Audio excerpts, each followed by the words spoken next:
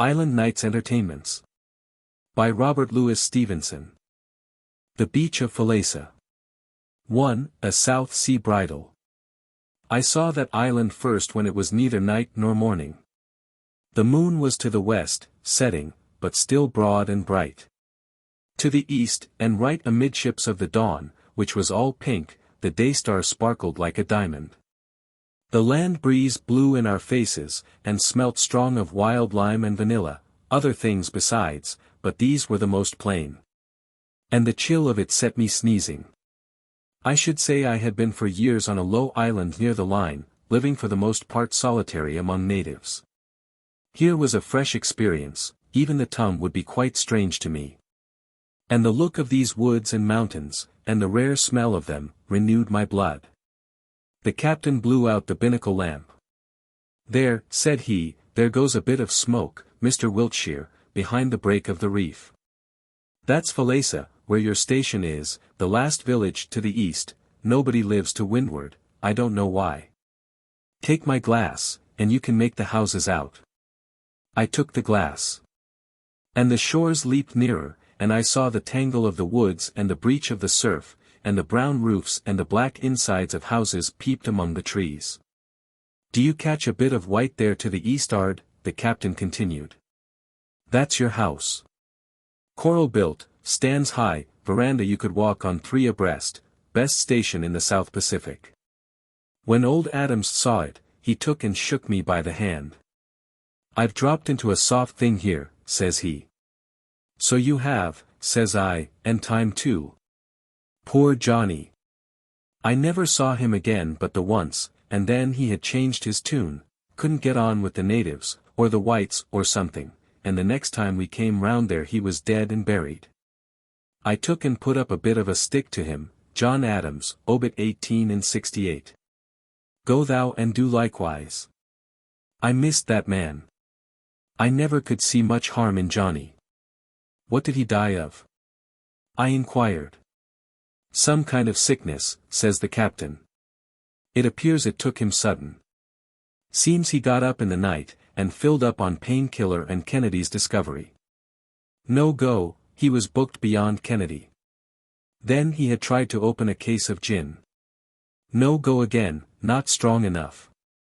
Then he must have turned to and run out on the veranda, and capsized over the rail.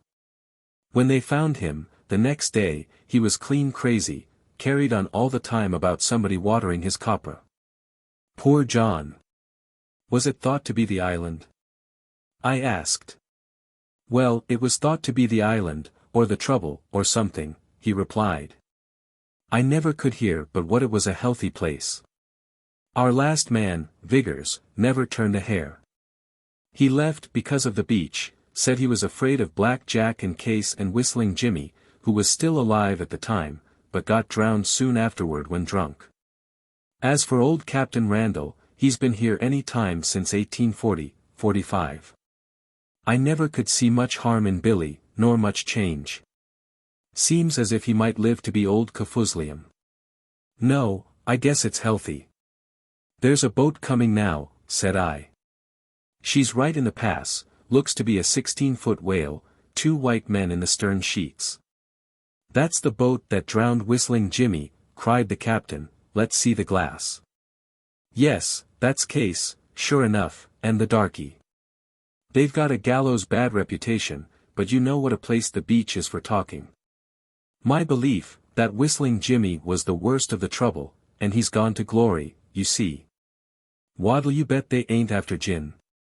Lay you 5-2 they take 6 cases. When these 2 traders came aboard I was pleased with the looks of them at once, or, rather, with the looks of both, and the speech of one.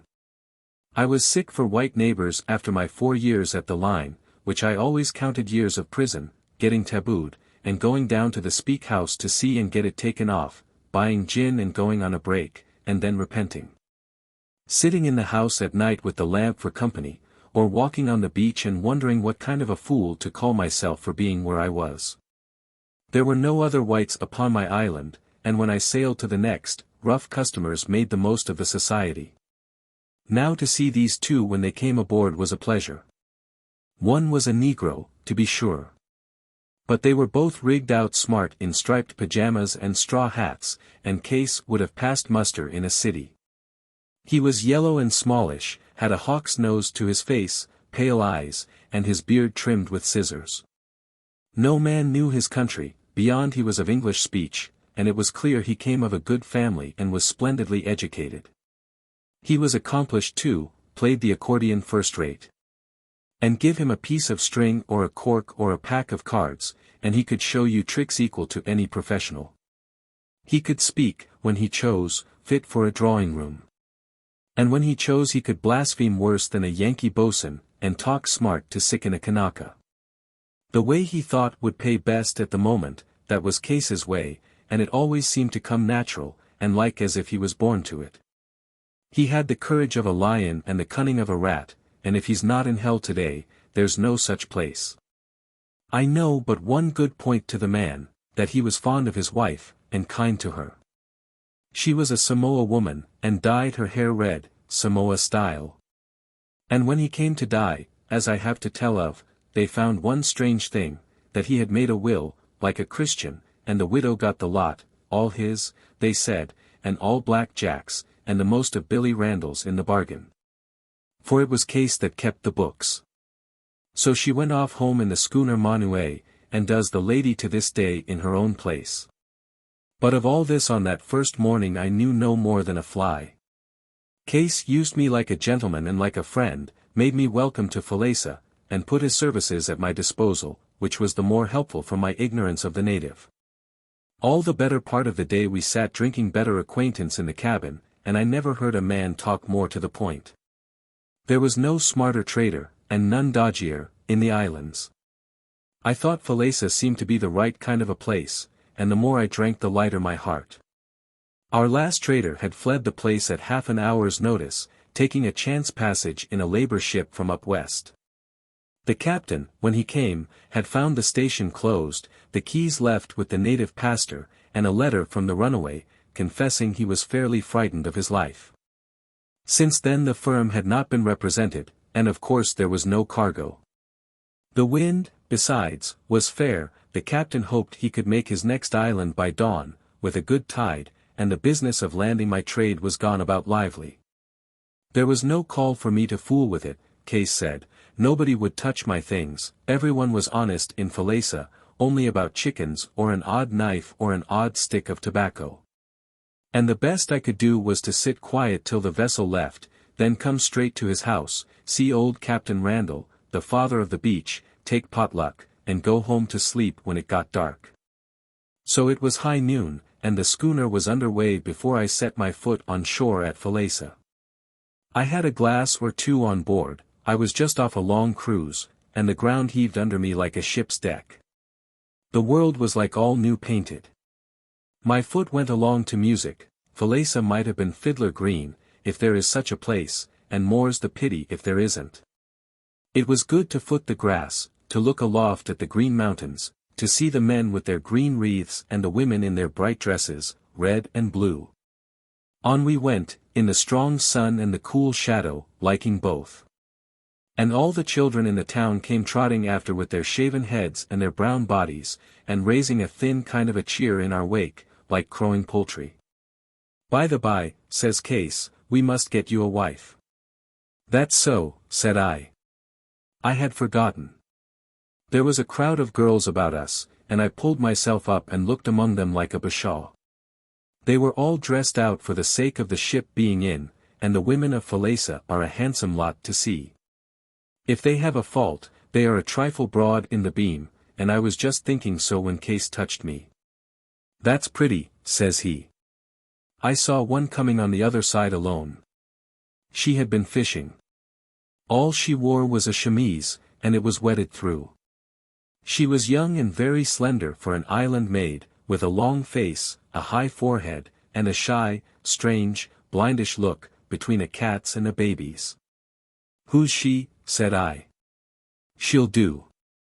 That's Uma, said Keawe, and he called her up and spoke to her in the native.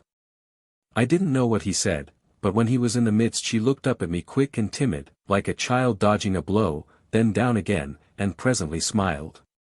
She had a wide mouth, the lips and the chin cut like any statue's, and the smile came out for a moment and was gone.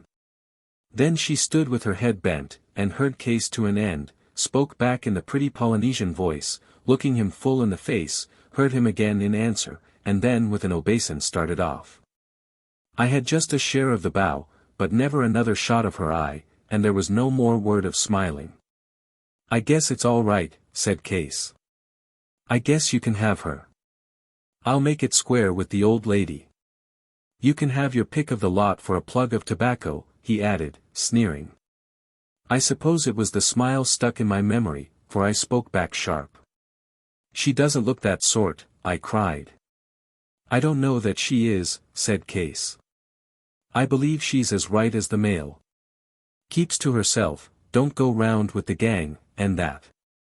Oh no, don't you misunderstand me, Uma's on the square." He spoke eager, I thought, and that surprised and pleased me. "Indeed," he went on, "I shouldn't make so sure of getting her, only she could tone to the cut of your jib. All you have to do is to keep dark and let me work the mother my own way, and I'll bring the girl round to the captain's for the marriage." I didn't care for the word marriage, and I said so. "Oh, there's nothing to hurt in the marriage," says he. "Black Jack's the chaplain." By this time we had come in view of the house of these three white men. For a Negro is counted a white man, and so is a Chinese. A strange idea, but common in the islands. It was a board house with a strip of rickety veranda. The store was to the front, with a counter, scales, and the poorest possible display of trade, a case or two of tinned meats, a barrel of hard bread, a few bolts of cotton stuff, not to be compared with mine. The only thing well represented being the contraband, firearms and liquor. If these are my only rivals, thinks I should do well in Falesá. Indeed, there was only the one way they could touch me, and that was with the guns and drink.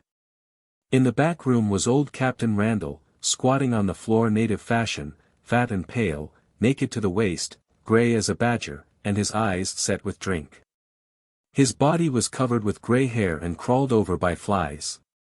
One was in the corner of his eye, he never heeded, and the mosquitoes hummed about the man like bees. Any clean-minded man would have had the creature out at once and buried him.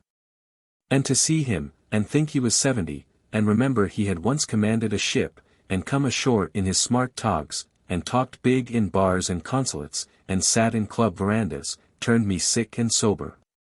He tried to get up when I came in, but that was hopeless, so he reached me a hand instead, and stumbled out some salutation. "Papa's pretty full this morning," observed Case. "We've had an epidemic here. And Captain Randall takes gin for a prophylactic, don't you, Papa?"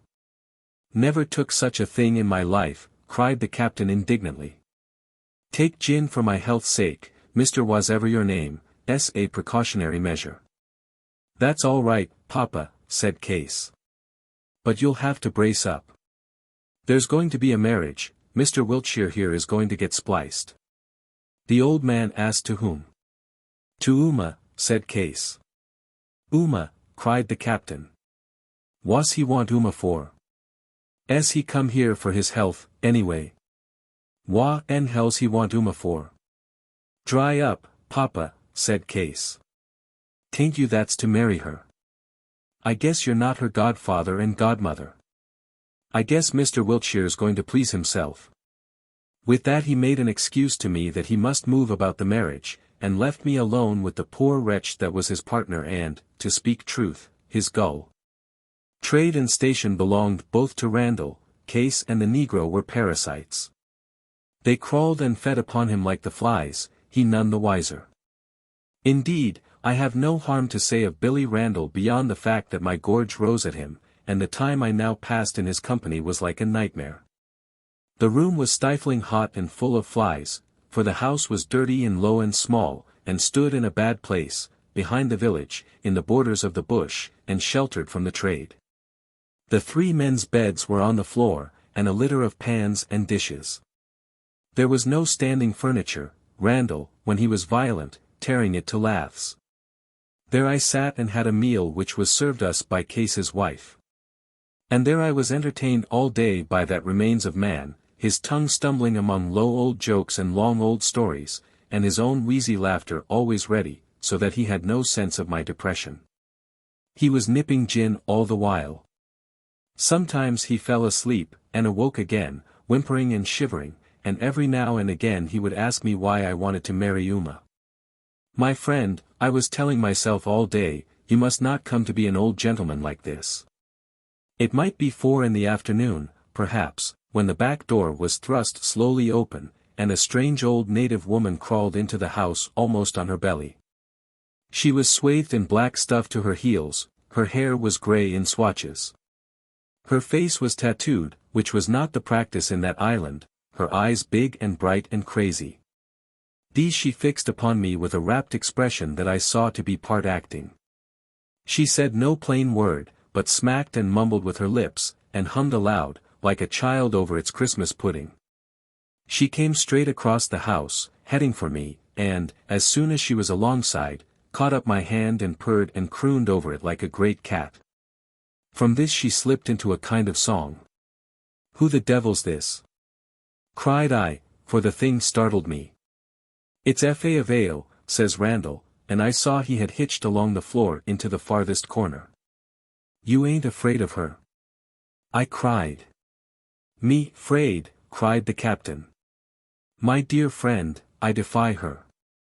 I don't let her put her foot in here, only I suppose, it's different today, for the marriage. Uma's mother. Well, suppose it is, what's she carrying on about?"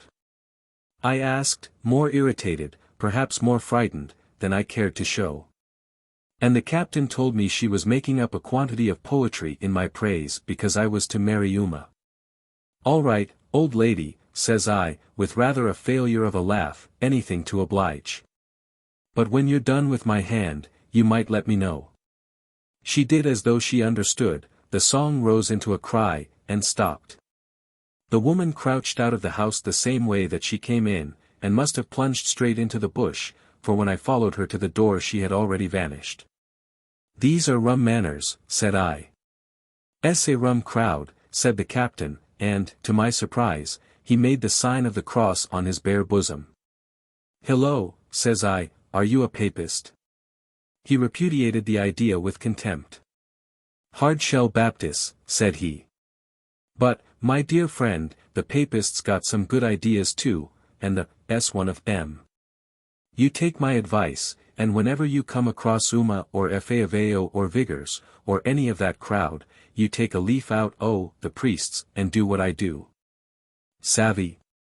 Says he, repeated the sign, and winked his dim eye at me. "No, sir," he broke out again, "no papists here," and for a long time entertained me with his religious opinions. I must have been taken with Uma from the first, or I should certainly have fled from that house, and got into the clean air, and the clean sea, or some convenient river, though, it's true, I was committed to case.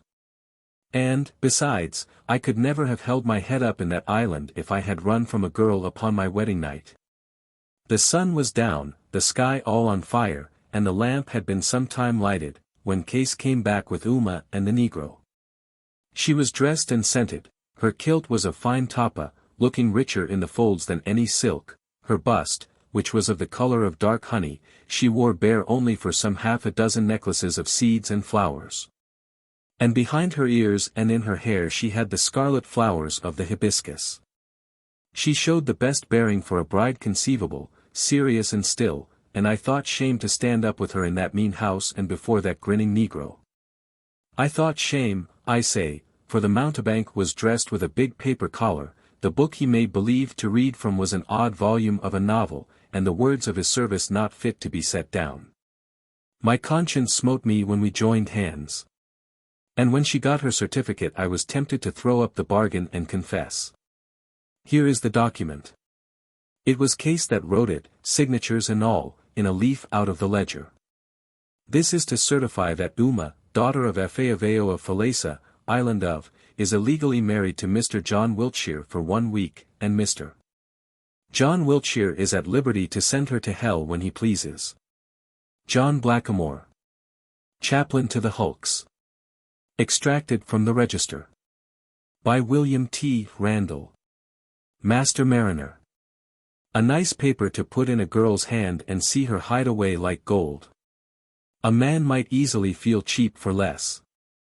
But it was the practice in these parts, and, as I told myself, not the least the fault of us white men, but of the missionaries. If they had let the natives be, I had never needed this deception, but taken all the wives I wished, and left them when I pleased, with a clear conscience. The more ashamed I was, the more hurry I was in to be gone.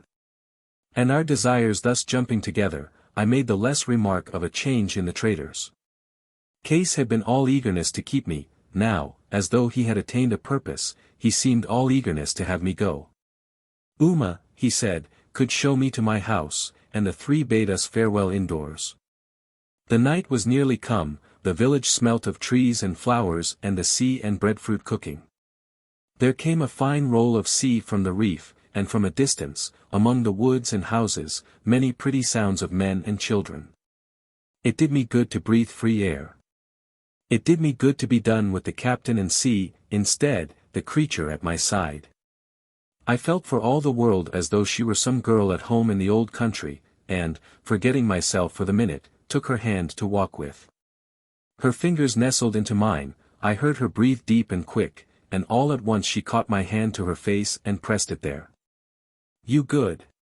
she cried, and ran ahead of me, and stopped and looked back and smiled, and ran ahead of me again, thus guiding me through the edge of the bush, and by a quiet way to my own house. The truth is, Case had done the courting for me in style, told her I was mad to have her, and cared nothing for the consequence. And the poor soul, knowing that which I was still ignorant of, believed it, every word, and had her head nigh turned with vanity in gratitude. Now, of all this I had no guess. I was one of those most opposed to any nonsense about native women, having seen so many whites eaten up by their wives' relatives, and made fools of in the bargain, and I told myself I must make a stand at once, and bring her to her bearings. But she looked so quaint and pretty as she ran away and then awaited me, and the thing was done so like a child or a kind dog, that the best I could do was just to follow her whenever she went on, to listen for the fall of her bare feet, and to watch in the dusk for the shining of her body. And there was another thought came in my head. She played kitten with me now when we were alone, but in the house she had carried it the way a countess might, so proud and humble. And what with her dress, for all there was so little of it, and that native enough, what with her fine tapa and fine scents, and her red flowers and seeds, that were quite as bright as jewels. Only larger, it came over me she was a kind of countess really, dressed to hear great singers at a concert, and no even mate for a poor trader like myself. She was the first in the house, and while I was still without I saw a match flash and the lamplight kindle in the windows.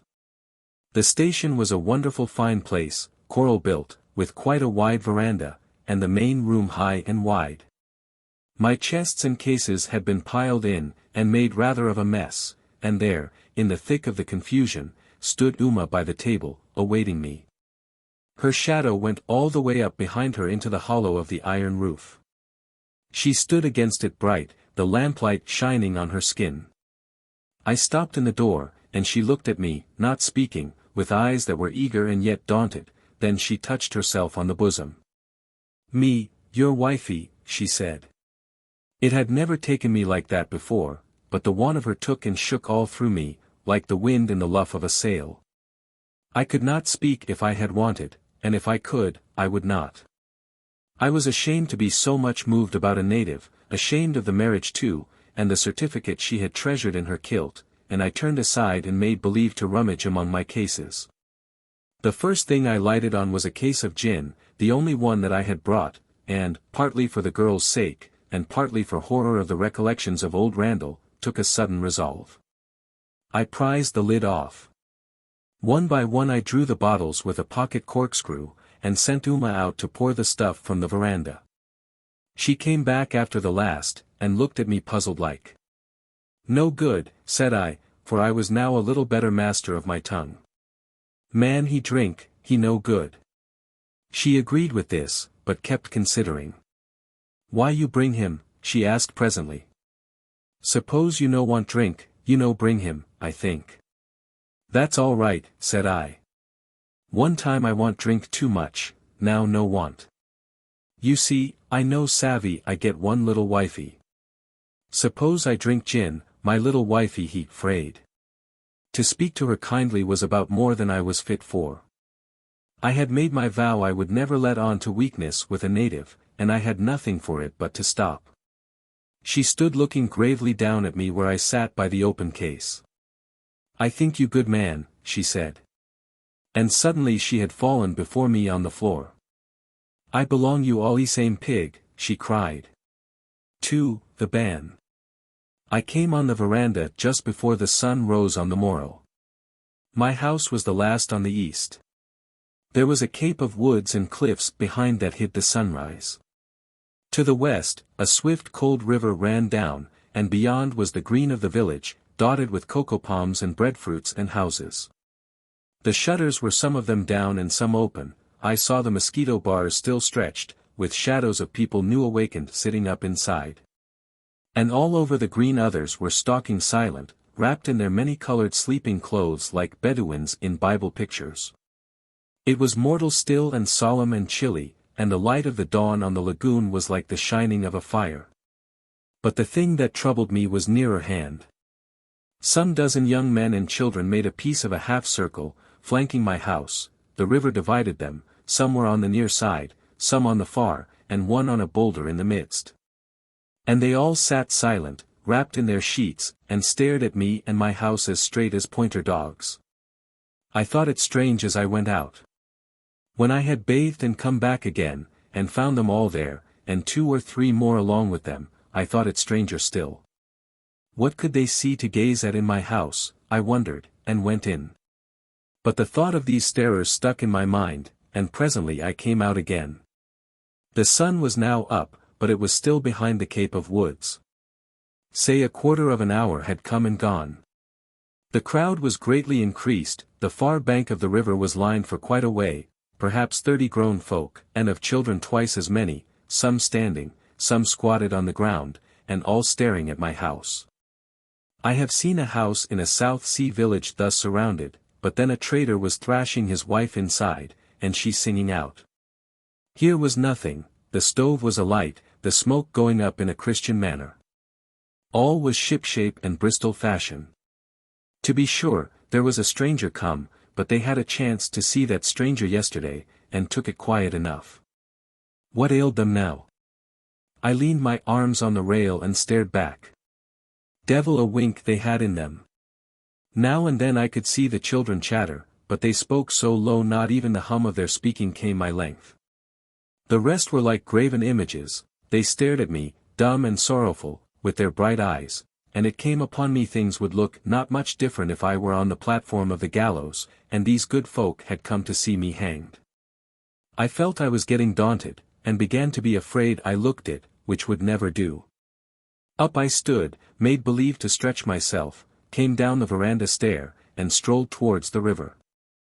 There went a short buzz from one to the other, like what you hear in theaters when the curtain goes up, and some of the nearest gave back the matter of a pace.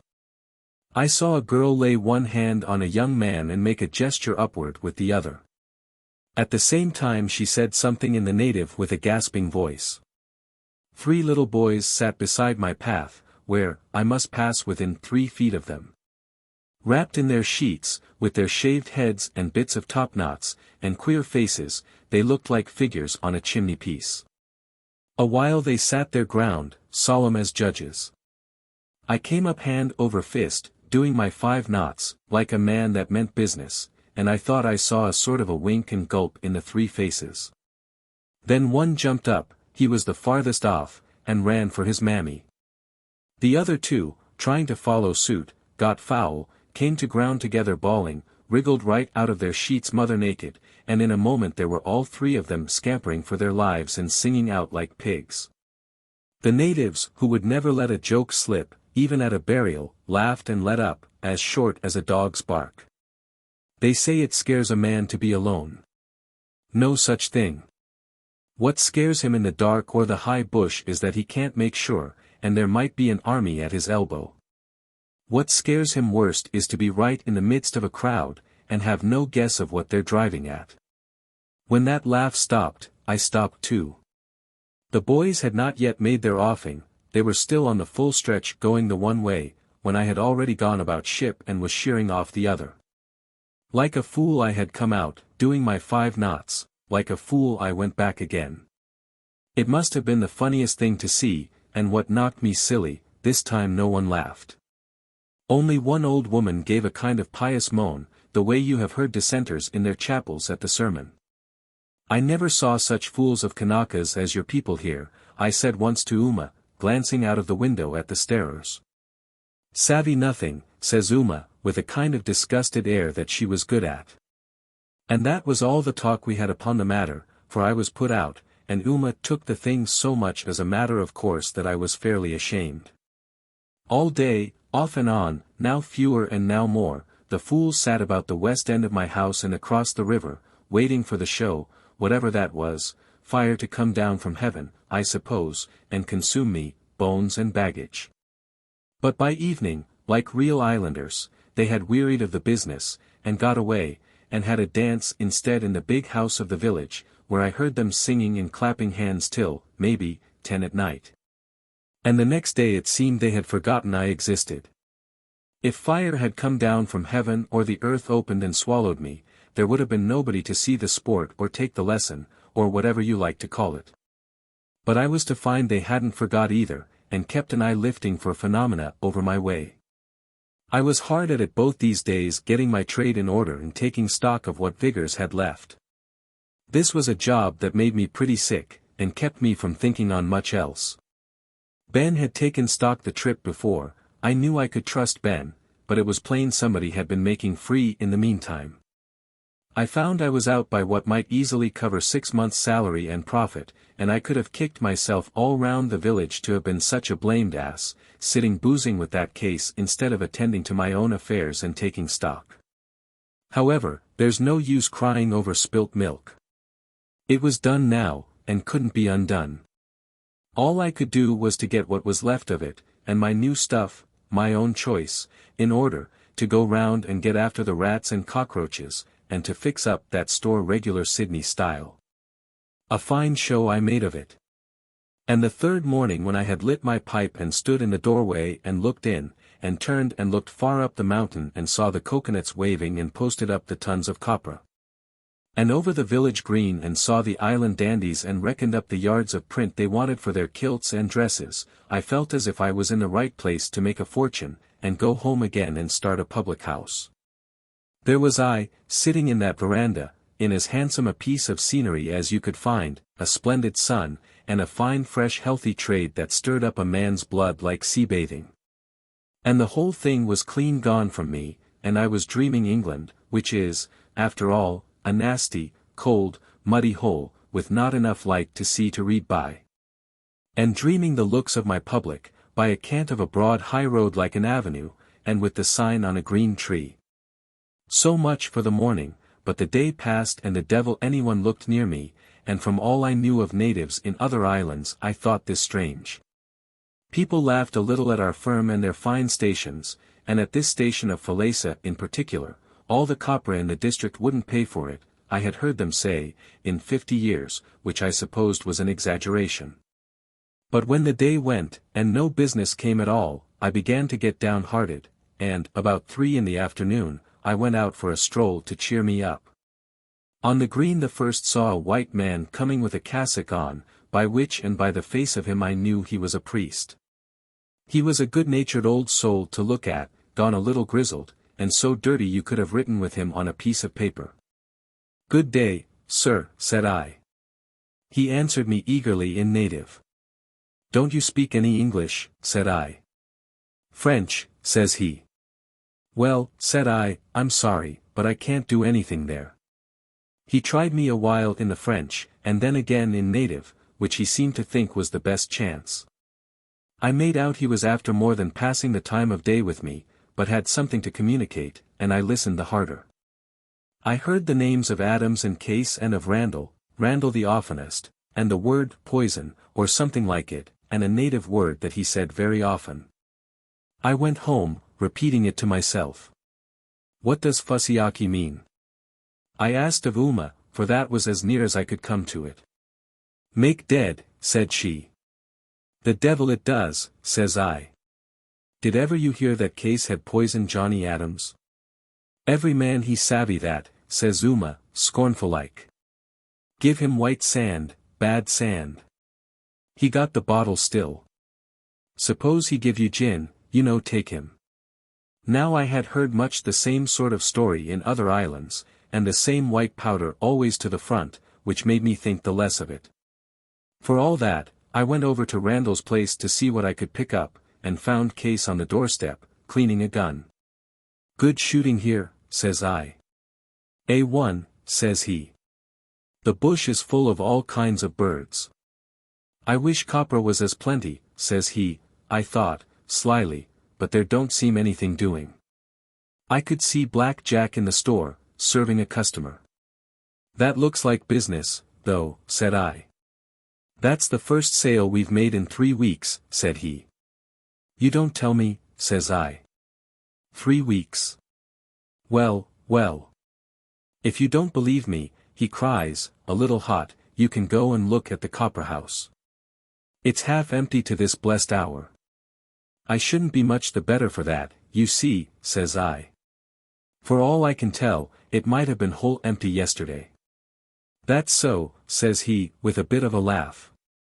By the by, I said, what sort of a party is that priest? Seems rather a friendly sort. At this Case laughed right out loud. Ah, says he, I see what ails you now. Galoshet's been at you. Father Galoshes was the name he went by most, but Case always gave it the French quirk, which was another reason we had for thinking him above the common. Yes, I have seen him, I says. I made out he didn't think much of your Captain Randall. That he don't, says Case. It was the trouble about poor Adams. The last day, when he lay dying, there was young Bunkum round. Ever met Bunkum? I told him no. He's a cure, is Bunkum, laughs Case. Well, Bunkum took it in his head that, as there was no other clergyman about, bar Kanaka pastors, we ought to call in Father Galoshet, and have the old man administered and take the sacrament. It was all the same to me, you may suppose. But I said I thought Adams was the fellow to consult. He was jawing away about watered copra and a sight of foolery. Look here, I said, you're pretty sick.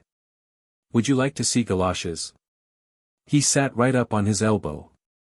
Get the priest, says he, get the priest, don't let me die here like a dog. He spoke kind of fierce and eager, but sensible enough. There was nothing to say against that, so we sent and asked Galoshet if he would come. You bet he would. He jumped in his dirty linen at the thought of it. But we had reckoned without Papa. He's a hard-shell Baptist, is Papa, no papists need apply.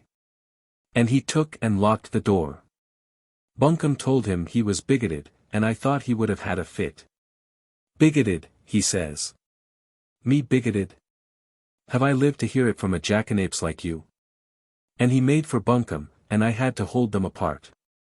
And there was Adams in the middle, gone loony again, and carrying on about copra like a born fool. It was good as the play, and I was about knocked out of time with laughing, when all of a sudden Adams sat up, clapped his hands to his chest, and went into the horrors. He died hard, did John Adams, says Case, with a kind of a sudden sternness. And what became of the priest? I asked. The priest, says Case. Oh. He was hammering on the door outside, and crying on the natives to come and beat it in, and singing out it was a soul he wished to save, and that he was in a rare taking, was the priest. But what would you have? Johnny had slipped his cable, no more Johnny in the market, and the administration racket clean played out. Next thing, word came to Randall the priest was praying upon Johnny's grave. Papa was pretty full, and got a club, and lit out straight for the place, and there was galoshes on his knees, and a lot of natives looking on. You wouldn't think Papa cared that much about anything, unless it was liquor, but he and the priest stuck to it 2 hours, slanging each other in native, and every time Galoshes tried to kneel down Papa went for him with the club. There never were such larks in Falesá. The end of it was that Captain Randall knocked over with some kind of a fit or stroke, and the priest got in his goods after all. But he was the angriest priest you ever heard of, and complained to the chiefs about the outrage, as he called it. That was no account, for our chiefs are Protestant here. And, anyway, he had been making trouble about the drum for morning school, and they were glad to give him a wipe. Now he swears old Randall gave Adams poison or something, and when the two meet they grin at each other like baboons. He told this story as natural as could be, and like a man that enjoyed the fun, though, now I come to think of it after so long, it seems rather a sickening yarn. However, Case never set up to be soft, only to be square and hearty, and a man all round, and, to tell the truth, he puzzled me entirely. I went home and asked Uma if she were a popey, which I had made out to be the native word for Catholics. "Eloi," says she. She always used the native when she meant no more than usually strong, and, indeed, there's more of it. No good popey, she added. Then I asked her about Adams and the priest, and she told me much the same yarn in her own way. So that I was left not much farther on, but inclined, upon the whole, to think the bottom of the matter was the row about the sacrament, and the poisoning only talk. The next day was a Sunday, when there was no business to be looked for. Uma asked me in the morning if I was going to pray. I told her she bet not, and she stopped home herself with no more words. I thought this seemed unlike a native woman, and a woman that had new clothes to show off. However, it suited me to the ground, and I made the less of it. The queer thing was that I came next door to going to church after all, a thing I'm little likely to forget. I had turned out for a stroll, and heard the hymn tune up. You know how it is. If you hear folks singing, it seems to draw you, and pretty soon I found myself alongside the church. It was a little long low place, coral built, rounded off at both ends like a whaleboat, a big native roof on the top of it, windows without sashes and doorways without doors. I stuck my head into one of the windows, and the sight was so new to me, for things went quite different in the islands I was acquainted with, that I stayed and looked on. The congregation sat on the floor on mats, the women on one side, the men on the other, all rigged out to kill, the women with dresses and trade hats, the men in white jackets and shirts. The hymn was over. The pastor, a big buck Kanaka, was in the pulpit, preaching for his life, and by the way he wagged his hand, and worked his voice, and made his points, and seemed to argue with the folk, I made out he was a gun at the business. Well, he looked up suddenly and caught my eye, and I give you my word he staggered in the pulpit. His eyes bulged out of his head, his hand rose and pointed at me like as if against his will, and the sermon stopped right there. It isn't a fine thing to say for yourself, but I ran away, and if the same kind of a shock was given me, I should run away again tomorrow. To see that palavering Kanaka struck all of a heap at the mere sight of me gave me a feeling as if the bottom had dropped out of the world. I went right home, and stayed there, and said nothing. You might think I would tell Uma, but that was against my system. You might have thought I would have gone over and consulted Case, but the truth was I was ashamed to speak of such a thing. I thought everyone would blurt out laughing in my face. So I held my tongue, and thought all the more, and the more I thought, the less I liked the business. By Monday night I got it clearly in my head I must be tabooed. A new store to stand open 2 days in a village and not a man or woman come to see the trade was past believing. Uma, said I think I'm tabooed. I think so, said she. I thought a while whether I should ask her more, but it's a bad idea to set natives up with any notion of consulting them, so I went to Case. It was dark, and he was sitting alone, as he did mostly, smoking on the stairs. Case, said I, here's a queer thing. I'm tabooed. Oh, fudge, says he, 'tain't the practice in these islands. That may be, or it mayn't, said I. It's the practice where I was before. You can bet I know what it's like. And I tell it you for a fact, I'm tabooed. Well, said he, what have you been doing? That's what I want to find out, said I. "Oh, you can't be," said he, "it ain't possible. However, I'll tell you what I'll do. Just to put your mind at rest, I'll go round and find out for sure. Just you waltz in and talk to Papa." "Thank you," I said, "I'd rather stay right out here on the veranda. Your house is so close." "I'll call Papa out here, then," says he. "My dear fellow," I says, "I wish you wouldn't. The fact is, I don't take to Mr. Randall." Case laughed, took a lantern from the store, and set out into the village. He was gone perhaps a quarter of an hour, and he looked mighty serious when he came back. "Well," said he, clapping down the lantern on the veranda steps, "I would never have believed it. I don't know where the impudence of these Kanakas go next. They seem to have lost all idea of respect for whites. What we want is a man of war, a German, if we could. They know how to manage Kanakas." "I am tabooed, then?"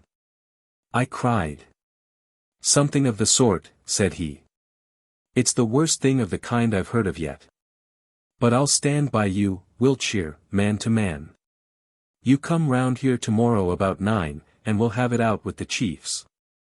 They're afraid of me, or they used to be, but their heads are so big by now, I don't know what to think. Understand me, Wiltshire. I don't count this your quarrel," he went on, with a great deal of resolution. "I count it all of our quarrel, I count it the white man's quarrel, and I'll stand to it through thick and thin, and there's my hand on it." "Have you found out what's the reason?" I asked. "Not yet," said Case. "But we'll fix them down tomorrow." Altogether I was pretty well pleased with his attitude, and almost more the next day, when we met to go before the chiefs, to see him so stern and resolved. The chiefs awaited us in one of their big oval houses, which was marked out to us from a long way off by the crowd about the eaves, 100 strong if there was one, men, women, and children. Many of the men were on their way to work and wore green wreaths, and it put me in thoughts of the 1st of May at home. This crowd opened and buzzed about the pair of us as we went in, with a sudden angry animation. 5 chiefs were there. For mighty stately men, the 5th old and puckered. They sat on mats in their white kilts and jackets, they had fans in their hands, like fine ladies, and 2 of the younger ones wore Catholic medals, which gave me matter of reflection. Our place was set, and the mats laid for us over against these grandees, on the near side of the house. The midst was empty. The crowd, close at our backs, murmured and craned and jostled to look on, and the shadows of them tossed in front of us on the clean pebbles of the floor. I was just a hair put out by the excitement of the commons, but the quiet civil appearance of the chiefs reassured me, all the more when their spokesman began and made a long speech in a low tone of voice, sometimes waving his hand towards Case, sometimes toward me, and sometimes knocking with his knuckles on the mat. One thing was clear, there was no sign of anger in the chiefs. "What's he been saying?" I asked, when he had done. "Oh, just that they're glad to see you, and they understand by me you wish to make some kind of complaint, and you're to fire away, and they'll do the square thing." "It took a precious long time to say that," said I. "Oh, the rest was solder and bonjour and that," said Case. "You know what Kanakas are." "Well, they don't get much bonjour out of me," said I. "You tell them who I am. I'm a white man, and a British subject, and no end of a big chief at home. And I've come here to do them good, and bring them civilization, and no sooner have I got my trade sorted out than they go and taboo me, and no one dare come near my place. Tell them I don't mean to fly in the face of anything legal. And if what they want's a present, I'll do what's fair. I don't blame any man looking out for himself, tell them, for that's human nature, but if they think they're going to come any of their native ideas over me, they'll find themselves mistaken. And tell them plain that I demand the reason of this treatment as a white man and a British subject."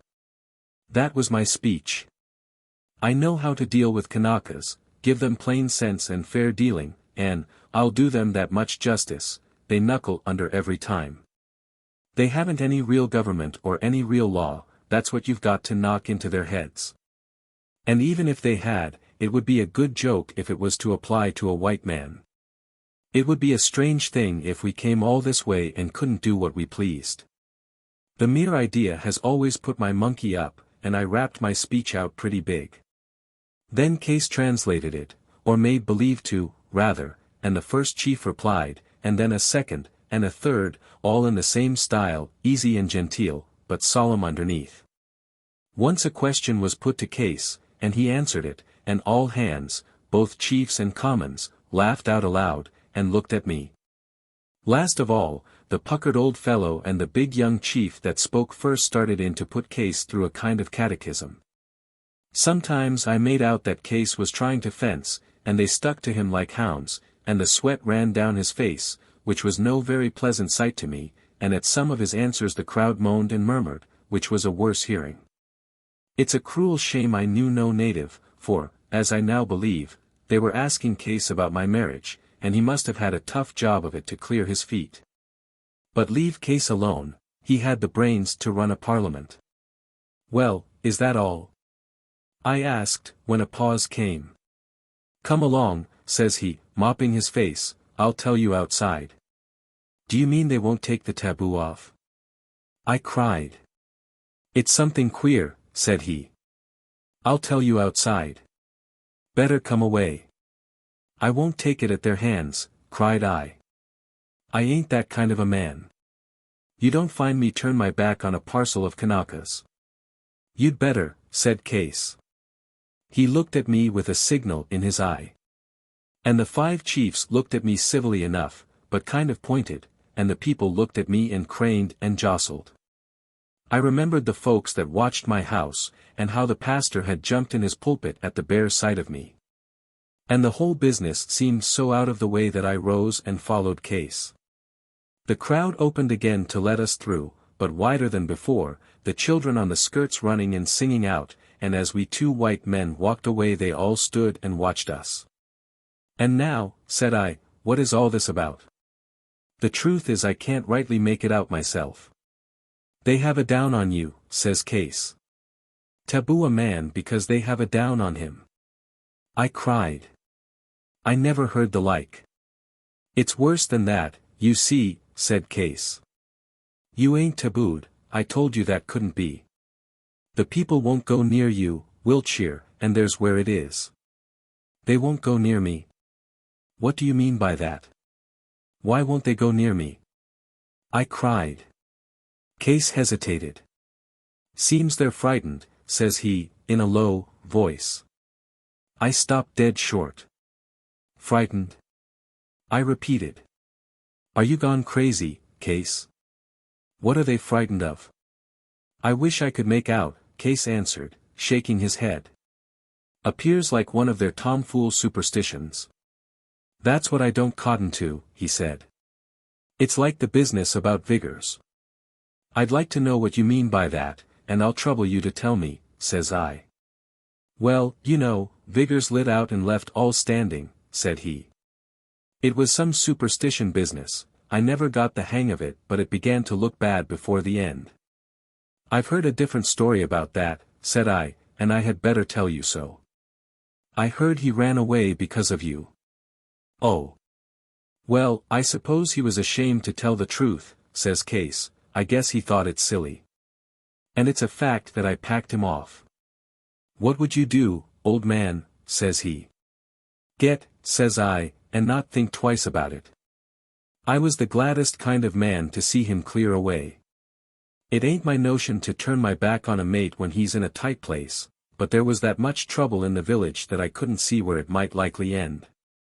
I was a fool to be so much about with vigors. They cast it up to me today. Didn't you hear Mia, that's the young chief, the big one, ripping out about Vika? That was him they were after. They don't seem to forget it, somehow. This is all very well, said I, but it don't tell me what's wrong.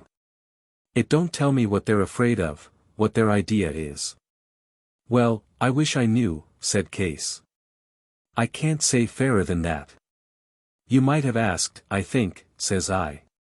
And so I did, says he. But you must have seen for yourself, unless you're blind, that the asking got the other way. I'll go as far as I dare for another white man, but when I find I'm in the scrape myself, I think first of my own bacon. The loss of me is I'm too good-natured. And I'll take the freedom of telling you you show a queer kind of gratitude to a man who's got into all this mess along of your affairs. There's a thing I am thinking of, said I. You were a fool to be so much about with Vigors. One comfort, you haven't been much about with me. I notice you've never been inside my house. Own up now, you had word of this before. It's a fact I haven't been, said he. It was an oversight, and I am sorry for it, Wiltshire. But about coming now, I'll be quite plain. You mean you won't? I asked. Awfully sorry, old man, but that's the size of it, says Case. In short, you're afraid, says I. In short, I'm afraid, says he. And I'm still to be tabooed for nothing? I asked. I tell you you're not tabooed, said he. The Kanakas won't go near you, that's all. And who's to make them?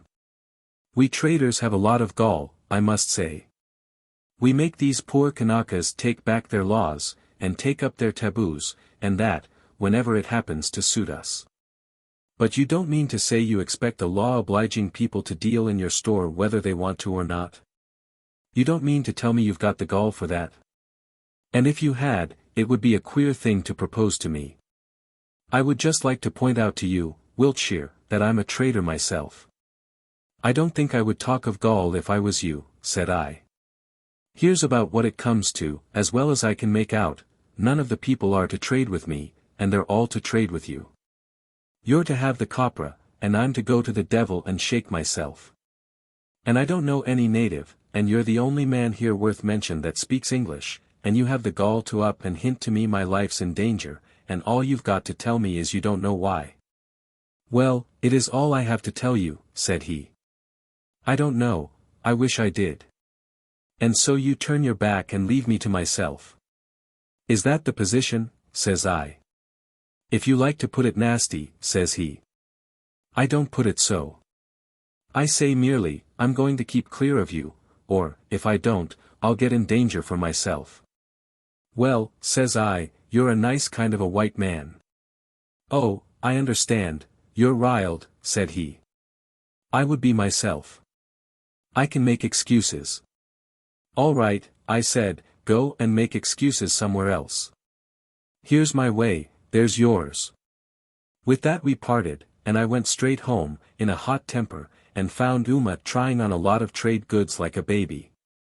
Here, I said, you quit that foolery. Here's a pretty mess to have made, as if I wasn't bothered enough anyway. And I thought I told you to get dinner. And then I believe I gave her a bit of the rough side of my tongue, as she deserved. She stood up at once, like a sentry to his officer, for I must say she was always well brought up, and had a great respect for whites. And now, says I, you belong round here, you're bound to understand this. What am I tabooed for, anyway? Or, if I ain't tabooed, what makes the folks afraid of me?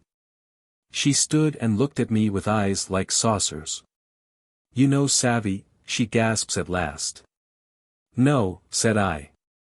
How would you expect me to? We don't have any such craziness where I come from. Esse no tell you, she asked again. Esse was the name the natives had for Case. It may mean foreign, or extraordinary, or it might mean a mummy apple, but most like it was only his own name misheard and put in a Kanaka spelling. Not much, said I. DNSA, she cried. You might think it funny to hear this Kanaka girl come out with a big swear. No such thing. There was no swearing in her, no, nor anger, she was beyond anger, and meant the word simple and serious. She stood there straight as she said it. I cannot justly say that I ever saw a woman look like that before or after, and it struck me mum. Then she made a kind of an obeisance, but it was the proudest kind, and threw her hands out open. I, shamed, she said. I think you savvy. Esse he tell me you savvy, he tell me you no mind, tell me you love me too much.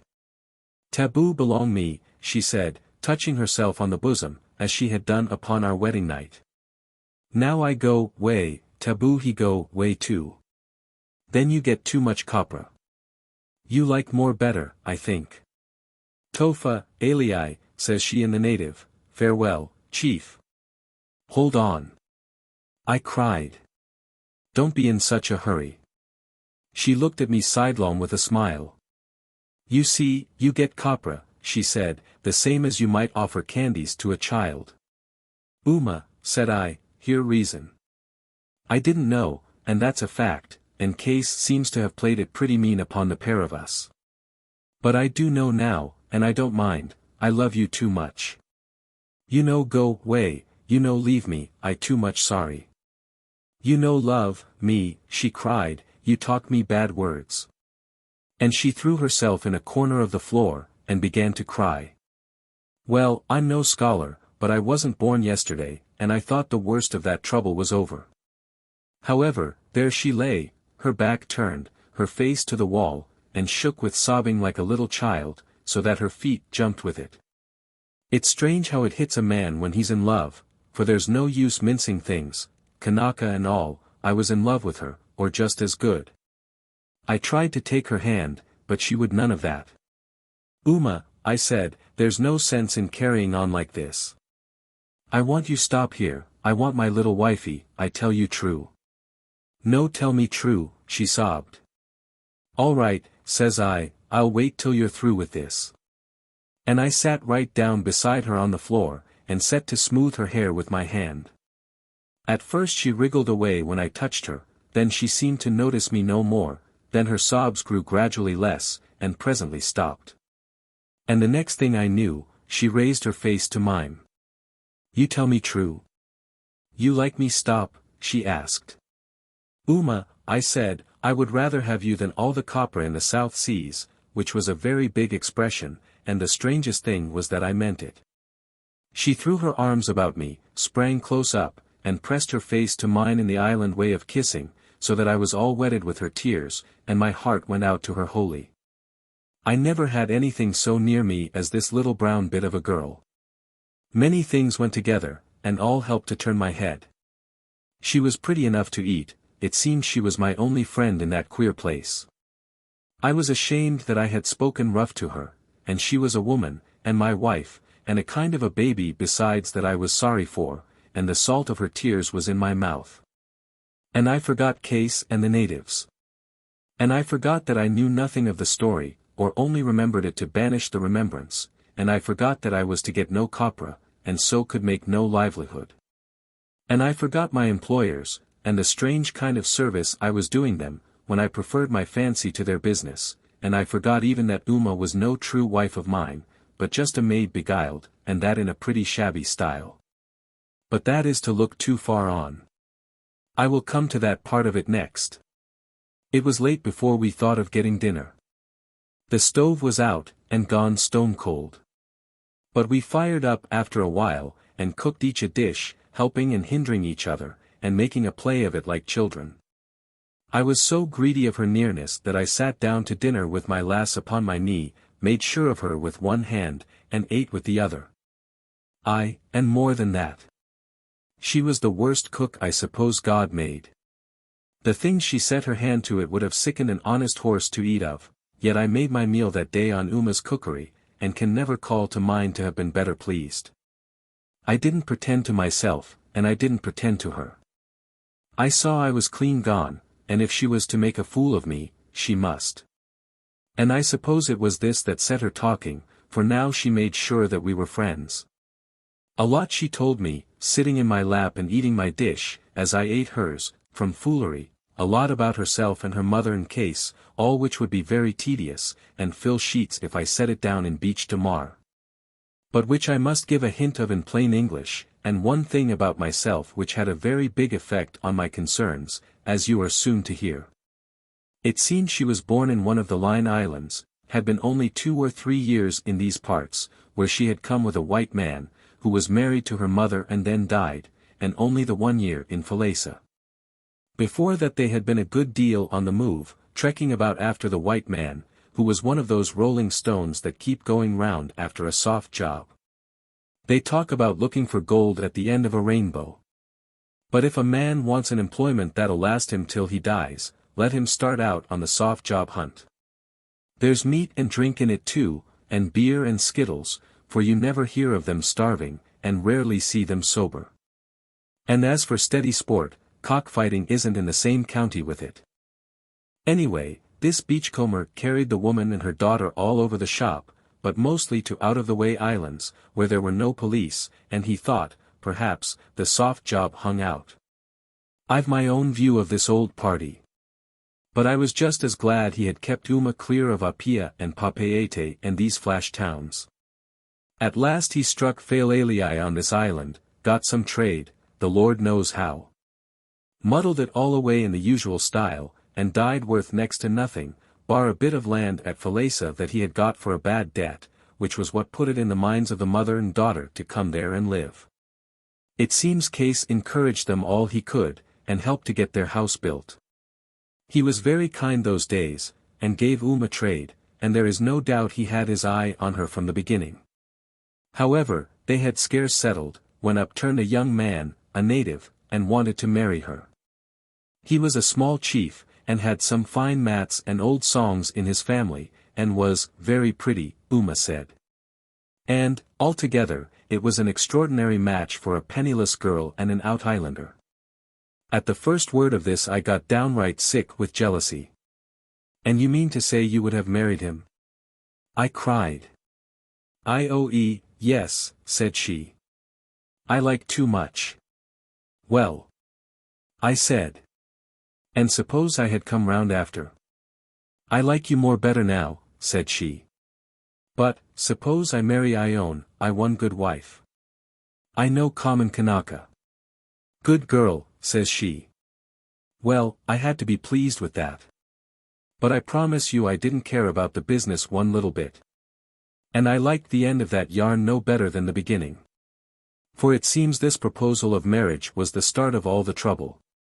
It seems, before that, Uma and her mother had been looked down upon, of course, for kinless folk and out-islanders, but nothing to hurt, and, even when Ione came forward, there was less trouble at first than might have been looked for. And then, all of a sudden, about 6 months before my coming, Ione backed out and left that part of the island, and from that day to this Uma and her mother had found themselves alone. None called at their house, none spoke to them on the roads. If they went to church, the other women drew their mats away and left them in a clear place by themselves. It was a regular excommunication, like what you read of in the Middle Ages, and the cause or sense of it beyond guessing.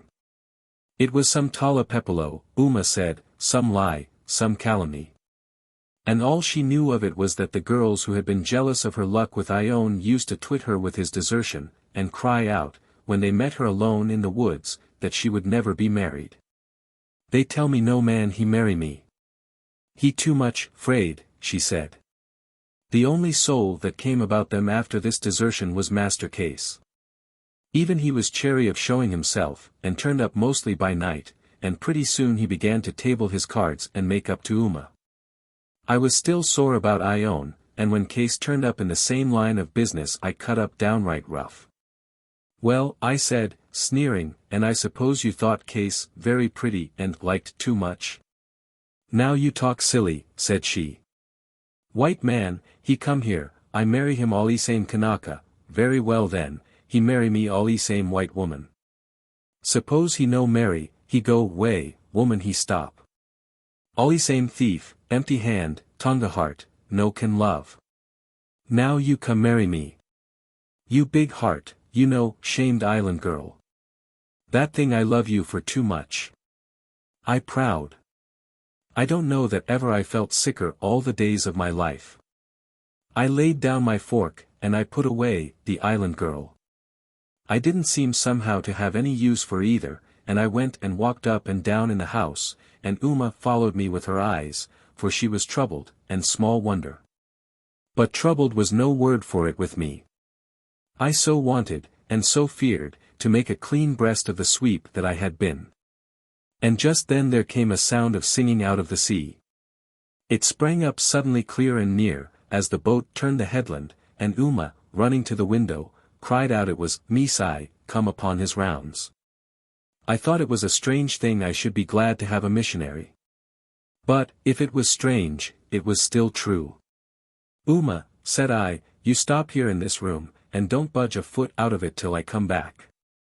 3. The missionary. As I came out on the veranda, the mission boat was shooting for the mouth of the river.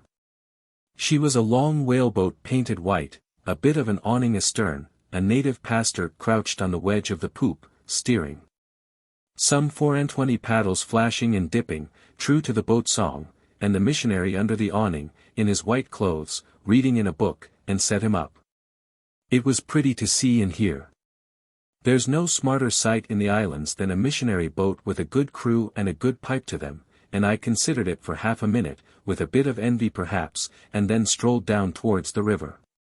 From the opposite side there was another man aiming for the same place, but he ran and got there first. It was Case. Doubtless his idea was to keep me apart from the missionary, who might serve me as interpreter, but my mind was upon other things. I was thinking how he had jockeyed us about the marriage, and tried his hand on Uma before, and at the sight of him rage flew into my nostrils. "Get out of that, you low, swindling thief!" I cried. "What's that you say?" says he. I gave him the word again, and rammed it down with a good oath. "And if ever I catch you within 6 fathoms of my house," I cried, "I'll clap a bullet in your measly carcass." "You must do as you like about your house," said he, "where I told you I have no thought of going, but this is a public place." "It's a place where I have private business," said I. "I have no idea of a hound like you eavesdropping, and I give you notice to clear out." "I don't take it, though," says Case. "I'll show you, then," said I. "We'll have to see about that," said he. He was quick with his hands, but he had neither the height nor the weight, being a flimsy creature alongside a man like me, and, besides, I was blazing to that height of wrath that I could have bit into a chisel. I gave him first the one and then the other, so that I could hear his head rattle and crack, and he went down straight. "Have you had enough?" cried I. But he only looked up white and blank, and the blood spread upon his face like wine upon a napkin. "Have you had enough?" I cried again. "Speak up, and don't lie malingering there, or I'll take my feet to you." He sat up at that, and held his head. By the look of him you could see it was spinning, and the blood poured on his pajamas. "I've had enough for this time," says he, and he got up staggering, and went off by the way that he had come. The boat was close in. I saw the missionary had laid his book to one side, and I smiled to myself. "He'll know I'm a man, anyway," thinks I. This was the first time, in all my years in the Pacific, I had ever exchanged 2 words with any missionary, let alone asked one for a favor. I didn't like the lot, no trader does. They look down upon us, and make no concealment. And, besides, they're partly Kanakazed, and suck up with natives instead of with other white men like themselves. I had on a rig of clean striped pajamas, for, of course, I had dressed decent to go before the chiefs. But when I saw the missionary step out of this boat in the regular uniform, white duck clothes, pith helmet, white shirt and tie, and yellow boots to his feet, I could have bunged stones at him. As he came nearer, queering me pretty curious, because of the fight, I suppose, I saw he looked mortal sick, for the truth was he had a fever on, and had just had a chill in the boat. "Mr. Tarleton, I believe," says I, for I had got his name. "And you, I suppose, are the new trader," says he. "I want to tell you first that I don't hold with missions," I went on, "and that I think you and the likes of you do a sight of harm, filling up the natives with old wives' tales and bumptiousness." "You are perfectly entitled to your opinions," says he, looking a bit ugly, "but I have no call to hear them." "It so happens that you've got to hear them," I said. "I'm no missionary, nor missionary lover. I'm no Kanaka, nor favor of Kanakas. I'm just a trader. I'm just a common, low-down, goddamned white man and British subject, the sort you would like to wipe your boots on. I hope that's plain." "Yes, my man," said he. "It's more plain than creditable. When you are sober, you'll be sorry for this." He tried to pass on, but I stopped him with my hand. The Kanakas were beginning to growl. Guess they didn't like my tone, for I spoke to that man as free as I would to you. "Now, you can't say I've deceived you," said I, and I can go on. I want a service, I want 2 services, in fact. And, if you care to give me them, I'll perhaps take more stock in what you call your Christianity. He was silent for a moment. Then he smiled. You are rather a strange sort of man, says he. I'm the sort of man God made me, says I. I don't set up to be a gentleman, I said. I am not quite so sure, said he. And what can I do for you, Mr. Wiltshire, I says, though I'm mostly called Wiltshire. But Wiltshire is the way it's spelt, if the people on the beach could only get their tongues about it. And what do I want? Well, I'll tell you the first thing. I'm what you call a sinner, what I call a sweep, and I want you to help me make it up to a person I've deceived. He turned and spoke to his crew in the native. And now I am at your service, said he, but only for the time my crew are dining. I must be much farther down the coast before night. I was delayed at Papamalulu till this morning, and I have an engagement in Falesá tomorrow night. I led the way to my house in silence, and rather pleased with myself for the way I had managed the talk, for I like a man to keep his self-respect. I was sorry to see you fighting, says he. Oh, that's part of the yarn I want to tell you, I said. That's service number 2. After you've heard it you'll let me know whether you're sorry or not.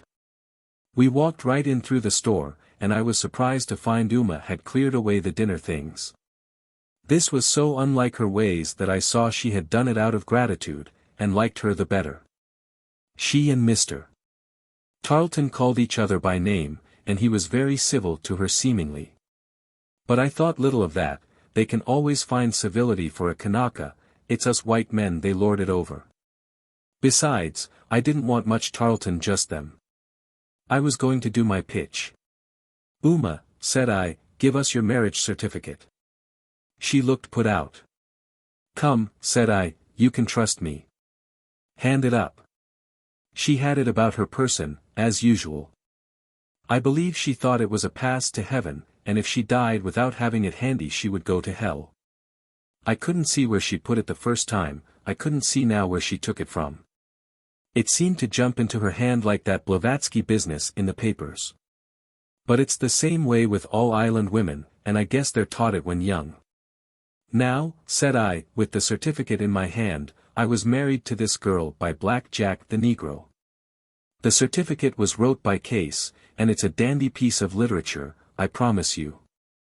Since then I've found that there's a kind of cry in the place against this wife of mine, and so long as I keep her I cannot trade. Now, what would any man do in my place, if he was a man? I said. The first thing he would do is this, I guess. And I took and tore up the certificate and bunged the pieces on the floor. Ow, cried Uma, and began to clap her hands, but I caught one of them in mine. Alas! And the second thing that he would do, said I, if he was what I would call a man and you would call a man, Mr. Tarleton, is to bring the girl right before you or any other missionary, and to up and say, I was wrong married to this wife of mine, but I think a heap of her, and now I want to be married to her right. Fire away, Mr. Tarleton. And I guess you'd better do it in native, it'll please the old lady, I said, giving her the proper name of a man's wife upon the spot. So we had in 2 of the crew for to witness, and were spliced in our own house. And the parson prayed a good bit, I must say, but not so long as some, and shook hands with the pair of us. Mr. Wiltshire, he says, when he had made out the lines and packed off the witnesses, I have to thank you for a very lively pleasure. I have rarely performed the marriage ceremony with more grateful emotions. That was what you would call talking. He was going on, besides, with more of it, and I was ready for as much taffy as he had in stock, for I felt good. But Uma had been taken up with something half through the marriage, and cut straight in. How your hand he get hurt, she asked. You ask Case's head, old lady, says I. She jumped with joy, and sang out. You haven't made much of a Christian of this one, says I to Mr. Tarleton. We didn't think her one of our worst, says he, when she was at Falesá, and if Uma bears malice I shall be tempted to fancy she has good cause. Well, there we are at service number 2, said I. I want to tell you our yarn, and see if you can let a little daylight in. Is it long? He asked. Yes, I cried, it's a goodish bit of a yarn. Well, I'll give you all the time I can spare, says he, looking at his watch. But I must tell you fairly, I haven't eaten since 5 this morning, and, unless you can let me have something I am not likely to eat again before 7 or 8 tonight. By God, we'll give you dinner. I cried. I was a little caught up at my swearing, just when all was going straight, and so was the missionary, I suppose, but he made believe to look out of the window, and thanked us. So we ran him up a bit of a meal. I was bound to let the old lady have a hand in it, to show off, so I deputized her to brew the tea. I don't think I ever met such tea as she turned out. But that was not the worst, for she got round with the salt box, which she considered an extra European touch, and turned my stew into seawater. Altogether, Mr. Tarleton had a devil of a dinner of it. But he had plenty entertainment by the way, for all the while that we were cooking, and afterwards, when he was making believe to eat, I kept posting him up on Master Case and the Beach of Falesá. And he putting questions that showed he was following close. Well, said he at last, I am afraid you have a dangerous enemy. This man Case is very clever and seems really wicked. I must tell you I have had my eye on him for nearly a year, and have rather had the worst of our encounters.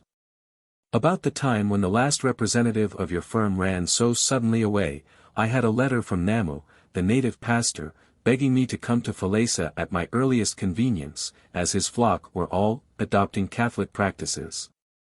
I had great confidence in Namu. I fear it only shows how easily we are deceived. No one could hear him preach and not be persuaded he was a man of extraordinary parts. All our islanders easily acquire a kind of eloquence, and can roll out and illustrate, with a great deal of vigor and fancy, second-hand sermons, but Namu's sermons are his own, and I cannot deny that I have found a means of grace. Moreover, he has a keen curiosity in secular things, does not fear work, is clever at carpentering, and has made himself so much respected among the neighboring pastors that we call him, in a jest which is half serious, the Bishop of the East. In short, I was proud of the man, all the more puzzled by his letter, and took an occasion to come this way. The morning before my arrival, Vigors had been sent on board the Lion, and Namu was perfectly at his ease, apparently ashamed of his letter, and quite unwilling to explain it.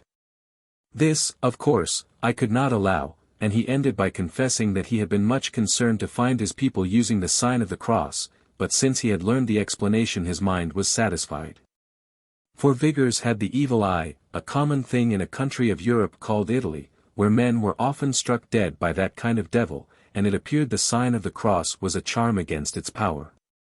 And I explain it, Misai, said Namu, in this way, the country in Europe is a popey country, and the devil of the evil eye may be a Catholic devil, or, at least, used to Catholic ways.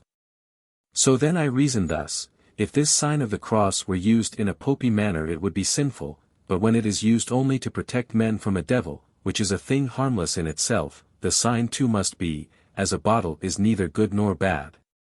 Harmless. For the sign is neither good nor bad. But if the bottle be full of gin, the gin is bad, and if the sign be made in idolatry bad, so is the idolatry. And, very like a native pastor, he had a text apposite about the casting out of devils. And who has been telling you about the evil eye? I asked. He admitted it was Case. Now, I am afraid you will think me very narrow, Mr. Wiltshire, but I must tell you I was displeased, and cannot think a traitor at all a good man to advise or have an influence upon my pastors. And, besides, there had been some flying talk in the country of old Adams and his being poisoned, to which I had paid no great heed, but it came back to me at the moment. And is this Case a man of a sanctified life? I asked. He admitted he was not, for, though he did not drink, he was profligate with women, and had no religion. Then, said I think the less you have to do with him the better. But it is not easy to have the last word with a man like Namu. He was ready in a moment with an illustration. Misai, said he, you have told me there were wise men, not pastors, not even holy, who knew many things useful to be taught, about trees for instance, and beasts, and to print books, and about the stones that are burned to make knives of. Such men teach you in your college, and you learn from them, but take care not to learn to be unholy. Misai, Case is my college. I knew not what to say. Mr. Vigors had evidently been driven out of Falesá by the machinations of Case and with something not very unlike the collusion of my pastor. I called to mind it was Namu who had reassured me about Adams and traced the rumor to the ill will of the priest. And I saw I must inform myself more thoroughly from an impartial source. There is an old rascal of a chief here, Falesá, whom I dare say you saw today at the council. He has been all his life turbulent and sly, a great fomenter of rebellions, and a thorn in the side of the mission in the island. For all that he is very shrewd, and, except in politics or about his own misdemeanors, a teller of the truth. I went to his house, told him what I had heard, and besought him to be frank. I do not think I had ever a more painful interview. Perhaps you will understand me, Mr. Wiltshire, if I tell you that I am perfectly serious in these old wives' tales with which you reproached me, and as anxious to do well for these islands as you can be to please and to protect your pretty wife. And you are to remember that I thought Namu a paragon, and was proud of the man as one of the first ripe fruits of the mission. And now I was informed that he had fallen in a sort of dependence upon Case. The beginning of it was not corrupt. It began, doubtless, in fear and respect, produced by trickery and pretense, but I was shocked to find that another element had been lately added, that Namu helped himself in the store, and was believed to be deep in Case's debt. Whatever the traitor said, that Namu believed with trembling. He was not alone in this, many in the village lived in a similar subjection, but Namu's case was the most influential, it was through Namu Case had wrought most evil. And with a certain following among the chiefs, and the pastor in his pocket, the man was as good as master of the village. You know something of Vigors and Adams, but perhaps you have never heard of old Underhill, Adams' predecessor. He was a quiet, mild old fellow, I remember, and we were told he had died suddenly. White men die very suddenly in Falesá. The truth, as I now heard it, made my blood run cold. It seems he was struck with a general palsy, all of him dead but one eye, which he continually winked. Word was started that the helpless old man was now a devil, and this vile fellow Case worked upon the natives' fears, which he professed to share, and pretended he durst not go into the house alone. At last a grave was dug, and the living body buried at the far end of the village. Namu, my pastor, whom I had helped to educate, offered up a prayer at the hateful scene. I felt myself in a very difficult position. Perhaps it was my duty to have denounced Namu and had him deposed. Perhaps I think so now, but at the time it seemed less clear. He had a great influence, it might prove greater than mine. The natives are prone to superstition. Perhaps by stirring them up I might but ingrain and spread these dangerous fancies. And Namu besides, apart from this novel and accursed influence, was a good pastor, an able man, and spiritually minded. Where should I look for a better? How was I to find as good? At that moment, with Namu's failure fresh in my view, the work of my life appeared a mockery, hope was dead in me. I would rather repair such tools as I had than go abroad in quest of others that must certainly prove worse, and a scandal is, at the best, a thing to be avoided when humanly possible. Right or wrong, then, I determined on a quiet course. All that night I denounced and reasoned with the erring pastor, twigged him with his ignorance and want of faith, twigged him with his wretched attitude, making clean the outside of the cup and platter, callously helping at a murder. Childishly flying in excitement about a few childish, unnecessary, and inconvenient gestures. And long before day I had him on his knees and bathed in the tears of what seemed a genuine repentance. On Sunday I took the pulpit in the morning, and preached from 1 Kings, 19th, on the fire, the earthquake, and the voice, distinguishing the true spiritual power, and referring with such plainness as I dared to recent events in Falesá. The effect produced was great, and it was much increased when Namu rose in his turn and confessed that he had been wanting in faith and conduct, and was convinced of sin. So far, then, all was well, but there was one unfortunate circumstance. It was nearing the time of our May in the island, when the native contributions to the missions are received. It fell in my duty to make a notification on the subject, and this gave my enemy his chance, by which he was not slow to profit. News of the whole proceedings must have been carried to Case as soon as church was over, and the same afternoon he made an occasion to meet me in the midst of the village. He came up with so much intentness and animosity that I felt it would be damaging to avoid him. So, says he, in native, here is the holy man. He has been preaching against me, but that was not in his heart. He has been preaching upon the love of God, but that was not in his heart, it was between his teeth. Will you know what was in his heart? Cries he. I will show it you. And, making a snatch at my head, he made believe to pluck out $1, and held it in the air. There went that rumor through the crowd with which Polynesians receive a prodigy. As for myself, I stood amazed. The thing was a common conjuring trick which I have seen performed at home a score of times, but how was I to convince the villagers of that? I wished I had learned legerdemain instead of Hebrew, that I might have paid the fellow out with his own coin. But there I was, I could not stand there silent, and the best I could find to say was weak. I will trouble you not to lay hands on me again, said I. I have no such thought, said he, nor will I deprive you of your $1. Here it is, he said, and flung it at my feet. I am told it lay where it fell 3 days. I must say it was well played, said I. Oh. He is clever, said Mr. Tarleton, and you can now see for yourself how dangerous. He was a party to the horrid death of the paralytic. He is accused of poisoning Adams. He drove Vigors out of the place by lies that might have led to murder, and there is no question but he has now made up his mind to rid himself of you. How he means to try we have no guess, only be sure, it's something new. There is no end to his readiness and invention. He gives himself a sight of trouble, says I.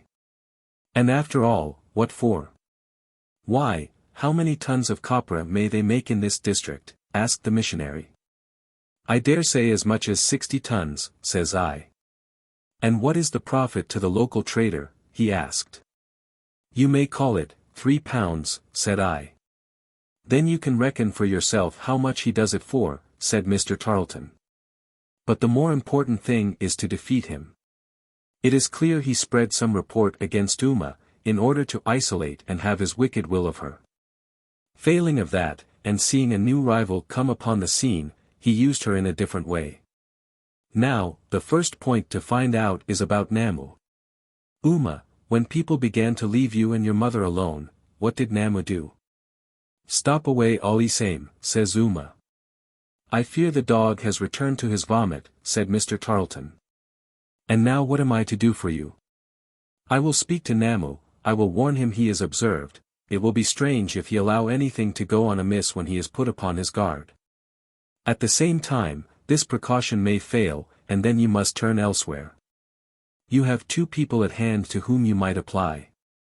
There is, first of all, the priest, who might protect you by the Catholic interest. They are a wretchedly small body, but they count 2 chiefs. And then there is old Falesá. Ah! If it had been some years ago you would have needed no one else. But his influence is much reduced, it has gone into Mia's hands, and Mia, I fear, is one of Case's jackals. In fine, if the worst comes to the worst, you must send up or come yourself to Falesá, and, though I am not due at this end of the island for a month, I will just see what can be done. So Mr. Tarleton said farewell. And half an hour later the crew were singing and the paddles flashing in the missionary boat. 4. Devil work. Near a month went by without much doing. The same night of our marriage Galoshes called round, and made himself mighty civil, and got into a habit of dropping in about dark and smoking his pipe with the family. He could talk to Uma, of course, and started to teach me native and French at the same time. He was a kind old buffer, though the dirtiest you would wish to see, and he muddled me up with foreign languages worse than the Tower of Babel. That was one employment we had, and it made me feel less lonesome, but there was no profit in the thing, for though the priest came and sat and yarned, none of his folks could be enticed into my store. And if it hadn't been for the other occupation I struck out, there wouldn't have been a pound of copra in the house. This was the idea. Faavao, Uma's mother, had a score of bearing trees. Of course we could get no labor, being all as good as tabooed, and the two women and I turned to and made copra with our own hands. It was copra to make your mouth water when it was done. I never understood how much the natives cheated me till I had made that 400 pounds of my own hand, and it weighed so light I felt inclined to take and water it myself. When we were at the job a good many Kanakas used to put in the best of the day looking on, and once that nigger turned up. He stood back with the natives and laughed and did the big Don and the funny dog, till I began to get riled. "Here, you nigger," says I. "I don't address myself to you, sah," says the nigger. "Only speak to Genluum." "I know," says I, "but it happens I was addressing myself to you, Mr. Black Jack. And all I want to know is just this, did you see Case's figurehead about a week ago?" "No, sah," says he. "That's all right, then," says I, "for I'll show you the own brother to it, only black, in the inside of about 2 minutes. And I began to walk towards him, quite slow, and my hands down, only there was trouble in my eye, if anybody took the pains to look. "You're a low, obstropulous fellow, sah," says he. "You bet," says I. By that time he thought I was about as near as convenient, and lit out so it would have done your heart good to see him travel. And that was all I saw of that precious gang until what I am about to tell you. It was one of my chief employments these days to go pot hunting in the woods, which I found, as Case had told me, very rich in game. I have spoken of the cape which shut up the village and my station from the east. A path went about the end of it, and led into the next bay. A strong wind blew here daily, and as the line of the barrier reef stopped at the end of the cape, a heavy surf ran on the shores of the bay. A little cliffy hill cut the valley in 2 parts, and stood close on the beach, and at high water the sea broke right on the face of it, so that all passage was stopped. Woody mountains hemmed the place all round. The barrier to the east was particularly steep and leafy, the lower parts of it, along the sea, falling in sheer black cliffs streaked with cinnabar, the upper part lumpy with the tops of the great trees. Some of the trees were bright green, and some red, and the sand of the beach as black as your shoes. Many birds hovered round the bay, some of them snow-white, and the flying fox, or vampire, flew there in broad daylight, gnashing its teeth. For a long while I came as far as this shooting, and went no farther. There was no sign of any path beyond, and the cocoa palms in the front of the foot of the valley were the last this way. For the whole eye of the island, as natives call the windward end, lay desert. From Falesá round about to Papamalulu, there was neither house, nor man, nor planted fruit tree. And the reef being mostly absent, and the shores bluff, the sea beat direct among crags, and there was scarce a landing place. I should tell you that after I began to go in the woods, although no one offered to come near my store, I found people willing enough to pass the time of day with me where nobody could see them. And as I had begun to pick up native, and most of them had a word or two of English, I began to hold little odds and ends of conversation, not to much purpose to be sure, but they took off the worst of the feeling. For it's a miserable thing to be made a leper of. It chanced one day towards the end of the month, that I was sitting in this bay in the edge of the bush, looking east, with a Kanaka. I had given him a fill of tobacco, and we were making out to talk as best we could. Indeed, he had more English than most. I asked him if there was no road going eastward. "One time one road," said he. "Now he dead. Nobody he go there?" I asked. "No good," said he. "Too much devil he stop there." "Oh ho!" Says I, "God plenty devil, that bush." "Man devil, woman devil, too much devil," said my friend. "Stop there all time. Man he go there, no come back." I thought if this fellow was so well posted on devils and spoke of them so free, which is not common, I had better fish for a little information about myself and Uma. "You think me one devil?" I asked. No think devil, said he soothingly. Think all same fool. Uma, she devil? I asked again. No, no devil. Devil stop bush, said the young man. I was looking in front of me across the bay, and I saw the hanging front of the woods pushed suddenly open, and Case, with a gun in his hand, stepped forth into the sunshine on the black beach. He was got up in light pajamas, near white, his gun sparkled, he looked mighty conspicuous, and the land crabs scuttled from all round him to their holes. Hello, my friend, says I, you know talk all same true. Essay he go, he come back. Essay no all same, essay tia polo, says my friend, and, with a goodbye, slunk off among the trees. I watched Case all round the beach, where the tide was low, and let him pass me on the homeward way to Falesá. He was in deep thought, and the birds seemed to know it, trotting quite near him on the sand, or wheeling and calling in his ears. When he passed me I could see by the working of his lips that he was talking to himself, and what pleased me mightily, he had still my trademark on his brow. I tell you the plain truth, I had a mind to give him a gunful in his ugly mug. But I thought better of it. All this time, and all the time I was following home, I kept repeating that native word, which I remembered by, Polly, put the kettle on and make us all some tea, tia pollo. Uma, says I, when I got back, what does tia polo mean? Devil, says she. I thought Adu was the word for that, I said. Adu, another kind of devil, said she, stop bush, eat kanaka. Tia polo big chief devil, stop home, all same Christian devil. Well then, said I, I'm no farther forward. How can Case be tia polo? No all same, said she. Essay belong tia polo too much like, essay all same his son. Suppose essay he wish something, tia polo he make him. That's mighty convenient for essay, says I. And what kind of things does he make for him? Well, out came a rigmarole of all sorts of stories, many of which, like the dollar he took from Mr. Tarleton's head, were plain enough to me, but others I could make nothing of. And the thing that most surprised the Kanakas was what surprised me least, namely, that he would go in the desert among all the Adis. Some of the boldest, however, had accompanied him, and had heard him speak with the dead and give them orders, and, safe in his protection, had returned unscathed. Some said he had a church there, where he worshipped tia polo, and tia polo appeared to him. Others swore that there was no sorcery at all, that he performed his miracles by the power of prayer, and the church was no church, but a prison, in which he had confined a dangerous Adu. Namu had been in the bush with him once, and returned glorifying God for these wonders. Altogether, I began to have a glimmer of the man's position, and the means by which he had acquired it, and, though I saw he was a tough nut to crack, I was no ways cast down.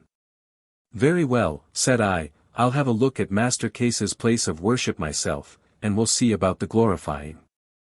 At this Uma fell in a terrible taking. If I went in the high bush I should never return. None could go there but by the protection of tia polo. I'll chance it on God's, said I. I'm a good sort of a fellow, Uma, as fellows go, and I guess God'll con me through. She was silent for a while. I think, said she, mighty solemn, and then, presently, Victory he big chief. You bet, said I. He like you too much, she asked again. I told her, with a grin, I believed the old lady was rather partial to me. All right, said she. Victory he big chief, like you too much. No can help you here in Falesá, no can do, too far off. Mia he small chief, stop here. Suppose he like you, make you all right. All same God and tia polo. God he big chief, got too much work. Tia polo he small chief, he like too much make see, work very hard. I'll have to hand you over to Mr. Tarleton, said I. Your theology's out of its bearings, Uma. However, we stuck to this business all the evening, and, with the stories she told me of the desert and its dangers, she came near frightening herself into a fit. I don't remember half a quarter of them, of course, for I paid little heed. But two come back to me kind of clear. About 6 miles up the coast there is a sheltered cove they call Fanganana, the haven full of caves. I've seen it from the sea myself, as near as I could get my boys to venture in. And it's a little strip of yellow sand. Black cliffs overhang it, full of the black mouths of caves, great trees overhang the cliffs, and dangle down lianas, and in one place, about the middle, a big brook pours over in a cascade. Well, there was a boat going by here, with 6 young men of Falesá, all very pretty, Uma said, which was the loss of them.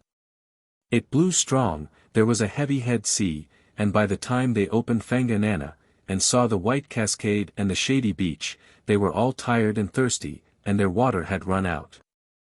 One proposed to land and get a drink, and, being reckless fellows, they were all of the same mind except the youngest. Lotu was his name. He was a very good young gentleman, and very wise. And he held out that they were crazy, telling them the place was given over to spirits and devils and the dead, and there were no living folk nearer than 6 miles the one way, and maybe 12 the other. But they laughed at his words, and, being 5 to 1, pulled in, beached the boat, and landed. It was a wonderful pleasant place, Lotu said, and the water excellent. They walked round the beach, but could see nowhere any way to mount the cliffs, which made them easier in their mind, and at last they sat down to make a meal on the food they had brought with them. They were scarce set, when there came out of the mouth of one of the black caves 6 of the most beautiful ladies ever seen. They had flowers in their hair, and the most beautiful breasts, and necklaces of scarlet seeds. And began to jest with these young gentlemen, and the young gentlemen to jest back with them, all but Lotu. As for Lotu, he saw there could be no living woman in such a place, and ran, and flung himself in the bottom of the boat, and covered his face, and prayed. All the time the business lasted Lotu made one clean break of prayer, and that was all he knew of it, until his friends came back, and made him sit up, and they put to sea again out of the bay, which was now quite desert. And no word of the 6 ladies. But, what frightened Lotu most, not one of the 5 remembered anything of what had passed, but they were all like drunken men, and sang and laughed in the boat, and skylarked. The wind freshened and came squally, and the sea rose extraordinary high. It was such weather as any man in the islands would have turned his back to and fled home to Falesá. But these 5 were like crazy folk, and cracked on all sail and drove their boat into the seas. Lotu went to the bailing. None of the others thought to help him, but sang and skylarked and carried on, and spoke singular things beyond a man's comprehension, and laughed out loud when they said them. So the rest of the day Lotu bailed for his life in the bottom of the boat, and was all drenched with sweat and cold sea water, and none heeded him. Against all expectation, they came safe in a dreadful tempest to Papamalyalu, where the palms were singing out, and the coconuts flying like cannonballs about the village green. And the same night the 5 young gentlemen sickened, and spoke never a reasonable word until they died. And do you mean to tell me you can swallow a yarn like that? I asked. She told me the thing was well known, and with handsome young men alone it was even common, but this was the only case where 5 had been slain the same day and in a company by the love of the women devils. And it had made a great stir in the island, and she would be crazy if she doubted. Well, anyway, says I, you needn't be frightened about me. I've no use for the women devils.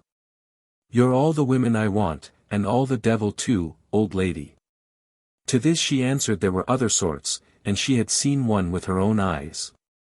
She had gone one day alone to the next bay, and, perhaps, got too near the margin of the bad place. The boughs of the high bush overshadowed her from the cant of the hill, but she herself was outside on a flat place, very stony and growing full of young mummy apples 4 and 5 feet high. It was a dark day in the rainy season, and now there came squalls that tore off the leaves and sent them flying, and now it was all still as in a house. It was in one of these still times that a whole gang of birds and flying foxes came pegging out of the bush like creatures frightened. Presently after she heard a rustle near her hand, and saw, coming out of the margin of the trees, among the mummy apples, the appearance of a lean grey old boar. It seemed to think as it came, like a person. And all of a sudden, as she looked at it coming, she was aware it was no boar but a thing that was a man with a man's thoughts. At that she ran, and the pig after her, and as the pig ran it hollered aloud, so that the place rang with it. "I wish I had been there with my gun," said I. "I guess that pig would have hollered so as to surprise himself." But she told me a gun was of no use with the like of these, which were the spirits of the dead.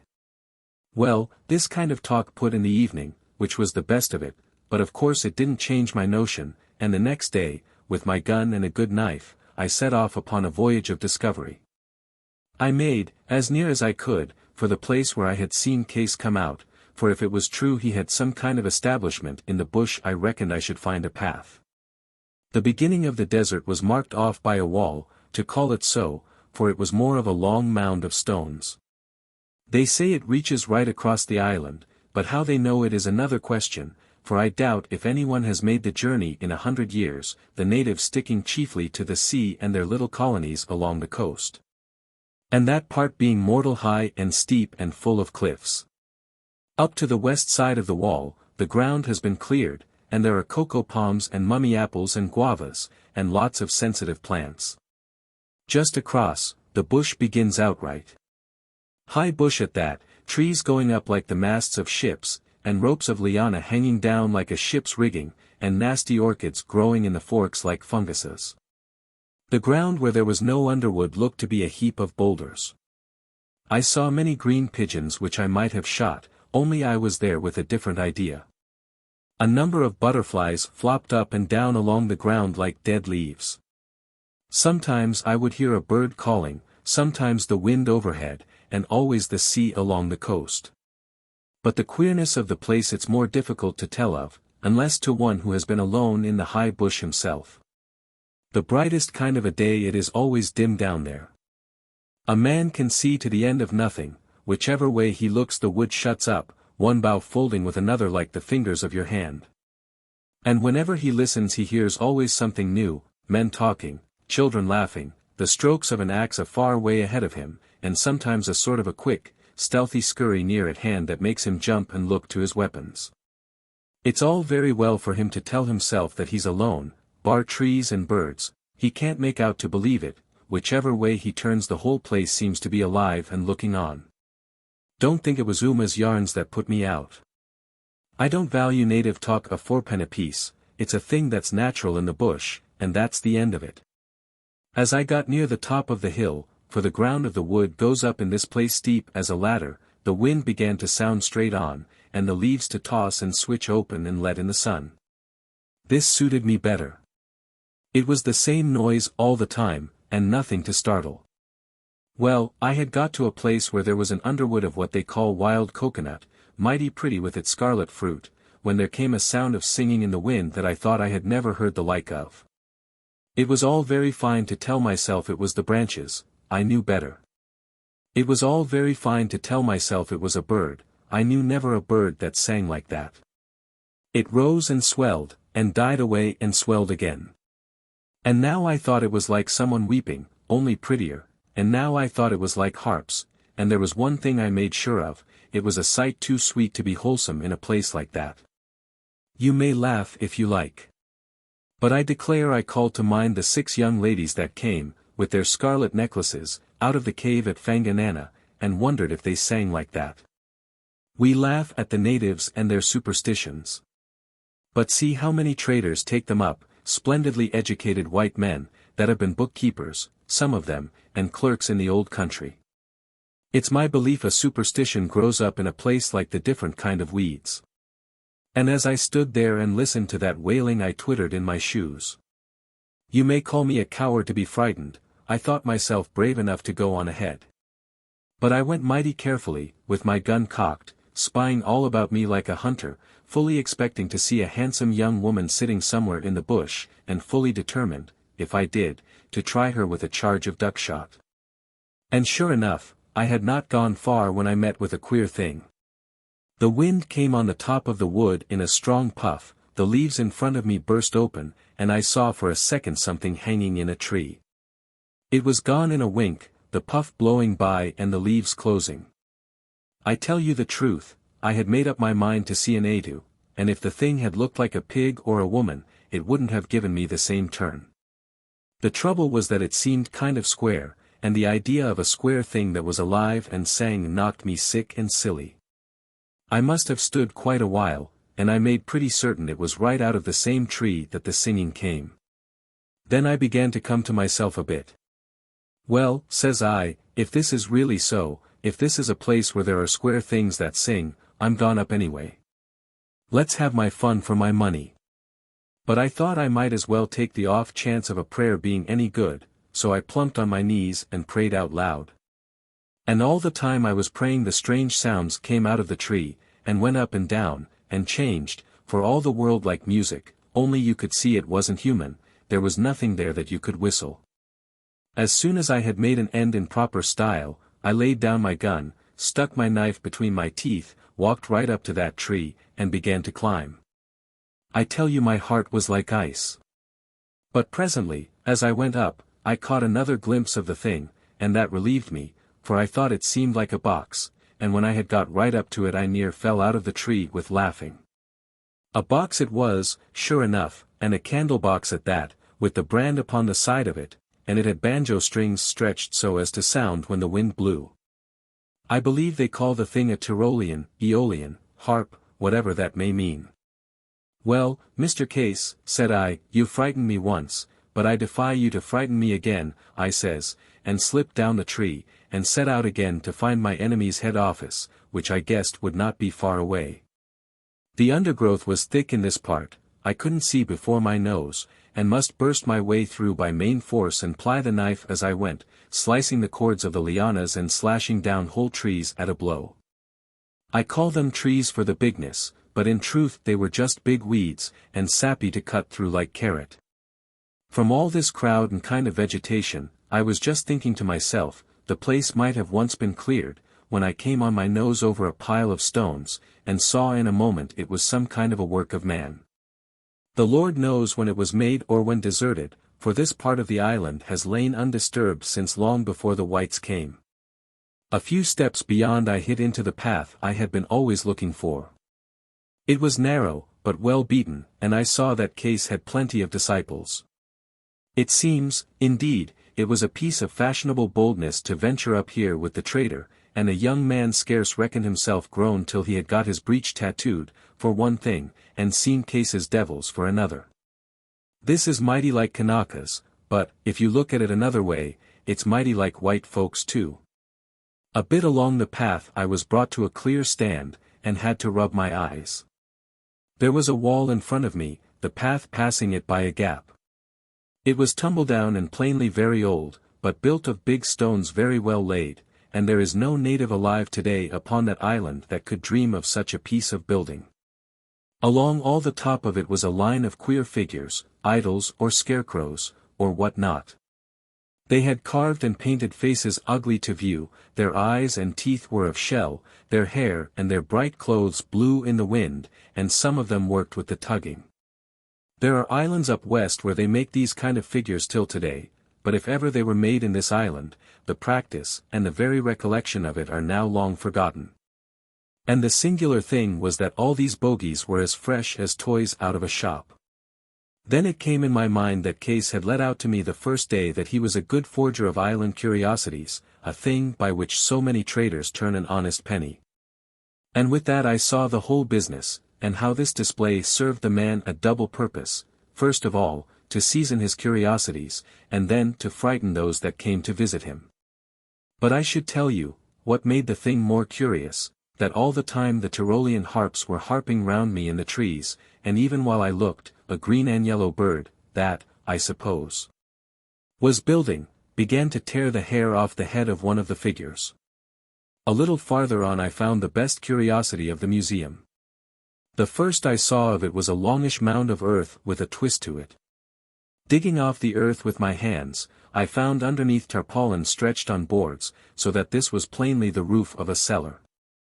It stood right on the top of the hill, and the entrance was on the far side, between two rocks, like the entrance to a cave. I went as far in as the bend, and, looking round the corner, saw a shining face. It was big and ugly, like a pantomime mask, and the brightness of it waxed and dwindled, and at times it smoked. Oh ho, says I, luminous paint. And I must say I rather admired the man's ingenuity. With a box of tools and a few mighty simple contrivances he had made out to have a devil of a temple. Any poor Kanaka brought up here in the dark, with the harps whining all round him, and shown that smoking face in the bottom of a hole, would make no kind of doubt but he had seen and heard enough devils for a lifetime.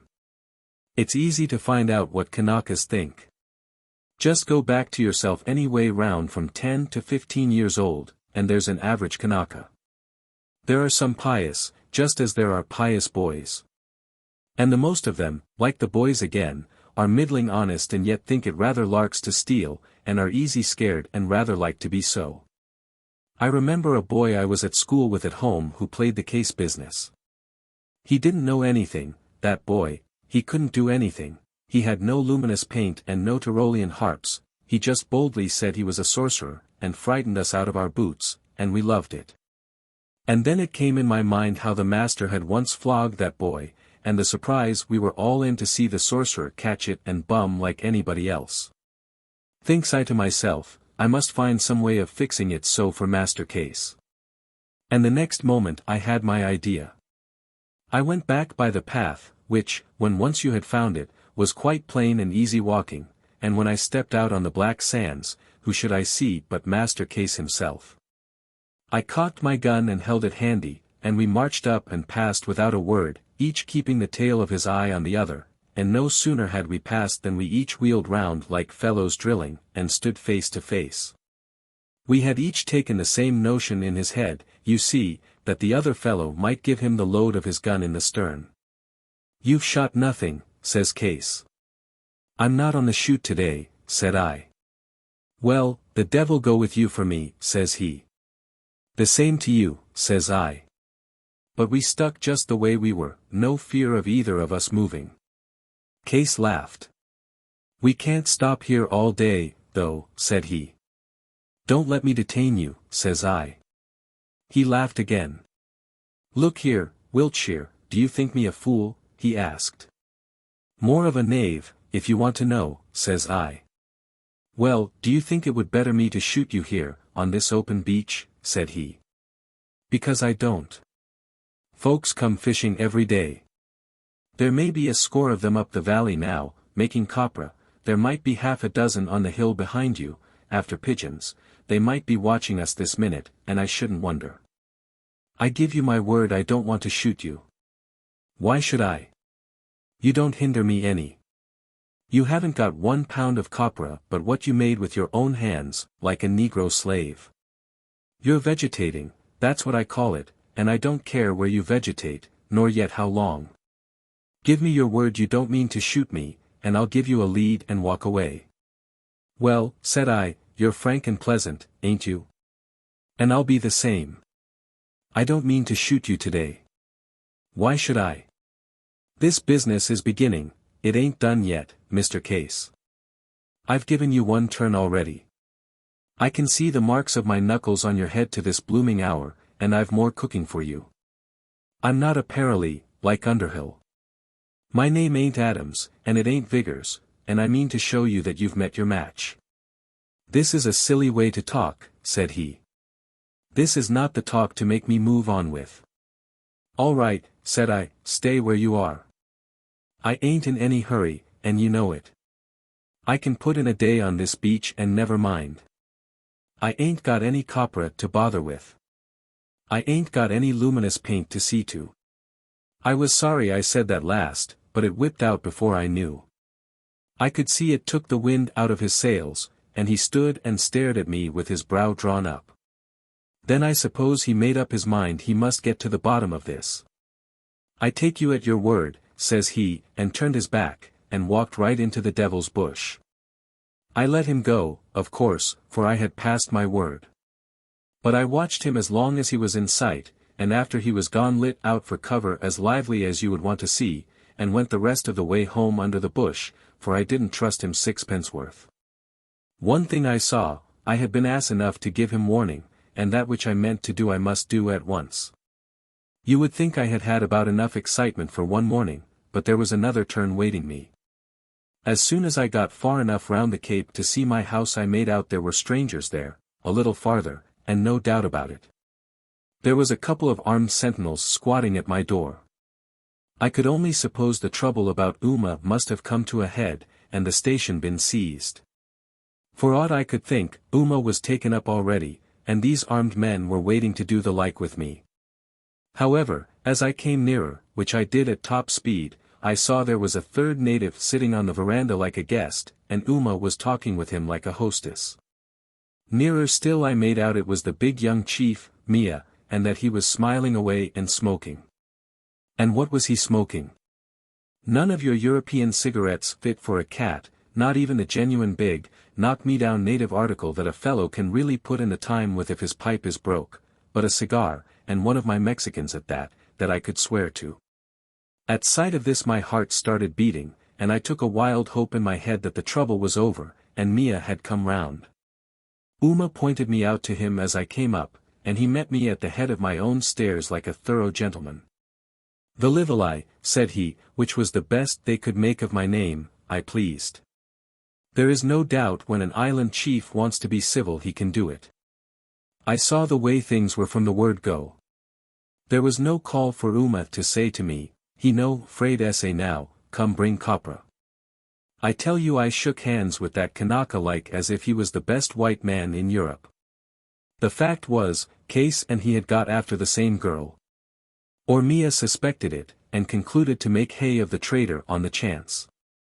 He had dressed himself up, got a couple of his retainers cleaned and armed to kind of make the thing more public, and, just waiting till Case was clear of the village, came round to put the whole of his business my way. He was rich as well as powerful. I suppose that man was worth 50,000 nuts per annum.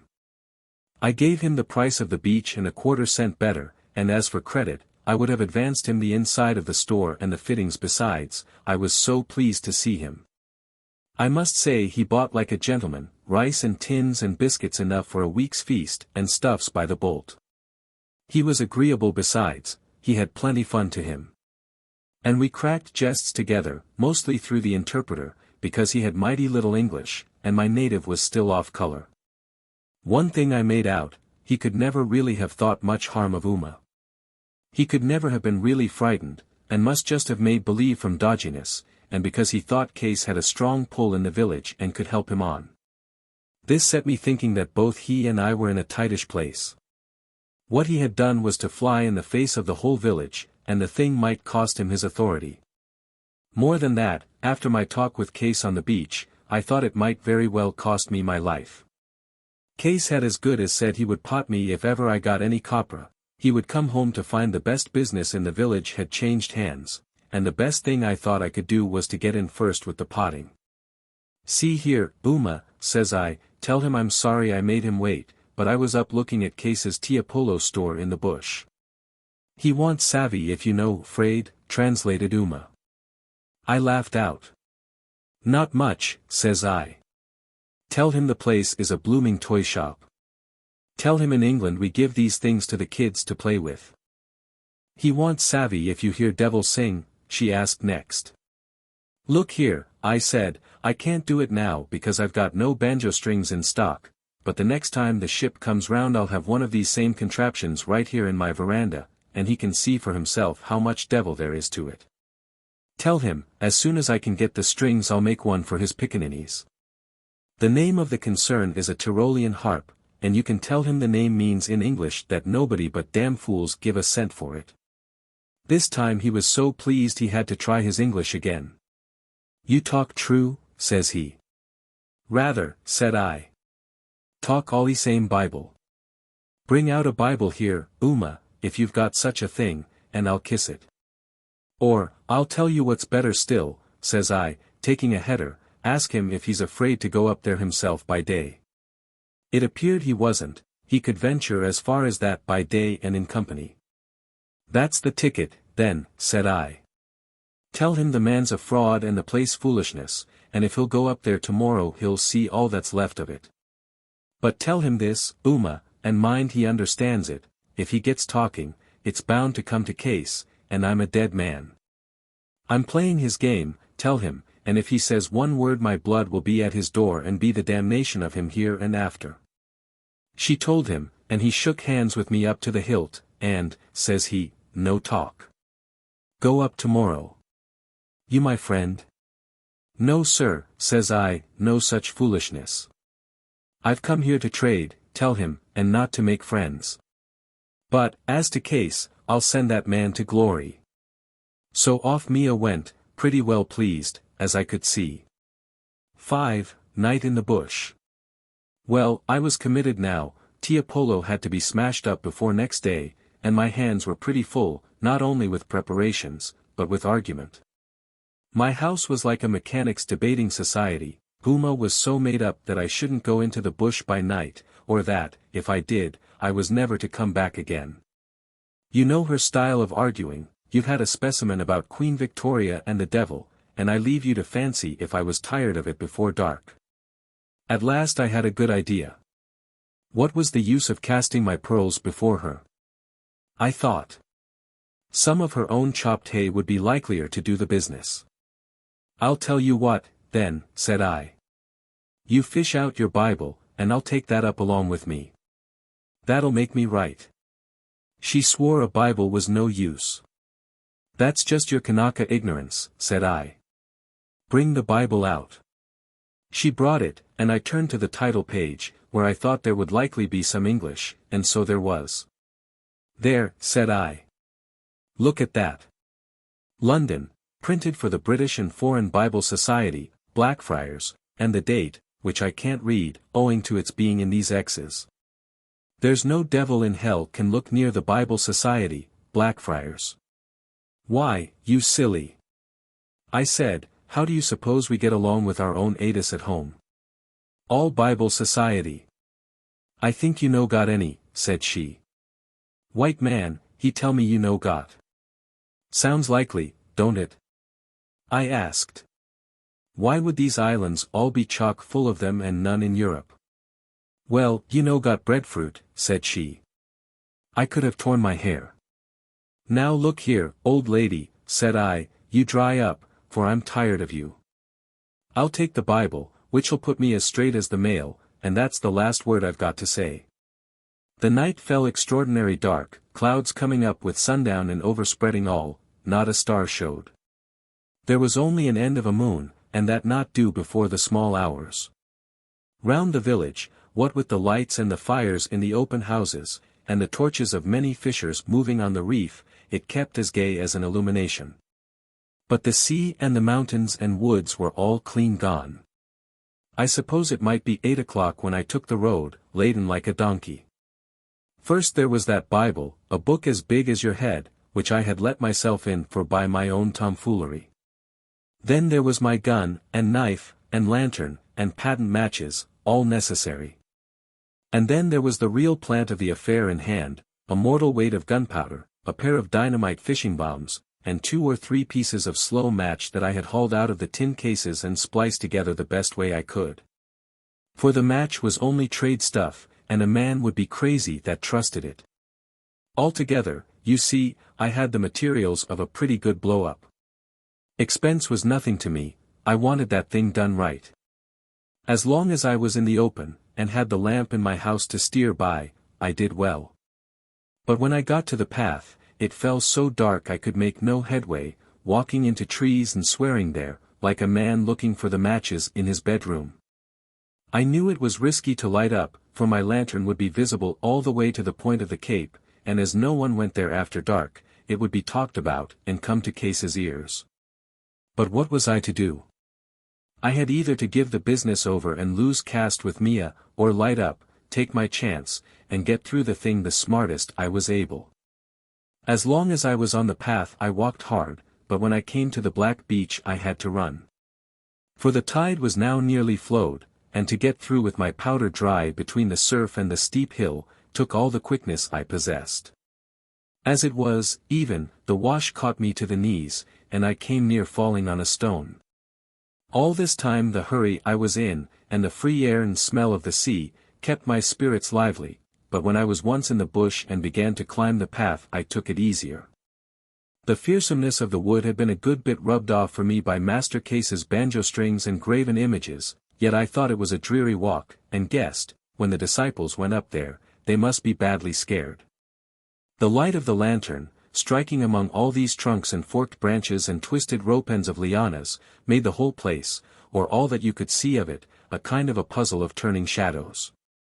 They came to meet you, solid and quick like giants, and then span off and vanished. They hove up over your head like clubs, and flew away into the night like birds.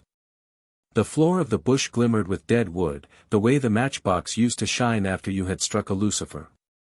Big, cold drops fell on me from the branches overhead like sweat. There was no wind to mention. Only a little icy breath of a land breeze that stirred nothing, and the harps were silent.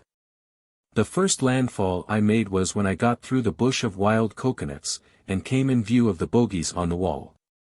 Mighty queer they looked by the shining of the lantern, with their painted faces and shell eyes, and their clothes and their hair hanging.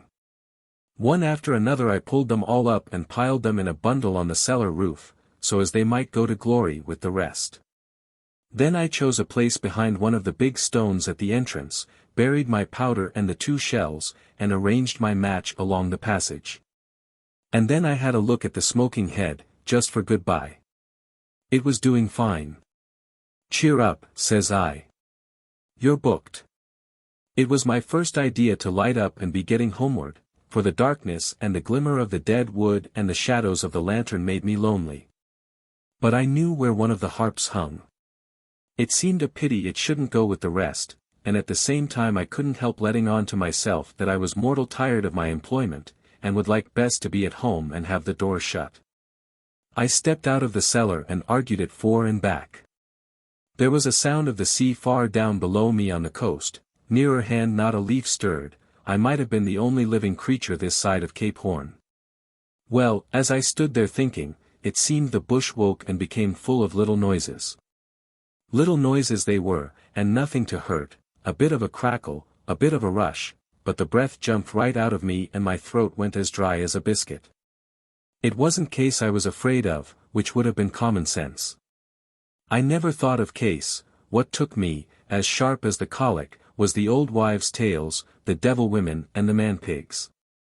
It was the toss of a penny whether I should run, but I got a purchase on myself, and stepped out, and held up the lantern, like a fool, and looked all round. In the direction of the village and the path there was nothing to be seen. But when I turned inland it's a wonder to me I didn't drop. There, coming right up out of the desert and the bad bush, there, sure enough, was a devil woman, just as the way I had figured she would look. I saw the light shine on her bare arms and her bright eyes, and there went out of me a yell so big that I thought it was my death. "Ah! No sing out," says the devil woman, in a kind of a high whisper. "Why you talk big voice? Put out light. Say he come." "My God Almighty, Uma, is that you?" says I. "IOE, yes," says she. "I come quick. Say here soon. You come alone?" I asked. "You know, 'fraid." "Ah, too much 'fraid," she whispered, clutching me. "I think die." "Well," says I, with a kind of a weak grin, "I'm not the one to laugh at you, Mrs. Wiltshire, for I'm about the worst scared man in the South Pacific myself." She told me in 2 words what brought her. I was scarce gone, it seems, when Faavao came in, and the old woman had met Black Jack running as hard as he was fit from our house to Case's. Uma neither spoke nor stopped, but lit right out to come and warn me. She was so close at my heels that the lantern was her guide across the beach, and afterwards, by the glimmer of it in the trees, she got her line uphill. It was only when I had got to the top or was in the cellar that she wandered Lord knows where. And lost a sight of precious time, afraid to call out lest Case was at the heels of her, and falling in the bush, so that she was all knocked and bruised. That must have been when she got too far to the southward, and how she came to take me in the flank at last and frighten me beyond what I've got the words to tell of. Well, anything was better than a devil woman, but I thought her yarn serious enough. Black Jack had no call to be about my house, unless he was set there to watch. And it looked to me as if my tomfool word about the paint, and perhaps some chatter of Mia's, had got us all in a clove hitch. One thing was clear, Puma and I were here for the night. We daren't try to go home before day, and even then it would be safer to strike round up the mountain and come in by the back of the village, or we might walk into an ambuscade. It was plain, too, that the mine should be sprung immediately, or Case might be in time to stop it. I marched into the tunnel, Uma keeping tight hold of me, opened my lantern and lit the match. The first length of it burned like a spill of paper, and I stood stupid, watching it burn, and thinking we were going aloft with Tiapolo, which was none of my views. The second took to a better rate, though faster than I cared about. And at that I got my wits again, hauled Uma clear of the passage, blew out and dropped the lantern, and the pair of us groped our way into the bush until I thought it might be safe, and lay down together by a tree. "Old lady," I said, "I won't forget this night. You're a trump, and that's what's wrong with you." She humped herself close up to me. She had run out the way she was, with nothing on her but her kilt. And she was all wet with the dews and the sea on the black beach, and shook straight on with cold and the terror of the dark and the devils. "Too much, 'fraid," was all she said. "The far side of Case's Hill goes down near as steep as a precipice into the next valley. We were on the very edge of it, and I could see the dead wood shine and hear the sea sound far below.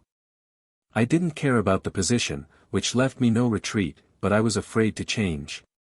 Then I saw I had made a worse mistake about the lantern, which I should have left lighted, so that I could have had a crack at Case when he stepped into the shine of it. And even if I hadn't had the wit to do that, it seemed a senseless thing to leave the good lantern to blow up with the graven images. The thing belonged to me, after all, and was worth money, and might come in handy.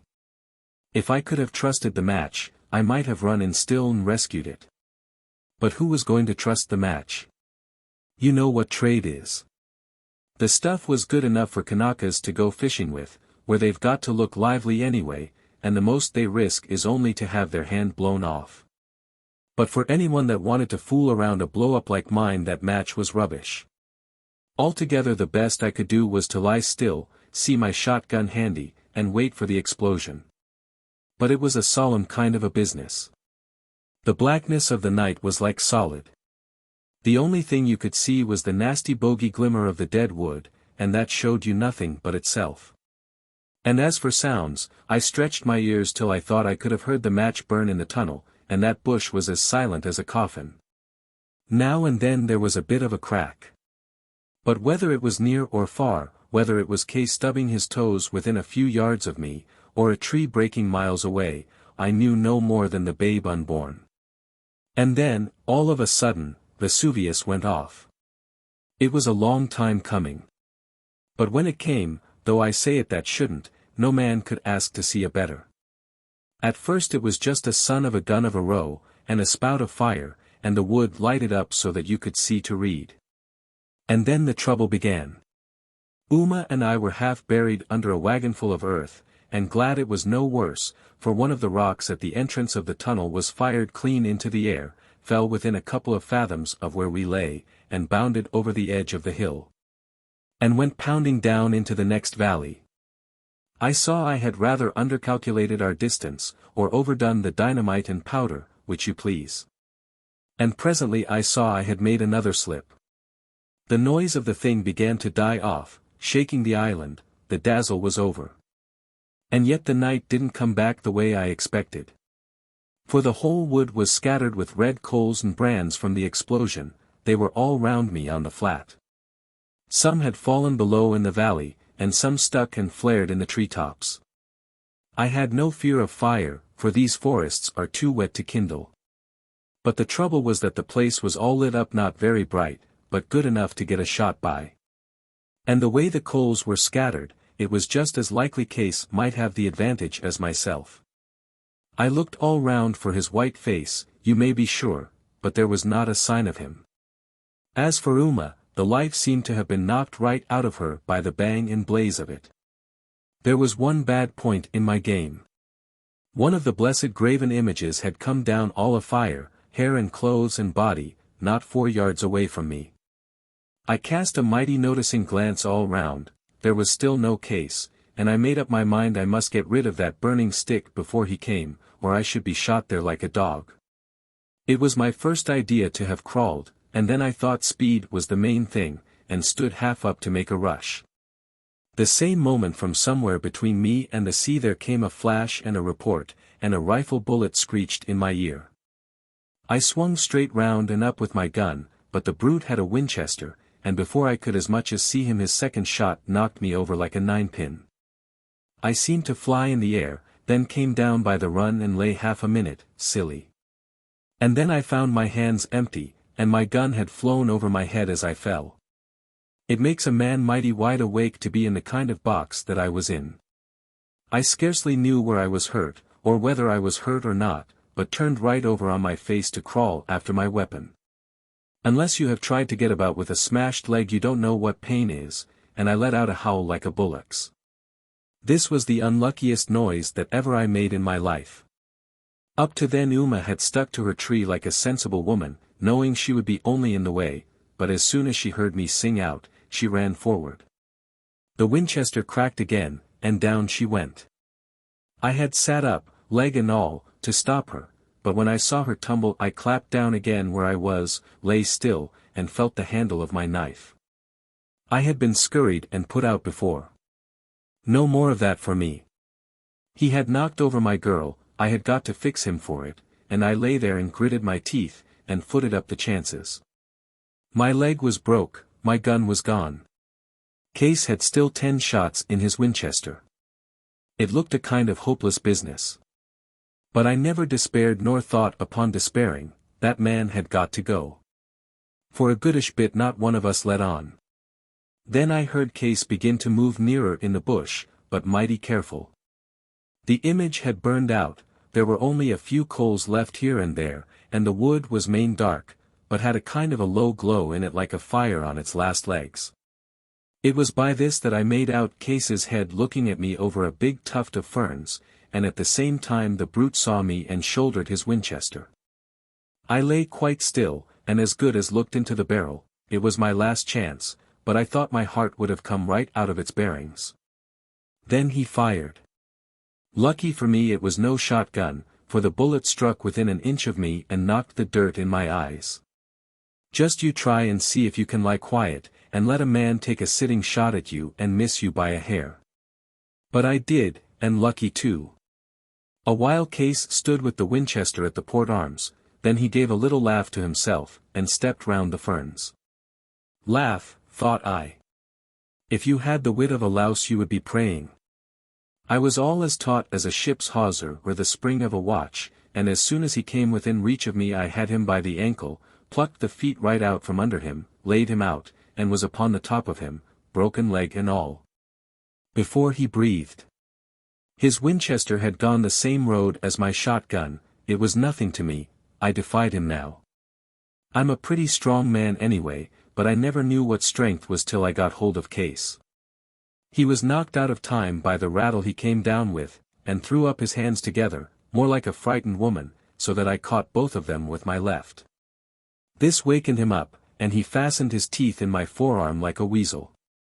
Much I cared. My leg gave me all the pain I had any use for, and I drew my knife and got it in the place. Now, said I, I've got you, and you're gone up, and a good job too. Do you feel the point of that? That's for Underhill. And there's for Adams. And now here's for Uma, and that's going to knock your blooming soul right out of you. With that I gave him the cold steel for all I was worth. His body kicked under me like a spring sofa. He gave a dreadful kind of a long moan, and lay still. I wonder if you're dead. I hope so. I thought, for my head was swimming. But I wasn't going to take chances, I had his own example too close before me for that. And I tried to draw the knife out to give it him again. The blood came over my hands, I remember, hot as tea, and with that I fainted clean away, and fell with my head on the man's mouth. When I came to myself it was pitch dark. The cinders had burned out. There was nothing to be seen but the shine of the dead wood, and I couldn't remember where I was nor why I was in such pain nor what I was all wetted with.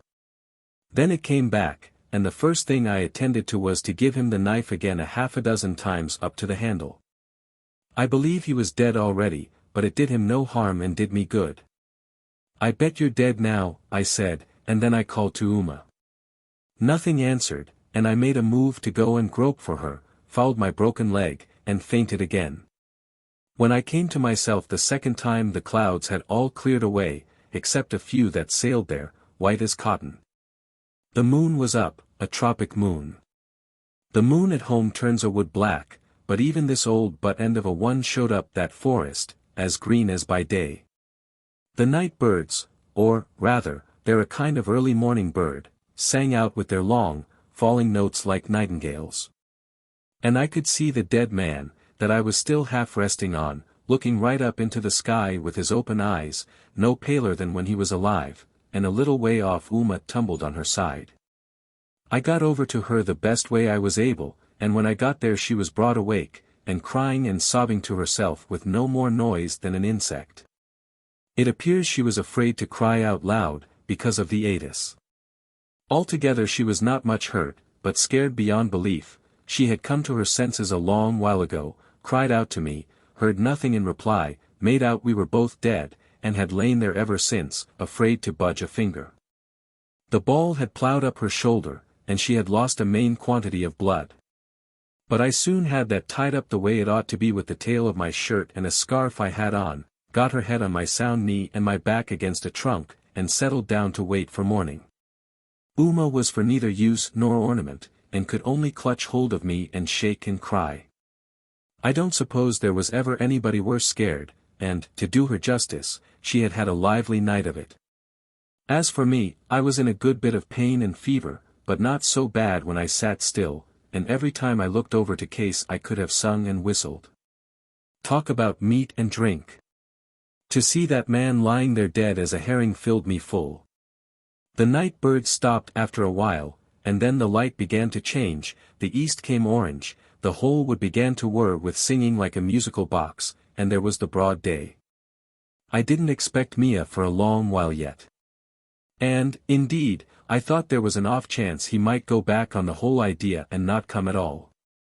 I was the better pleased when, about an hour after daylight, I heard sticks smashing and a lot of Kanakas laughing, and singing out to keep their courage up. Uma sat up quite brisk at the first word of it.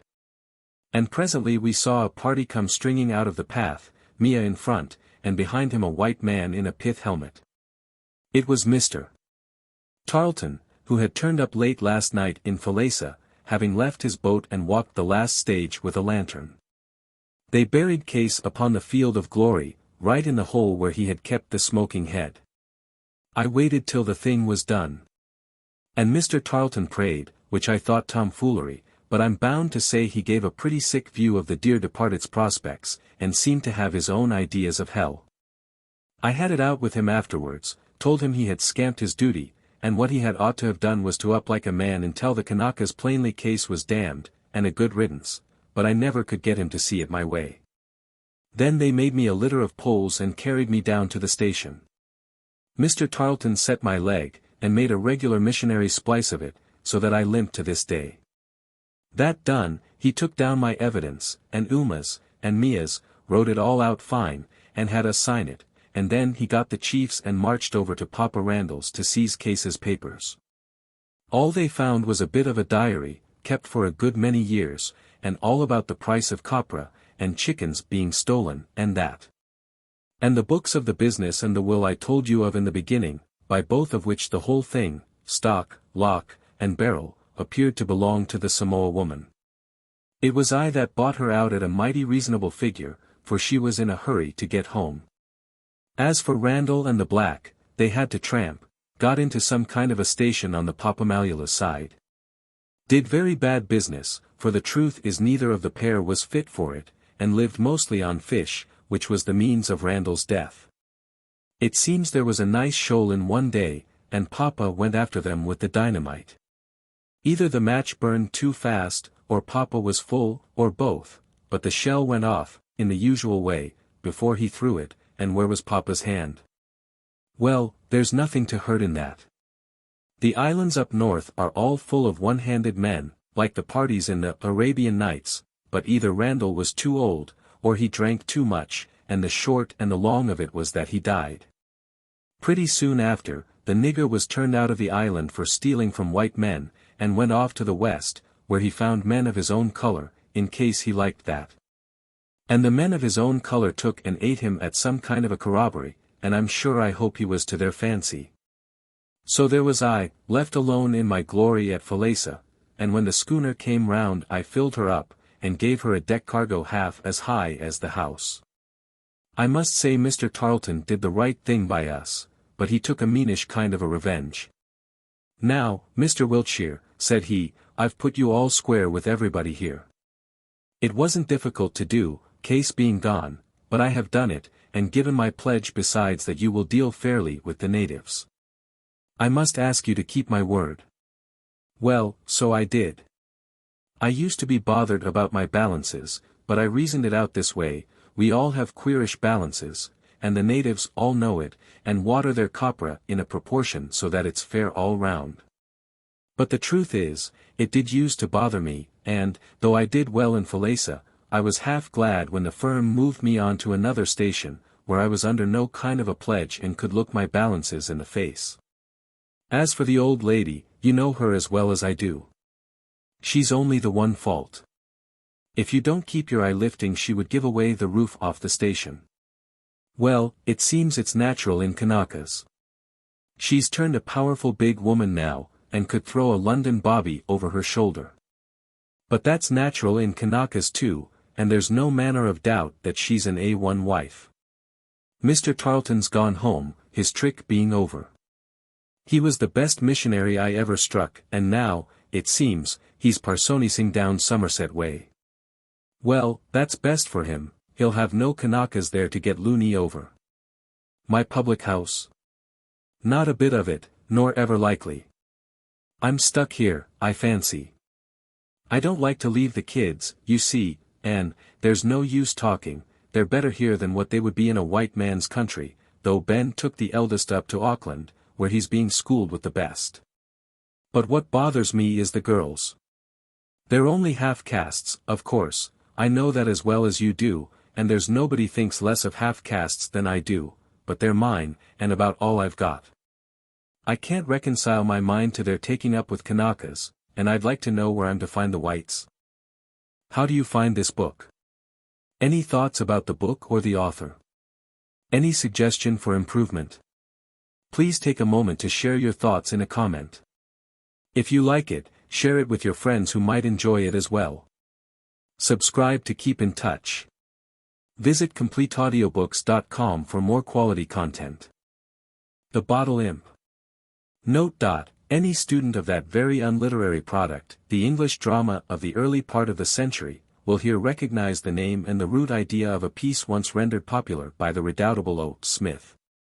The root idea is there and identical, and yet I hope I have made it a new thing.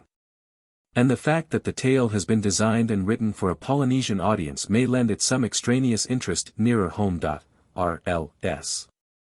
There was a man of the island of Hawaii, whom I shall call Keawe, for the truth is, he still lives, and his name must be kept secret, but the place of his birth was not far from Honau now, where the bones of Keawe the Great lie hidden in a cave.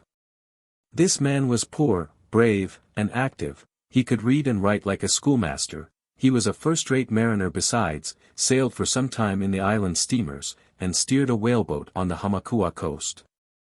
At length it came in Keawe's mind to have a sight of the great world and foreign cities, and he shipped on a vessel bound to San Francisco. This is a fine town, with a fine harbor, and rich people uncountable. And, in particular, there is one hill which is covered with palaces. Upon this hill Keawe was one day taking a walk with his pocket full of money, viewing the great houses upon either hand with pleasure. What fine houses these are! He was thinking, and how happy must those people be who dwell in them, and take no care for the morrow. The thought was in his mind when he came abreast of a house that was smaller than some others, but all finished and beautified like a toy. The steps of that house shone like silver, and the borders of the garden bloomed like garlands, and the windows were bright like diamond, and Keawe stopped and wondered at the excellence of all he saw.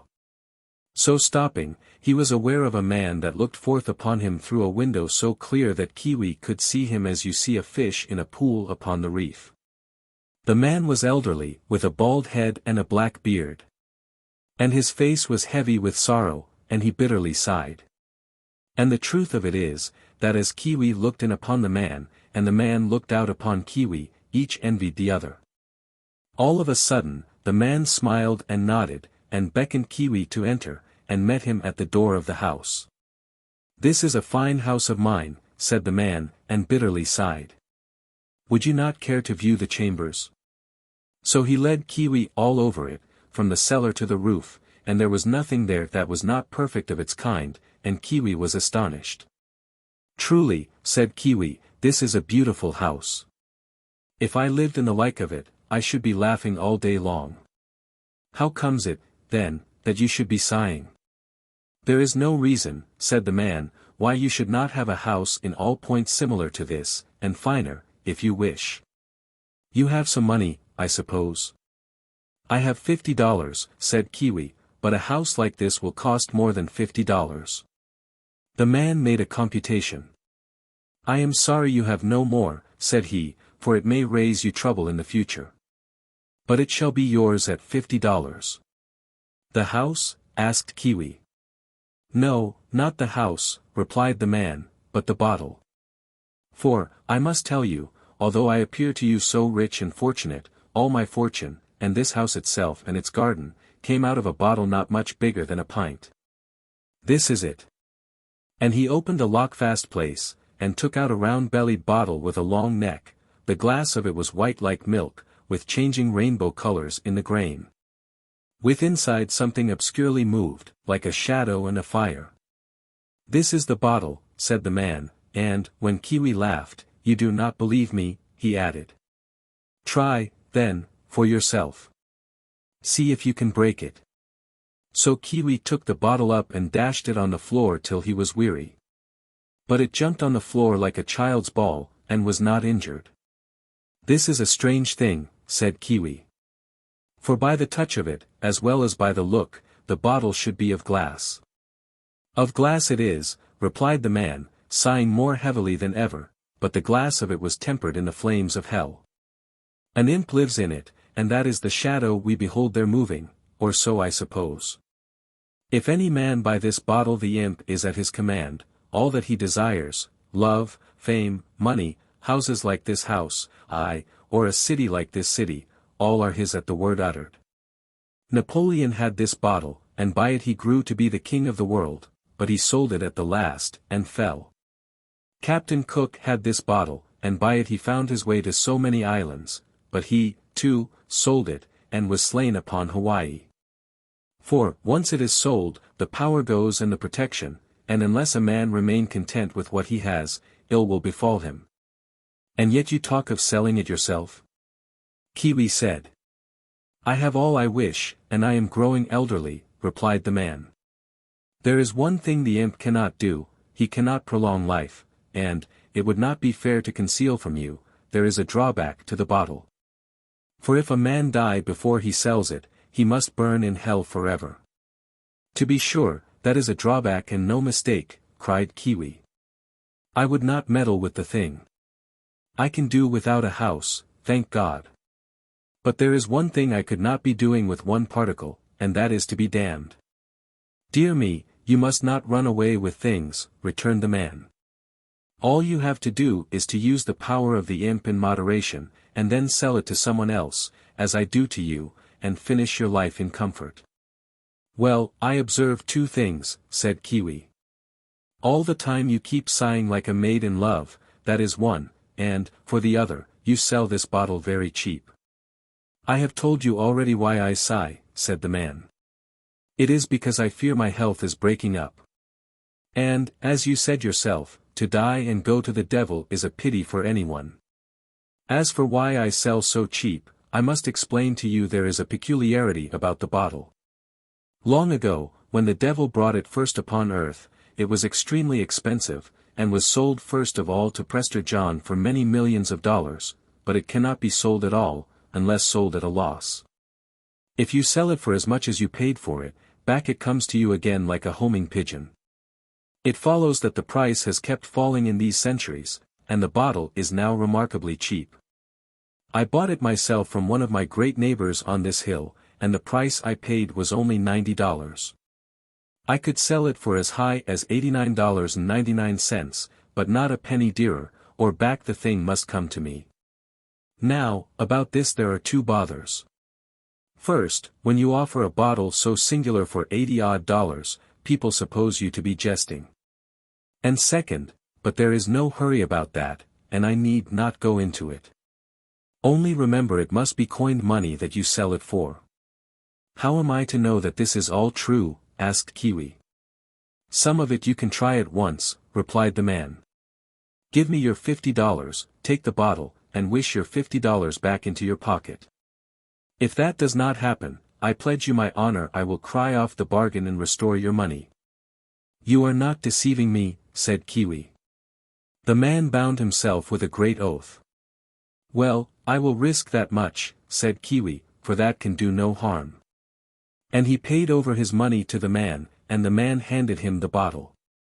Imp of the bottle, said Keawe, I want my $50 back. And sure enough he had scarce said the word before his pocket was as heavy as ever. To be sure this is a wonderful bottle, said Keawe. And now good morning to you, my fine fellow, and the devil go with you for me, said the man. Hold on, said Keawe, I don't want any more of this fun. Here, take your bottle back. You have bought it for less than I paid for it, replied the man, rubbing his hands. It is yours now, and, for my part, I am only concerned to see the back of you. And with that he rang for his Chinese servant, and had Keawe shown out of the house. Now, when Keawe was in the street, with the bottle under his arm, he began to think. If all is true about this bottle, I may have made a losing bargain, thinks he. But perhaps the man was only fooling me. The first thing he did was to count his money. The sum was exact, $49 American money, and 1 Chile piece.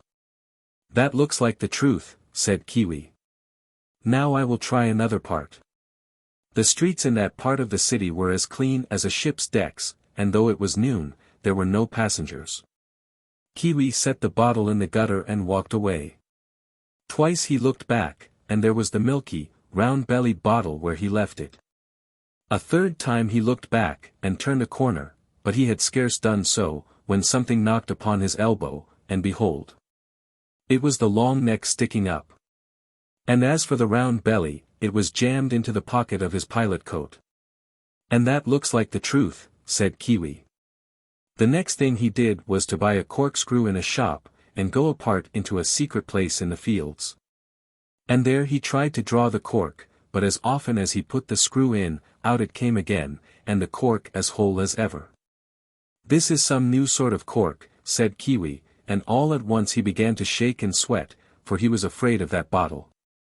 On his way back to the port side, he saw a shop where a man sold shells and clubs from the wild islands, old heathen deities, old coined money, pictures from China and Japan, and all manner of things that sailors bring in their sea chests.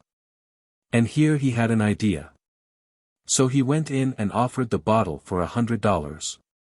The man of the shop laughed at him at the first, and offered him $5. But, indeed, it was a curious bottle. Such glass was never blown in any human glassworks, so prettily the colors shone under the milky white, and so strangely the shadow hovered in the midst.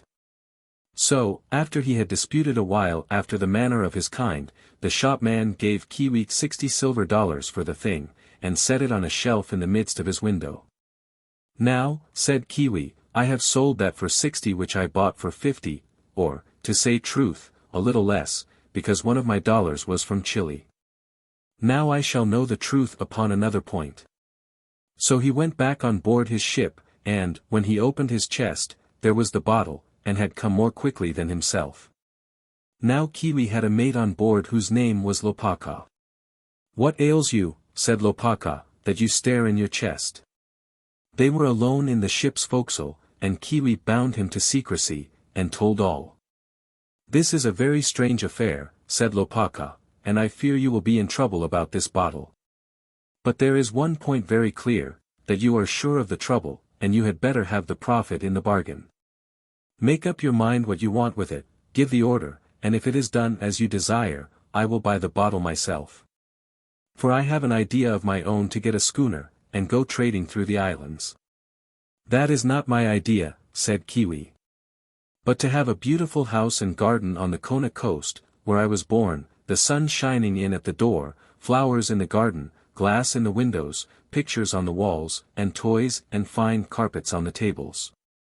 For all the world like the house I was in this day, only a story higher, and with balconies all about like the king's palace. And to live there without care and make merry with my friends and relatives. Well, said Lopaka, let us carry it back with us to Hawaii, and if all comes true, as you suppose, I will buy the bottle, as I said, and ask a schooner. Upon that they were agreed, and it was not long before the ship returned to Honolulu, carrying Keawe and Lopaka, and the bottle. They were scarce come ashore when they met a friend upon the beach, who began at once to condole with Keawe. I do not know what I am to be condoled about, said Keawe. Is it possible you have not heard, said the friend, your uncle, that good old man, is dead, and your cousin, that beautiful boy, was drowned at sea? Keawe was filled with sorrow, and, beginning to weep and to lament, he forgot about the bottle. But Lopaka was thinking to himself, and presently, when Keawe's grief was a little abated, I have been thinking, said Lopaka. Had not your uncle lands in Hawaii, in the district of Keawe? No, said Keawe, not in Keawe, they are on the mountainside, a little way south of Hookena. These lands will now be yours? Asked Lopaka. And so they will, says Keawe, and began again to lament for his relatives. No, said Lopaka, do not lament at present. I have a thought in my mind. How if this should be the doing of the bottle? For here is the place ready for your house. If this be so, cried Keawe, it is a very ill way to serve me by killing my relatives.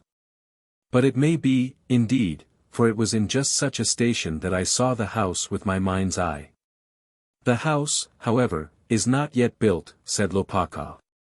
No, nor like to be, said Keawe, for though my uncle has some coffee in Ava and bananas, it will not be more than will keep me in comfort, and the rest of that land is the black lava. Let us go to the lawyer, said Lopaka. I have still this idea in my mind. Now, when they came to the lawyers, it appeared Keawe's uncle had grown monstrous rich in the last days, and there was a fund of money. And here is the money for the house, cried Lopaka. If you are thinking of a new house, said the lawyer, here is the card of a new architect, of whom they tell me great things. Better and better, cried Lopaka. Here is all made plain for us. Let us continue to obey orders. So they went to the architect, and he had drawings of houses on his table. You want something out of the way, said the architect. How do you like this? And he handed a drawing to Keawe. Now, when Keawe set eyes on the drawing, he cried out aloud, for it was the picture of his thought exactly drawn. I am in for this house, thought he. Little as I like the way it comes to me, I am in for it now, and I may as well take the good along with the evil. So he told the architect all that he wished, and how he would have that house furnished, and about the pictures on the wall and the knick-knacks on the tables, and he asked the man plainly for how much he would undertake the whole affair. The architect put many questions, and took his pen and made a computation, and when he had done he named the very sum that Keawe had inherited. Lopaka and Keawe looked at one another and nodded. It is quite clear, thought Keawe, that I am to have this house, whether or no. It comes from the devil, and I fear I will get little good by that, and of one thing I am sure, I will make no more wishes as long as I have this bottle. But with the house I am saddled, and I may as well take the good along with the evil. So he made his terms with the architect, and they signed a paper, and Keawe and Lopaka took ship again and sailed to Australia. For it was concluded between them they should not interfere at all, but leave the architect and the Bottle Imp to build and to adorn that house at their own pleasure. The voyage was a good voyage, only all the time Keawe was holding in his breath, for he had sworn he would utter no more wishes, and take no more favors from the devil. The time was up when they got back. The architect told them that the house was ready, and Keawe and Lopaka took a passage in the hall, and went down Kokua to view the house, and see if all had been done fitly according to the thought that was in Keawe's mind. Now the house stood on the mountainside, visible to ships. Above, the forest ran up into the clouds of rain; below, the black lava fell in cliffs, where the kings of old lay buried. A garden bloomed about that house with every hue of flowers. And there was an orchard of papaya on the one hand and an orchard of breadfruit on the other, and right in front, toward the sea, a ship's mast had been rigged up and bore a flag. As for the house, it was 3 stories high, with great chambers and broad balconies on each. The windows were of glass, so excellent that it was as clear as water and as bright as day. All manner of furniture adorned the chambers.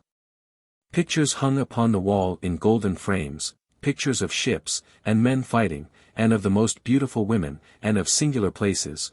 Nowhere in the world are there pictures of so bright a color as those Keawe found hanging in his house. As for the knickknacks, they were extraordinary fine. Chiming clocks and musical boxes, little men with nodding heads, books filled with pictures, weapons of price from all quarters of the world, and the most elegant puzzles to entertain the leisure of a solitary man. And as no one would care to live in such chambers, only to walk through and view them, the balconies were made so broad that a whole town might have lived upon them in delight. And Keawe knew not which to prefer, whether the back porch, where you got the land breeze, and looked upon the orchards and the flowers, or the front balcony, where you could drink the wind of the sea, and look down the steep wall of the mountain and see the hall going by once a week or so between Ho'okena and the hills of Pele, or the schooners plying up the coast for wood and ava and bananas. When they had viewed all, Keawe and Lopaka sat on the porch. "Well," asked Lopaka, "is it all as you designed?" "Words cannot utter it," said Keawe. "It is better than I dreamed, and I am sick with satisfaction." "There is but one thing to consider," said Lopaka. "All this may be quite natural, and the Bottle Imp have nothing whatever to say to it. If I were to buy the bottle, and got no schooner after all, I should have put my hand in the fire for nothing. I gave you my word, I know, but yet I think you would not grudge me one more proof." "I have sworn I would take no more favors," said Keawe. "I have gone already deep enough." "This is no favor I am thinking of," replied Lopaka. "It is only to see the imp himself. There is nothing to be gained by that, and so nothing to be ashamed of, and yet, if I once saw him, I should be sure of the whole matter. So indulge me so far, and let me see the imp. And, after that, here is the money in my hand, and I will buy it." "There is only one thing I am afraid of," said Keawe. "The imp may be very ugly to view, and if you once set eyes upon him you might be very undesirous of the bottle." "I am a man of my word," said Lopaka. "And here is the money betwixt us." "Very well," replied Keawe. "I have a curiosity myself. So come, let us have one look at you, Mr. Imp." Now as soon as that was said, the imp looked out of the bottle, and in again, swift as a lizard, and there sat Keawe and Lopaka turned to stone. The night had quite come, before either found a thought to say or voice to say it with. And then Lopaka pushed the money over and took the bottle. "I am a man of my word," said he, "and had need to be so, or I would not touch this bottle with my foot. Well, I shall get my schooner and $1 or 2 from my pocket. And then I will be rid of this devil as fast as I can. For to tell you the plain truth, the look of him has cast me down." "Lopaka," said Keawe, "do not you think any worse of me than you can help. I know it is night, and the roads bad, and the pass by the tombs an ill place to go by so late, but I declare since I have seen that little face, I cannot eat or sleep or pray till it is gone from me. I will give you a lantern and a basket to put the bottle in, and any picture or fine thing in all my house that takes your fancy, and be gone at once, and go sleep at Ho'okena with Nainu." "Keawe," said Lopaka, "many a man would take this ill. Above all, when I am doing you a turn so friendly, as to keep my word and buy the bottle. And for that matter, the night and the dark, and the way by the tombs, must be all tenfold more dangerous to a man with such a sin upon his conscience, and such a bottle under his arm. But for my part, I am so extremely terrified myself, I have not the heart to blame you. Here I go then. And I pray God you may be happy in your house, and I fortunate with my schooner, and both get to heaven in the end in spite of the devil and his bottle. So Lopaka went down the mountain. And Keawe stood in his front balcony, and listened to the clink of the horses' shoes, and watched the lantern go shining down the path, and along the cliff of caves where the old dead are buried. And all the time he trembled and clasped his hands, and prayed for his friend, and gave glory to God that he himself was escaped out of that trouble. But the next day came very brightly, and that new house of his was so delightful to behold that he forgot his terrors. One day followed another, and Keawe dwelt there in perpetual joy. He had his place on the back porch. It was there he ate and lived, and read the stories in the Honolulu newspapers, but when anyone came by they would go in and view the chambers and the pictures. And the fame of the house went far and wide. It was called Kahale Nui, the great house, in all Kona, and sometimes the bright house, for Keawe kept a Chinaman, who was all day dusting and furbishing. And the glass, and the gilt, and the fine stuffs, and the pictures, shone as bright as the morning. As for Keawe himself, he could not walk in the chambers without singing, his heart was so enlarged. And when ships sailed by upon the sea, he would fly his colors on the mast. So time went by, until one day Keawe went upon a visit as far as Kailua to certain of his friends. There he was well feasted. And left as soon as he could the next morning, and rode hard, for he was impatient to behold his beautiful house, and, besides, the night then coming on was the night in which the dead of old days go abroad in the sides of Kona. And having already meddled with the devil, he was the more chary of meeting with the dead. A little beyond Honau now, looking far ahead, he was aware of a woman bathing in the edge of the sea. And she seemed a well-grown girl, but he thought no more of it. Then he saw her white shift flutter as she put it on, and then her red holoku. And by the time he came abreast of her she was done with her toilet, and had come up from the sea, and stood by the trackside in her red holoku, and she was all freshened with the bath, and her eyes shone and were kind. Now Keawe no sooner beheld her than he drew rein. "I thought I knew everyone in this country," said he. "How comes it that I do not know you?" "I am Kokua, daughter of Keanu," said the girl, "and I have just returned from Oahu." "Who are you?" "I will tell you who I am in a little," said Keawe, dismounting from his horse, "but not now. For I have a thought in my mind, and if you knew who I was, you might have heard of me, and would not give me a true answer. But tell me, first of all, one thing, are you married?" At this Kokua laughed out aloud. "It is you who ask questions," she said. "Are you married yourself?" "Indeed, Kokua, I am not," replied Keawe, "and never thought to be until this hour. But here is the plain truth. I have met you here at the roadside, and I saw your eyes, which are like the stars, and my heart went to you as swift as a bird. And so now, if you want none of me, say so, and I will go on to my own place. But if you think me no worse than any other young man, say so, too, and I will turn aside to your fathers for the night, and tomorrow I will talk with the good man." Kokua said never a word, but she looked at the sea and laughed. "Kokua," said Keawe, "if you say nothing, I will take that for the good answer, so let us be stepping to your father's door." She went on ahead of him, still without speech. Only sometimes she glanced back and glanced away again, and she kept the strings of her hat in her mouth. Now, when they had come to the door, Keanu came out on his veranda, and cried out and welcomed Keawe by name. At that the girl looked over, for the fame of the great house had come to her ears, and, to be sure, it was a great temptation. All that evening they were very merry together.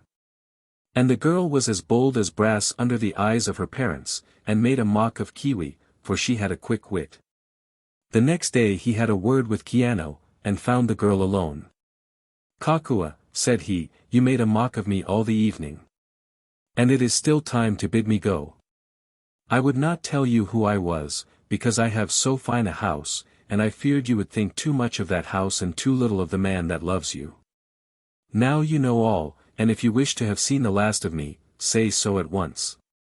"No," said Kokua, but this time she did not laugh, nor did Keawe ask for more. This was the wooing of Keawe, things had gone quickly. But so an arrow goes, and the ball of a rifle swifter still, and yet both may strike the target. Things had gone fast, but they had gone far also, and the thought of Keawe rang in the maiden's head. She heard his voice in the breach of the surf upon the lava, and for this young man that she had seen but twice she would have left father and mother and her native islands. As for Keawe himself, his horse flew up the path of the mountain under the cliff of tombs, and the sound of the hoofs, and the sound of Keawe singing to himself for pleasure, echoed in the caverns of the dead. He came to the bright house, and still he was singing. He sat and ate in the broad balcony, and the Chinaman wondered at his master, to hear how he sang between the mouthfuls. The sun went down into the sea, and the night came. And Keawe walked the balconies by lamplight, high on the mountains, and the voice of his singing startled men on ships. "Here am I now upon my high place," he said to himself. "Life may be no better, this is the mountain top. And all shelves about me toward the worse. For the first time I will light up the chambers, and bathe in my fine bath with the hot water and the cold, and sleep alone in the bed of my bridal chamber." So the Chinaman had word, and he must rise from sleep and light the furnaces, and as he wrought below, beside the boilers, he heard his master singing and rejoicing above him in the lighted chambers. When the water began to be hot the Chinaman cried to his master, and Keawe went into the bathroom, and the Chinaman heard him sing as he filled the marble basin, and heard him sing, and the singing broken, as he undressed. Until of a sudden, the song ceased. The Chinaman listened, and listened. He called up the house to Keawe to ask if all were well, and Keawe answered him, yes, and bade him go to bed, but there was no more singing in the bright house. And all night long, the Chinaman heard his master's feet go round and round the balconies without repose. Now the truth of it was this: as Keawe undressed for his bath, he spied upon his flesh a patch like a patch of lichen on a rock, and it was then that he stopped singing. For he knew the likeness of that patch, and knew that he was fallen in the Chinese evil, leprosy. Now, it is a sad thing for any man to fall into this sickness. And it would be a sad thing for anyone to leave a house so beautiful and so commodious, and depart from all his friends to the north coast of Molokai between the mighty cliff and the sea breakers. But what was that to the case of the man Keawe, he who had met his love but yesterday, and won her but that morning, and now saw all his hopes break, in a moment, like a piece of glass. A while he sat upon the edge of the bath. Then sprang, with a cry, and ran outside, and to and fro, along the balcony, like one despairing. "Very willingly could I leave Hawaii, the home of my fathers," Keawe was thinking. "Very lightly could I leave my house, the high-placed, the many-windowed, here upon the mountains. Very bravely could I go to Molokai, to Kalaupapa by the cliffs, to live with the smitten and to sleep there, far from my fathers. But what wrong have I done, what sin lies upon my soul, that I should have encountered Kokua coming cool from the sea-water in the evening? Kokua, the soul ensnarer. Kokua, the light of my life. Her may I never wed, her may I look upon no longer, her may I no more handle with my loving hand, and it is for this, it is for you, O Kokua, that I pour my lamentations. Now you are to observe what sort of a man Keawe was, for he might have dwelt there in the bright house for years, and no one been the wiser of his sickness, but he reckoned nothing of that, if he must lose Kokua.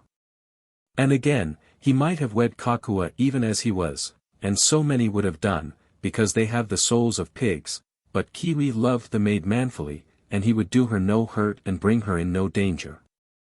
A little beyond the midst of the night, there came in his mind the recollection of that bottle. He went round to the back porch, and called to memory the day when the devil had looked forth, and at the thought ice ran in his veins. A dreadful thing is the bottle, thought Keawe, and dreadful is the imp, and it is a dreadful thing to risk the flames of hell. But what other hope have I to cure my sickness or to wed Kokua? What? He thought, would I beard the devil once, only to get me a house, and not face him again to win Kokua? Thereupon he called to mind it was the next day the hall went by on her return to Honolulu. There must I go first, he thought, and see Lopaka.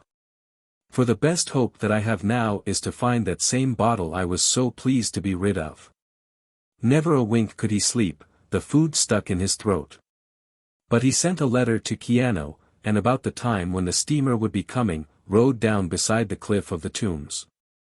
It rained, his horse went heavily.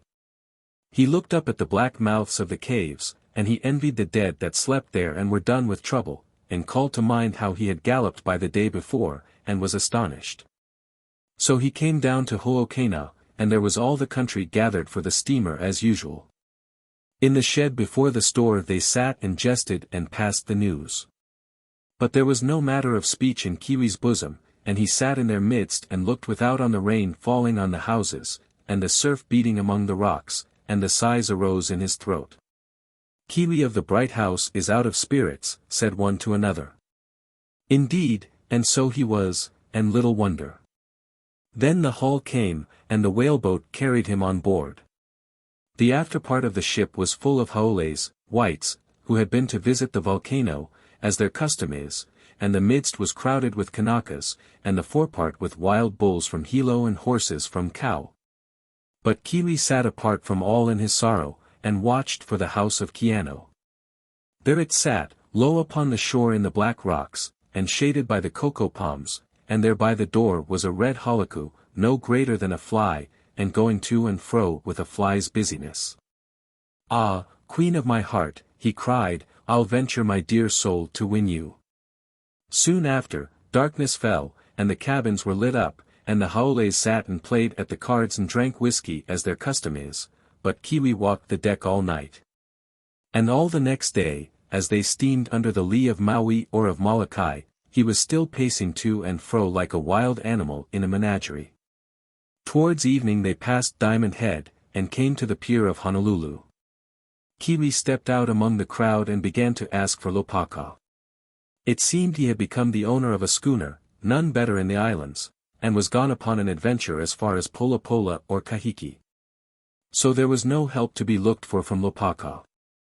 Keawe called to mind a friend of his, a lawyer in the town, I must not tell his name, and inquired of him. They said he was grown suddenly rich, and had a fine new house upon Waikiki shore. And this put a thought in Keawe's head, and he called a hack and drove to the lawyer's house. The house was all brand new, and the trees in the garden no greater than walking sticks, and the lawyer, when he came, had the air of a man well pleased. What can I do to serve you? Said the lawyer. You are a friend of Lopaka's, replied Keawe, and Lopaka purchased from me a certain piece of goods that I thought you might enable me to trace. The lawyer's face became very dark. I do not profess to misunderstand you, Mr. Keawe, said he, though this is an ugly business to be stirring in. You may be sure I know nothing, but yet I have a guess, and if you would apply in a certain quarter I think you might have news.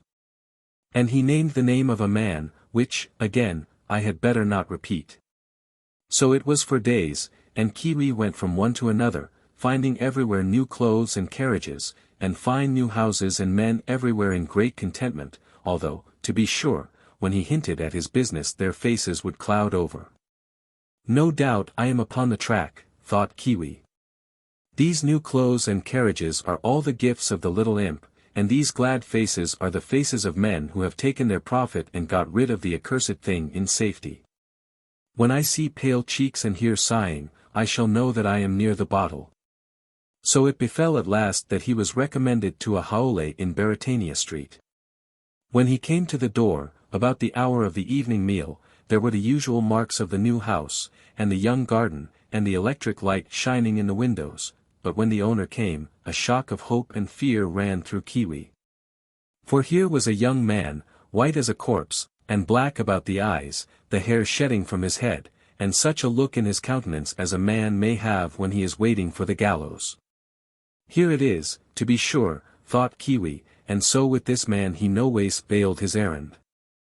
I am come to buy the bottle, said he. At the word, the young Haole of Baratania Street reeled against the wall. "The bottle," he gasped. "To buy the bottle." Then he seemed to choke, and seizing Keawe by the arm carried him into a room and poured out wine in 2 glasses. "Here is my respects," said Keawe, who had been much about with Haoles in his time. "Yes," he added, "I am come to buy the bottle. What is the price by now?" At that word the young man let his glass slip through his fingers, and looked upon Keawe like a ghost. "The price," says he, "the price. You do not know the price." "It is for that I am asking you," returned Keawe. "But why are you so much concerned? Is there anything wrong about the price?" "It has dropped a great deal in value since your time, Mr. Keawe," said the young man stammering. "Well, well, I shall have the less to pay for it," says Keawe. "How much did it cost you?" The young man was as white as a sheet. 2 cents, said he. "What?" cried Keawe, 2 cents. "Why, then, you can only sell it for 1. And he who buys it," the words died upon Keawe's tongue, "he who bought it could never sell it again, the bottle and the bottle imp must abide with him until he died, and when he died must carry him to the red end of hell." The young man of Baratania Street fell upon his knees. "For God's sake buy it," he cried. "You can have all my fortune in the bargain. I was mad when I bought it at that price. I had embezzled money at my store, I was lost else. I must have gone to jail." "Poor creature," said Keawe, "you would risk your soul upon so desperate an adventure, and to avoid the proper punishment of your own disgrace, and you think I could hesitate with love in front of me. Give me the bottle, and the change which I make sure you have all ready. Here is a 5-cent piece." It was as Keawe supposed, the young man had the change ready in a drawer. The bottle changed hands, and Keawe's fingers were no sooner clasped upon the stalk than he had breathed his wish to be a clean man. And, sure enough, when he got home to his room, and stripped himself before a glass, his flesh was whole like an infant's. And here was the strange thing, he had no sooner seen this miracle, than his mind was changed within him, and he cared naught for the Chinese evil, and little enough for Kokua. And had but the one thought, that here he was bound to the bottle imp for time and for eternity, and had no better hope but to be a cinder for ever in the flames of hell. Away ahead of him he saw them blaze with his mind's eye, and his soul shrank, and darkness fell upon the light. When Keawe came to himself a little, he was aware it was the night when the band played at the hotel. Thither he went, because he feared to be alone. And there, among happy faces, walked to and fro, and heard the tunes go up and down, and saw Burger beat the measure, and all the while he heard the flames crackle, and saw the red fire burning in the bottomless pit. Of a sudden the band played Hikiaoao, that was a song that he had sung with Kokua, and at the strain courage returned to him. "It is done now," he thought, "and once more let me take the good along with the evil." So it befell that he returned to Hawaii by the first steamer, and as soon as it could be managed he was wedded to Kokua, and carried her up the mountain side to the bright house. Now it was so with these two, that when they were together, Keawe's heart was stilled, but so soon as he was alone he fell into a brooding horror, and heard the flames crackle, and saw the red fire burn in the bottomless pit. The girl, indeed, had come to him wholly, her heart leapt in her side at sight of him, her hand clung to his, and she was so fashioned from the hair upon her head to the nails upon her toes that none could see her without joy. She was pleasant in her nature. She had the good word always. Full of song she was, and went to and fro in the bright house, the brightest thing in its 3 stories, caroling like the birds. And Keawe beheld and heard her with delight, and then must shrink upon one side, and weep and groan to think upon the price that he had paid for her. And then he must dry his eyes, and wash his face, and go and sit with her on the broad balconies, joining in her songs, and, with a sick spirit, answering her smiles. There came a day when her feet began to be heavy and her songs more rare. And now it was not Keawe only that would weep apart, but each would sunder from the other and sit in opposite balconies with the whole width of the bright house betwixt. Keawe was so sunk in his despair, he scarce observed the change, and was only glad he had more hours to sit alone and brood upon his destiny, and was not so frequently condemned to pull a smiling face on a sick heart. But one day, coming softly through the house, he heard the sound of a child sobbing, and there was Kokua rolling her face upon the balcony floor, and weeping like the lost. "You do well to weep in this house, Kokua," he said. "And yet I would give the head off my body that you, at least, might have been happy." "Happy," she cried. "Keawe, when you lived alone in your bright house, you were the word of the island for a happy man. Laughter and song were in your mouth, and your face was as bright as the sunrise. Then you wedded poor Kokua, and the good God knows what is amiss in her, but from that day you have not smiled." "Oh," she cried, "what ails me? I thought I was pretty, and I knew I loved him. What ails me that I throw this cloud upon my husband?" "Poor Kokua," said Keawe. He sat down by her side, and sought to take her hand, but that she plucked away. "Poor Kokua," he said, again. "My poor child, my pretty. And I had thought all this while to spare you. Well, you shall know all. Then, at least, you will pity poor Keawe. Then you will understand how much he loved you in the past, that he dared hell for your possession, and how much he loves you still, the poor condemned one, that he can yet call up a smile when he beholds you." With that, he told her all, even from the beginning. "You have done this for me," she cried. "Ah, well, then what do I care?" And she clasped and wept upon him. "Ah, child," said Keawe, "and yet, when I consider of the fire of hell, I care a good deal." "Never tell me," said she, "no man can be lost because he loved Kokua, and no other fault. I tell you, Keawe, I shall save you with these hands, or perish in your company." "What? You loved me, and gave your soul, and you think I will not die to save you in return?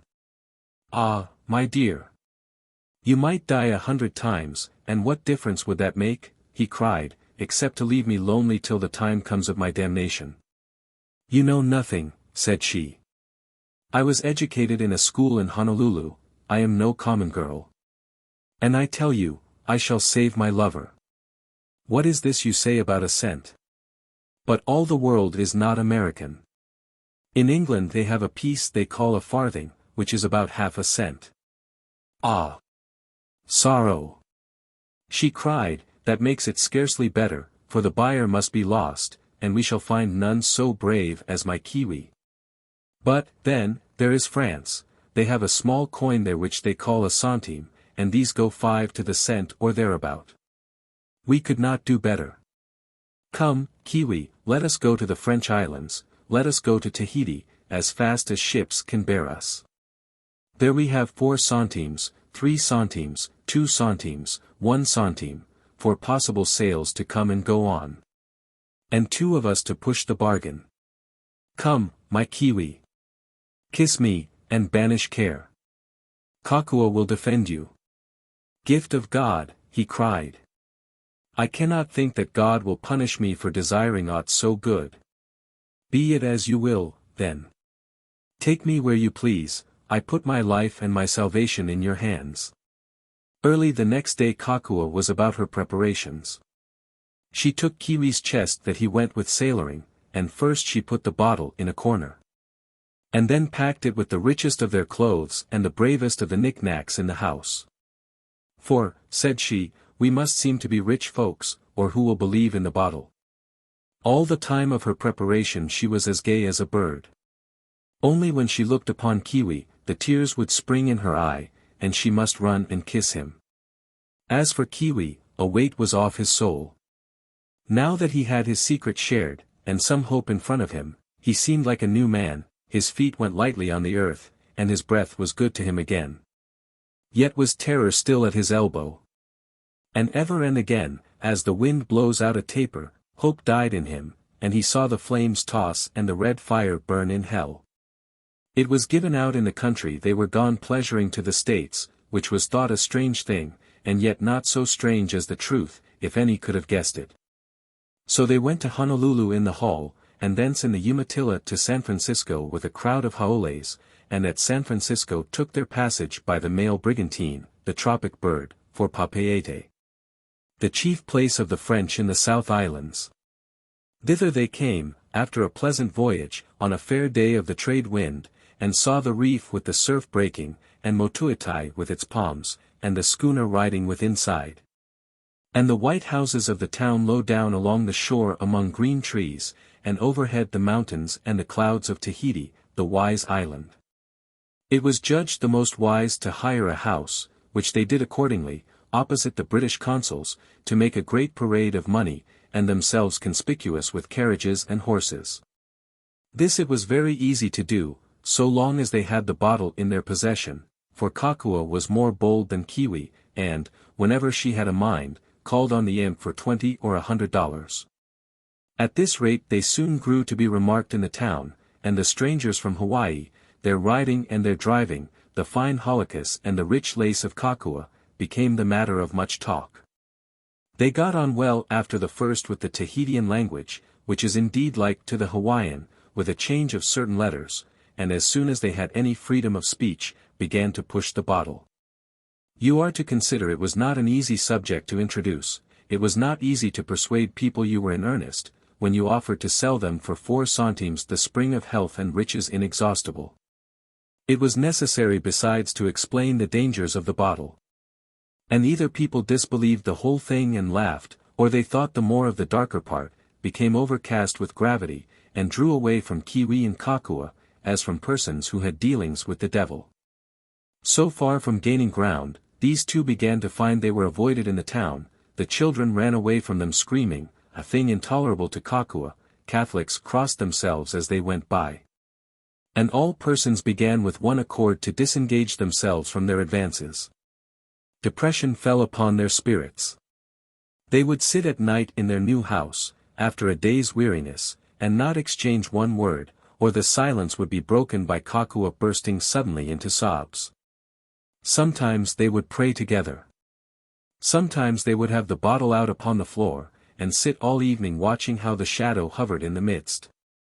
At such times they would be afraid to go to rest.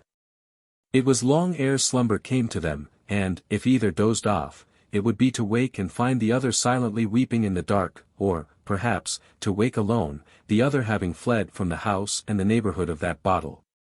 To pace under the bananas in the little garden, or to wander on the beach by moonlight. One night it was so when Kokua awoke. Keawe was gone. She felt in the bed and his place was cold. Then fear fell upon her, and she sat up in bed. A little moonshine filtered through the shutters. The room was bright, and she could spy the bottle on the floor. Outside it blew high, the great trees of the avenue cried aloud, and the fallen leaves rattled in the veranda. In the midst of this Kokua was aware of another sound. Whether of a beast or of a man she could scarce tell, but it was as sad as death, and cut her to the soul. Softly she arose, set the door ajar, and looked forth into the moonlit yard. There, under the bananas, lay Keawe, his mouth in the dust, and as he lay he moaned. It was Kokua's first thought to run forward and console him, her second potently withheld her. Keawe had borne himself before his wife like a brave man. It became her little in the hour of weakness to intrude upon his shame. With the thought she drew back into the house. Heaven, she thought, how careless have I been, how weak. It is he, not I, that stands in this eternal peril. It was he, not I, that took the curse upon his soul. It is for my sake, and for the love of a creature of so little worth and such poor help, that he now beholds so close to him the flames of hell, and smells the smoke of it, lying without there in the wind and moonlight. Am I so dull of spirit that never till now I have surmised my duty, or have I seen it before and turned aside?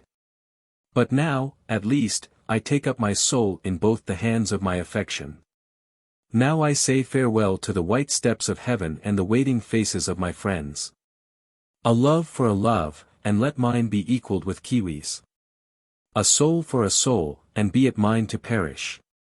She was a deft woman with her hands, and was soon apparelled.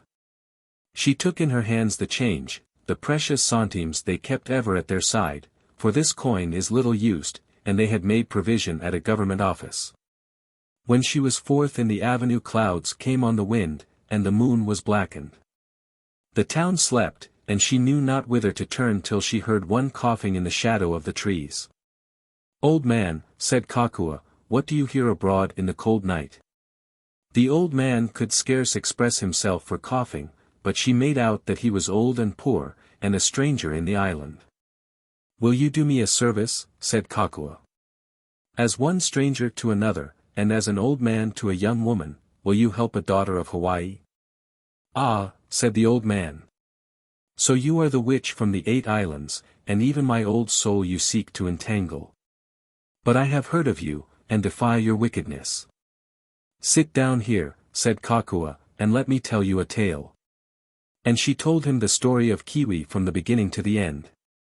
"And now," said she, "I am his wife, whom he bought with his soul's welfare. And what should I do? If I went to him myself and offered to buy it, he would refuse. But if you go, he will sell it eagerly. I will await you here.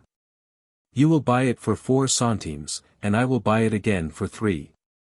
And the Lord strengthen a poor girl."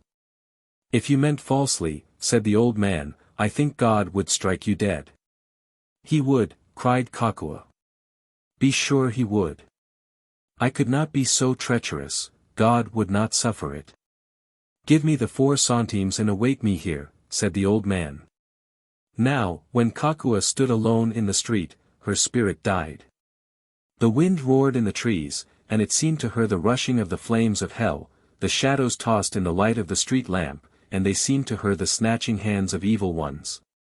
If she had had the strength, she must have run away, and if she had had the breath she must have screamed aloud, but, in truth, she could do neither, and stood and trembled in the avenue, like an affrighted child. Then she saw the old man returning, and he had the bottle in his hand. "I have done your bidding," said he. "I left your husband weeping like a child, tonight he will sleep easy." And he held the bottle forth. "Before you give it me," Kokua panted, "take the good with the evil, ask to be delivered from your cough." "I am an old man," replied the other, "and too near the gate of the grave to take a favor from the devil. But what is this? Why do you not take the bottle? Do you hesitate?"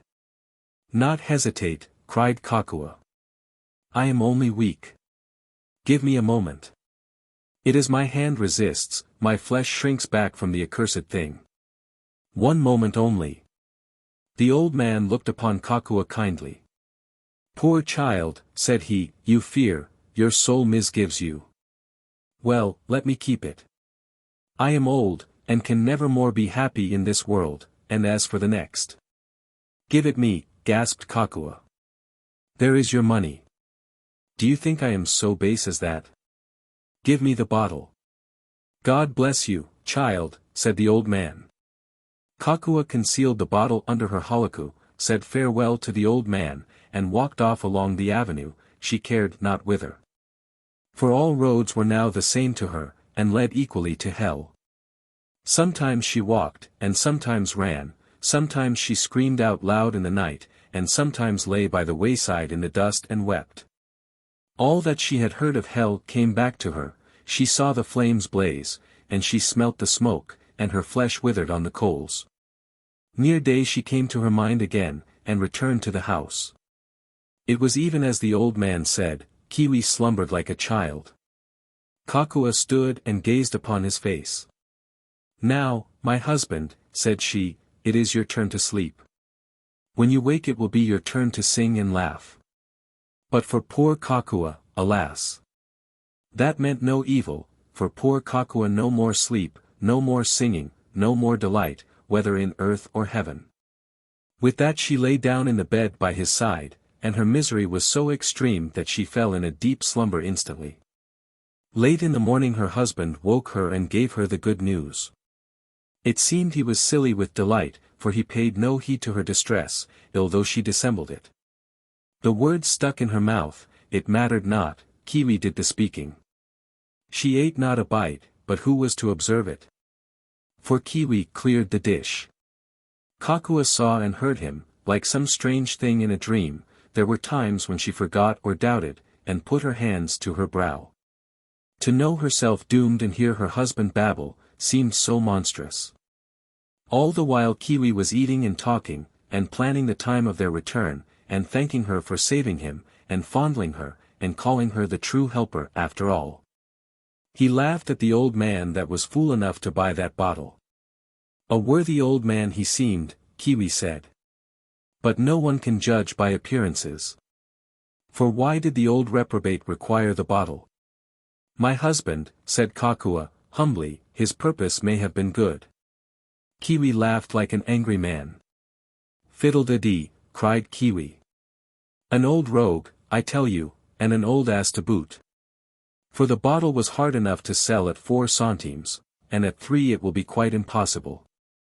The margin is not broad enough, the thing begins to smell of scorching, brrr, said he, and shuddered.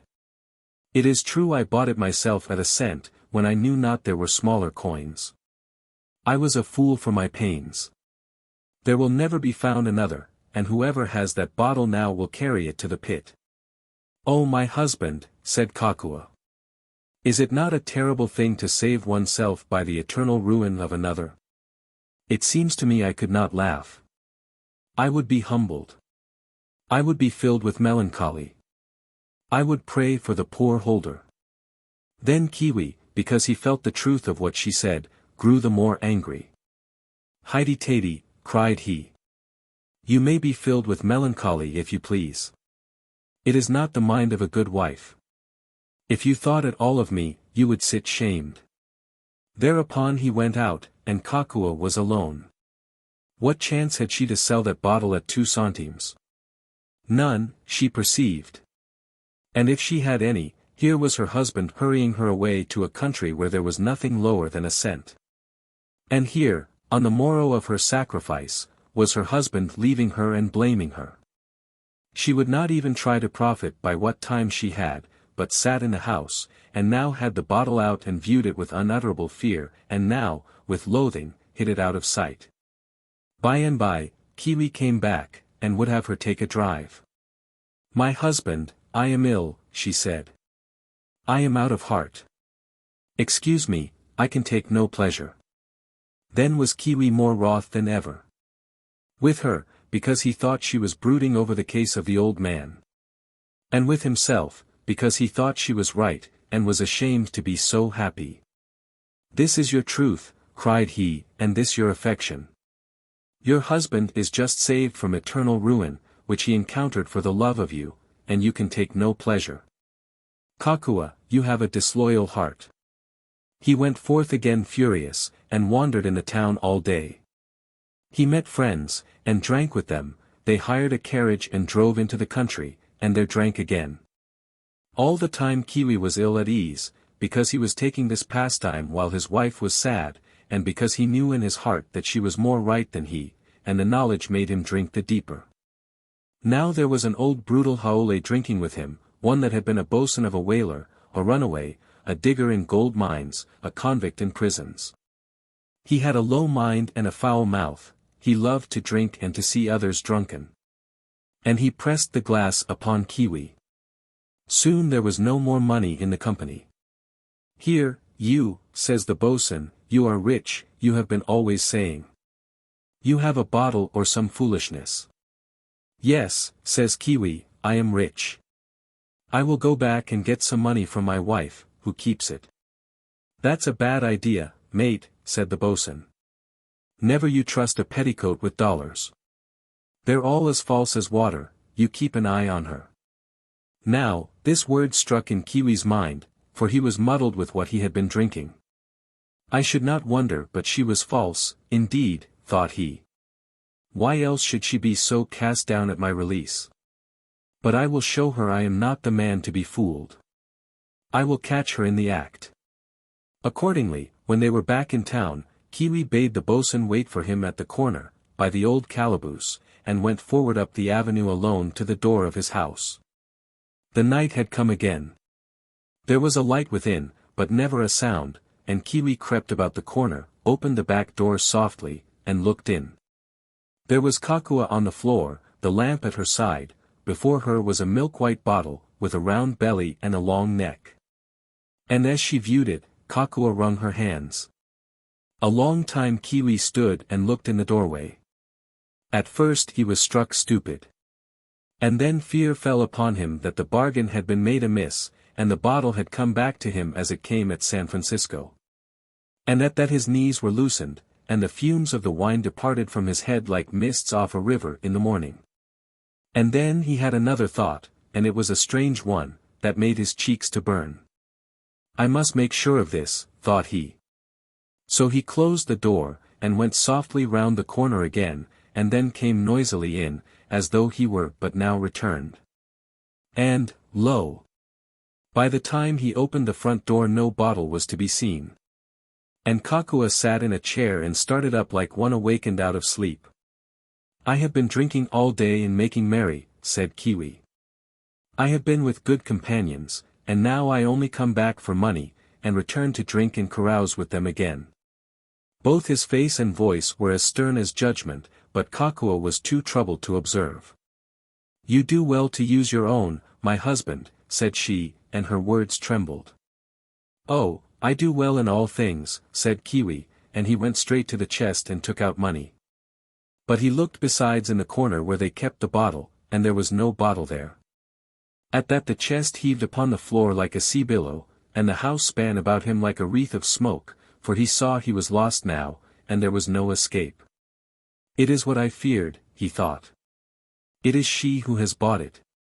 And then he came to himself a little and rose up, but the sweat streamed on his face as thick as the rain and as cold as the well water.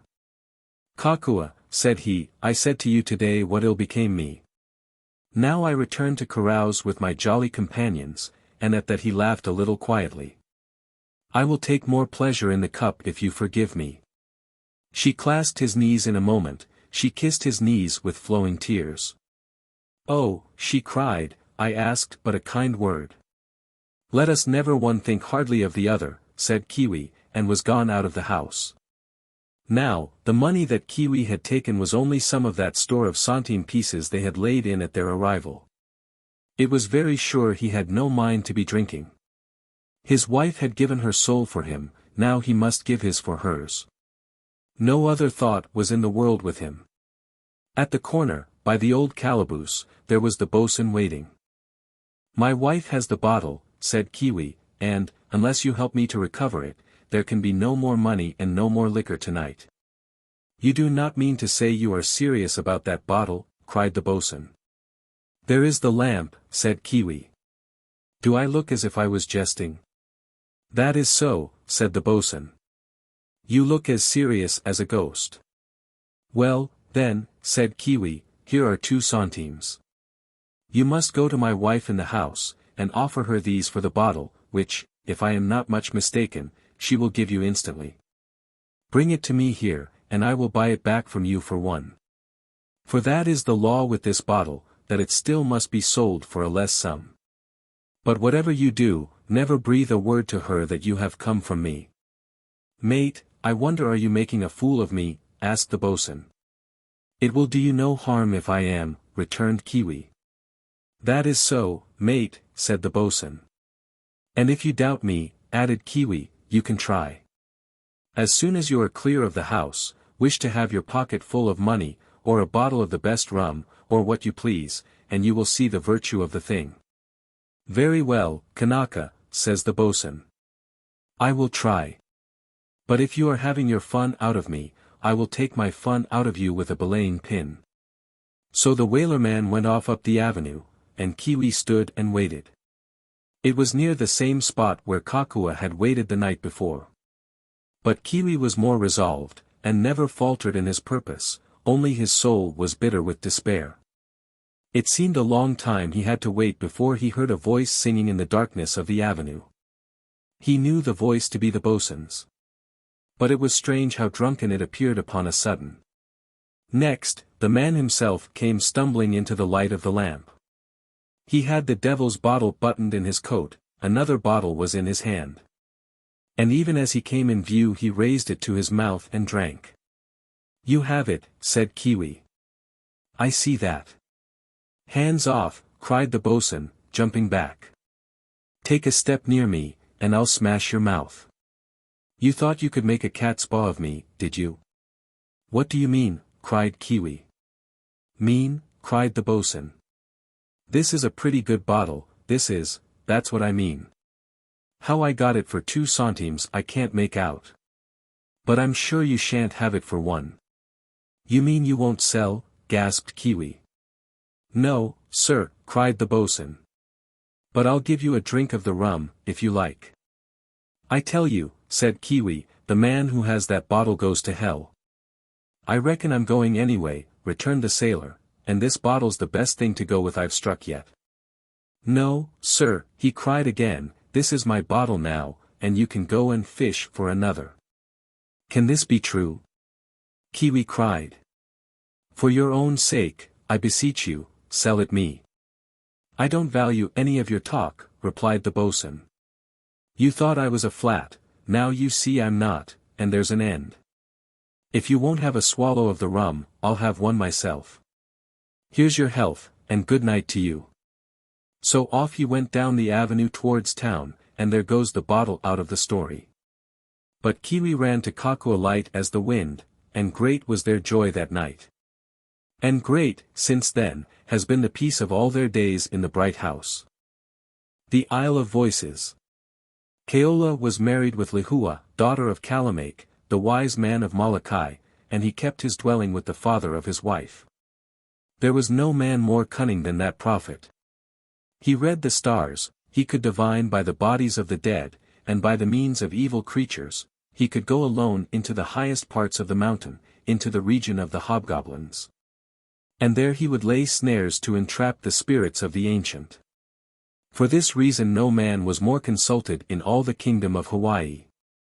Prudent people bought, and sold, and married, and laid out their lives by his counsels, and the king had him twice to Kona to seek the treasures of Kamehameha.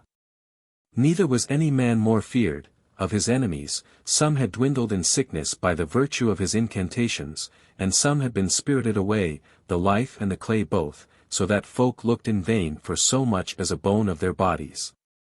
It was rumored that he had the art or the gift of the old heroes. Men had seen him at night upon the mountains, stepping from one cliff to the next, they had seen him walking in the high forest, and his head and shoulders were above the trees. This Kalamake was a strange man to see. He was come of the best blood in Molokai and Maui, of a pure descent. And yet he was more white to look upon than any foreigner, his hair the color of dry grass, and his eyes red and very blind, so that, blind as Kalamake, that can see across tomorrow, was a byword in the islands. Of all these doings of his father-in-law, Keola knew a little by the common repute, a little more he suspected, and the rest he ignored. But there was one thing troubled him. Kalamake was a man that spared for nothing, whether to eat or to drink, or to wear, and for all he paid in bright new dollars. Bright as Kalamake's dollars, was another saying in the 8 Isles. Yet he neither sold, nor planted, nor took hire, only now and then from his sorceries, and there was no source conceivable for so much silver coin. It chanced one day Keola's wife was gone upon a visit to Kaunakake, on the lee side of the island, and the men were forth at the sea fishing. But Keola was an idle dog, and he lay in the veranda and watched the surf beat on the shore and the birds fly about the cliff. It was a chief thought with him always, the thought of the bright dollars. When he lay down to bed he would be wondering why they were so many, and when he woke at morn he would be wondering why they were all new, and the thing was never absent from his mind. But this day of all days he made sure in his heart of some discovery. For it seems he had observed the place where Kalamake kept his treasure, which was a lock-fast desk against the parlor wall, under the print of Kamehameha V, and a photograph of Queen Victoria with her crown. And it seems again that, no later than the night before, he found occasion to look in, and behold, the bag lay there empty. And this was the day of the steamer, he could see her smoke off Kalaupapa. And she must soon arrive with a month's goods, tinned salmon and gin, and all manner of rare luxuries for Kalamake. Now if he can pay for his goods today, Keola thought, I shall know for certain that the man is a warlock, and the dollars come out of the devil's pocket. While he was so thinking, there was his father-in-law behind him, looking vexed. "Is that the steamer?" he asked. "Yes," said Keola. "She has but to call at Pelakunu, and then she will be here."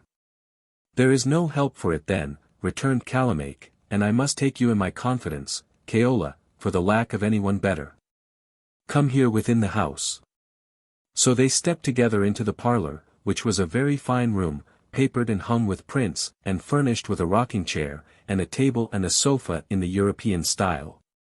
There was a shelf of books besides, and a family Bible in the midst of the table, and the lock-fast writing desk against the wall, so that anyone could see it was the house of a man of substance. Kalamake made Keola close the shutters of the windows, while he himself locked all the doors and set open the lid of the desk. From this he brought forth a pair of necklaces hung with charms and shells, a bundle of dried herbs, and the dried leaves of trees, and a green branch of palm. "What I am about," said he, "is a thing beyond wonder. The men of old were wise. They wrought marvels, and this among the rest, but that was at night, in the dark, under the fit stars and in the desert. The same will I do here in my own house and under the plain eye of day." So saying, he put the Bible under the cushion of the sofa so that it was all covered, brought out from the same place a mat of a wonderfully fine texture, and heaped the herbs and leaves on sand in a tin pan. And then he and Keola put on the necklaces and took their stand upon the opposite corners of the mat. "The time comes," said the warlock, "be not afraid." With that he set flame to the herbs, and began to mutter and wave the branch of palm.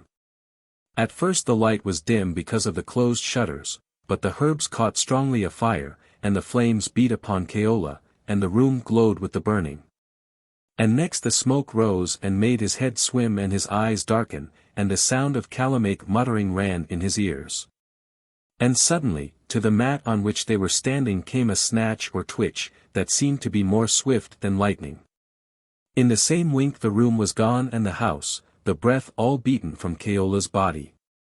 Volumes of light rolled upon his eyes and head, and he found himself transported to a beach of the sea under a strong sun, with a great surf roaring, he and the warlock standing there on the same mat, speechless, gasping and grasping at one another, and passing their hands before their eyes. "What was this?" cried Keola, who came to himself the first, because he was the younger. "The pang of it was like death." "It matters not," panted Kalamake. "It is now done." "And, in the name of God, where are we?" cried Keola. "That is not the question," replied the sorcerer. "Being here, we have matter in our hands, and that we must attend to. Go, while I recover my breath, into the borders of the wood, and bring me the leaves of such and such a herb, and such a tree, which you will find to grow there plentifully, 3 handfuls of each. And be speedy. We must be home again before the steamer comes, it would seem strange if we had disappeared." And he sat on the sand and panted. Keola went up the beach, which was of shining sand and coral, strewn with singular shells. And he thought in his heart, "How do I not know this beach? I will come here again and gather shells." In front of him was a line of palms against the sky. Not like the palms of the 8 islands, but tall and fresh and beautiful, and hanging out withered fans like gold among the green, and he thought in his heart, "It is strange I should not have found this grove. I will come here again, when it is warm, to sleep." And he thought, how warm it has grown suddenly. For it was winter in Hawaii, and the day had been chill. And he thought also, where are the grey mountains? And where is the high cliff with the hanging forest and the wheeling birds? And the more he considered, the less he might conceive in what quarter of the islands he was fallen. In the border of the grove, where it met the beach, the herb was growing, but the tree further back. Now, as Keola went toward the tree, he was aware of a young woman who had nothing on her body but a belt of leaves. "Well," thought Keola, "they are not very particular about their dress in this part of the country." And he paused, supposing she would observe him and escape, and seeing that she still looked before her, stood and hummed aloud. Up she leaped at the sound. Her face was ashen, she looked this way and that, and her mouth gaped with the terror of her soul. But it was a strange thing that her eyes did not rest upon Keola. "Good day," said he. "You need not be so frightened, I will not eat you." And he had scarce opened his mouth before the young woman fled into the bush. "These are strange manners," thought Keola. And, not thinking what he did, ran after her. As she ran, the girl kept crying in some speech that was not practiced in Hawaii, yet some of the words were the same, and he knew she kept calling and warning others. And presently he saw more people running, men, women and children, one with another, all running and crying like people at a fire.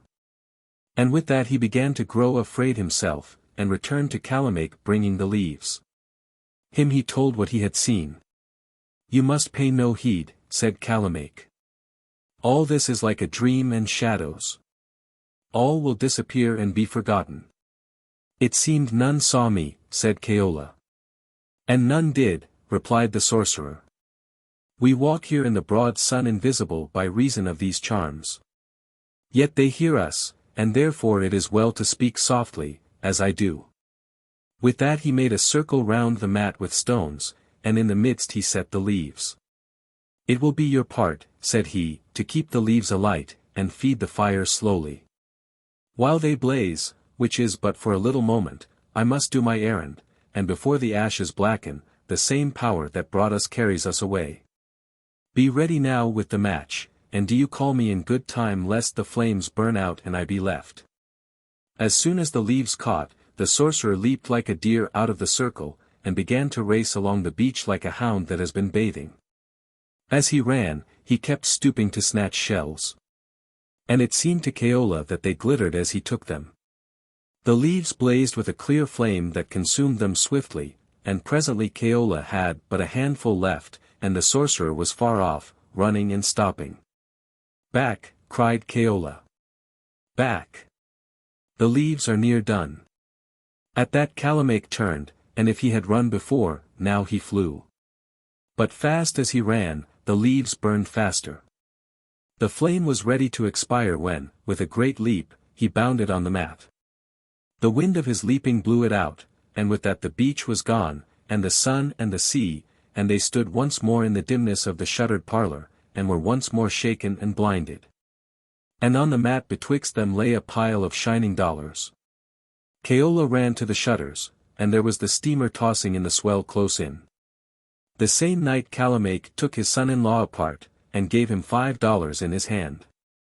"Keola," said he, "if you are a wise man, which I am doubtful of, you will think you slept this afternoon on the veranda, and dreamed as you were sleeping. I am a man of few words, and I have for my helpers people of short memories." Never a word more said Kalamake, nor referred again to that affair. But it ran all the while in Keola's head, if he were lazy before, he would now do nothing. "Why should I work," thought he, "when I have a father-in-law who makes dollars of seashells?" Presently his share was spent. He spent it all upon fine clothes. And then he was sorry. "For," thought he, "I had done better to have bought a concertina, with which I might have entertained myself all day long." And then he began to grow vexed with Kalamake. "This man has the soul of a dog," thought he. "He can gather dollars when he pleases on the beach, and he leaves me to pine for a concertina. Let him beware, I am no child, I am as cunning as he, and hold his secret." With that he spoke to his wife Lehua, and complained of her father's manners. "I would let my father be," said Lehua. "He is a dangerous man to cross." "I care that for him," cried Keola, and snapped his fingers. "I have him by the nose. I can make him do what I please." And he told Lehua the story. But she shook her head. "You may do what you like," said she, "but as sure as you thwart my father, you will be no more heard of. Think of this person, and that person. Think of Hua, who was a noble of the House of Representatives, and went to Honolulu every year, and not a bone or a hair of him was found. Remember Kamau, and how he wasted to a thread, so that his wife lifted him with one hand. Keola, you are a baby in my father's hands, he will take you with his thumb and finger and eat you like a shrimp." Now Keola was truly afraid of Kalamake, but he was vain too, and these words of his wife's incensed him. "Very well," said he, "if that is what you think of me, I will show how much you are deceived." And he went straight to where his father-in-law was sitting in the parlor. "Kalamake," said he, "I want a concertina." "Do you, indeed?" said Kalamake. "Yes," said he, "and I may as well tell you plainly, I mean to have it. A man who picks up dollars on the beach can certainly afford a concertina." "I had no idea you had so much spirit," replied the sorcerer. "I thought you were a timid, useless lad, and I cannot describe how much pleased I am to find I was mistaken. Now I begin to think I may have found an assistant and successor in my difficult business. A concertina? You shall have the best in Honolulu. And tonight, as soon as it is dark, you and I will go and find the money." "Shall we return to the beach?" asked Keola. "No, no," replied Kalamake, "you must begin to learn more of my secrets. Last time I taught you to pick shells, this time I shall teach you to catch fish. Are you strong enough to launch Pilai's boat?" "I think I am," returned Keola.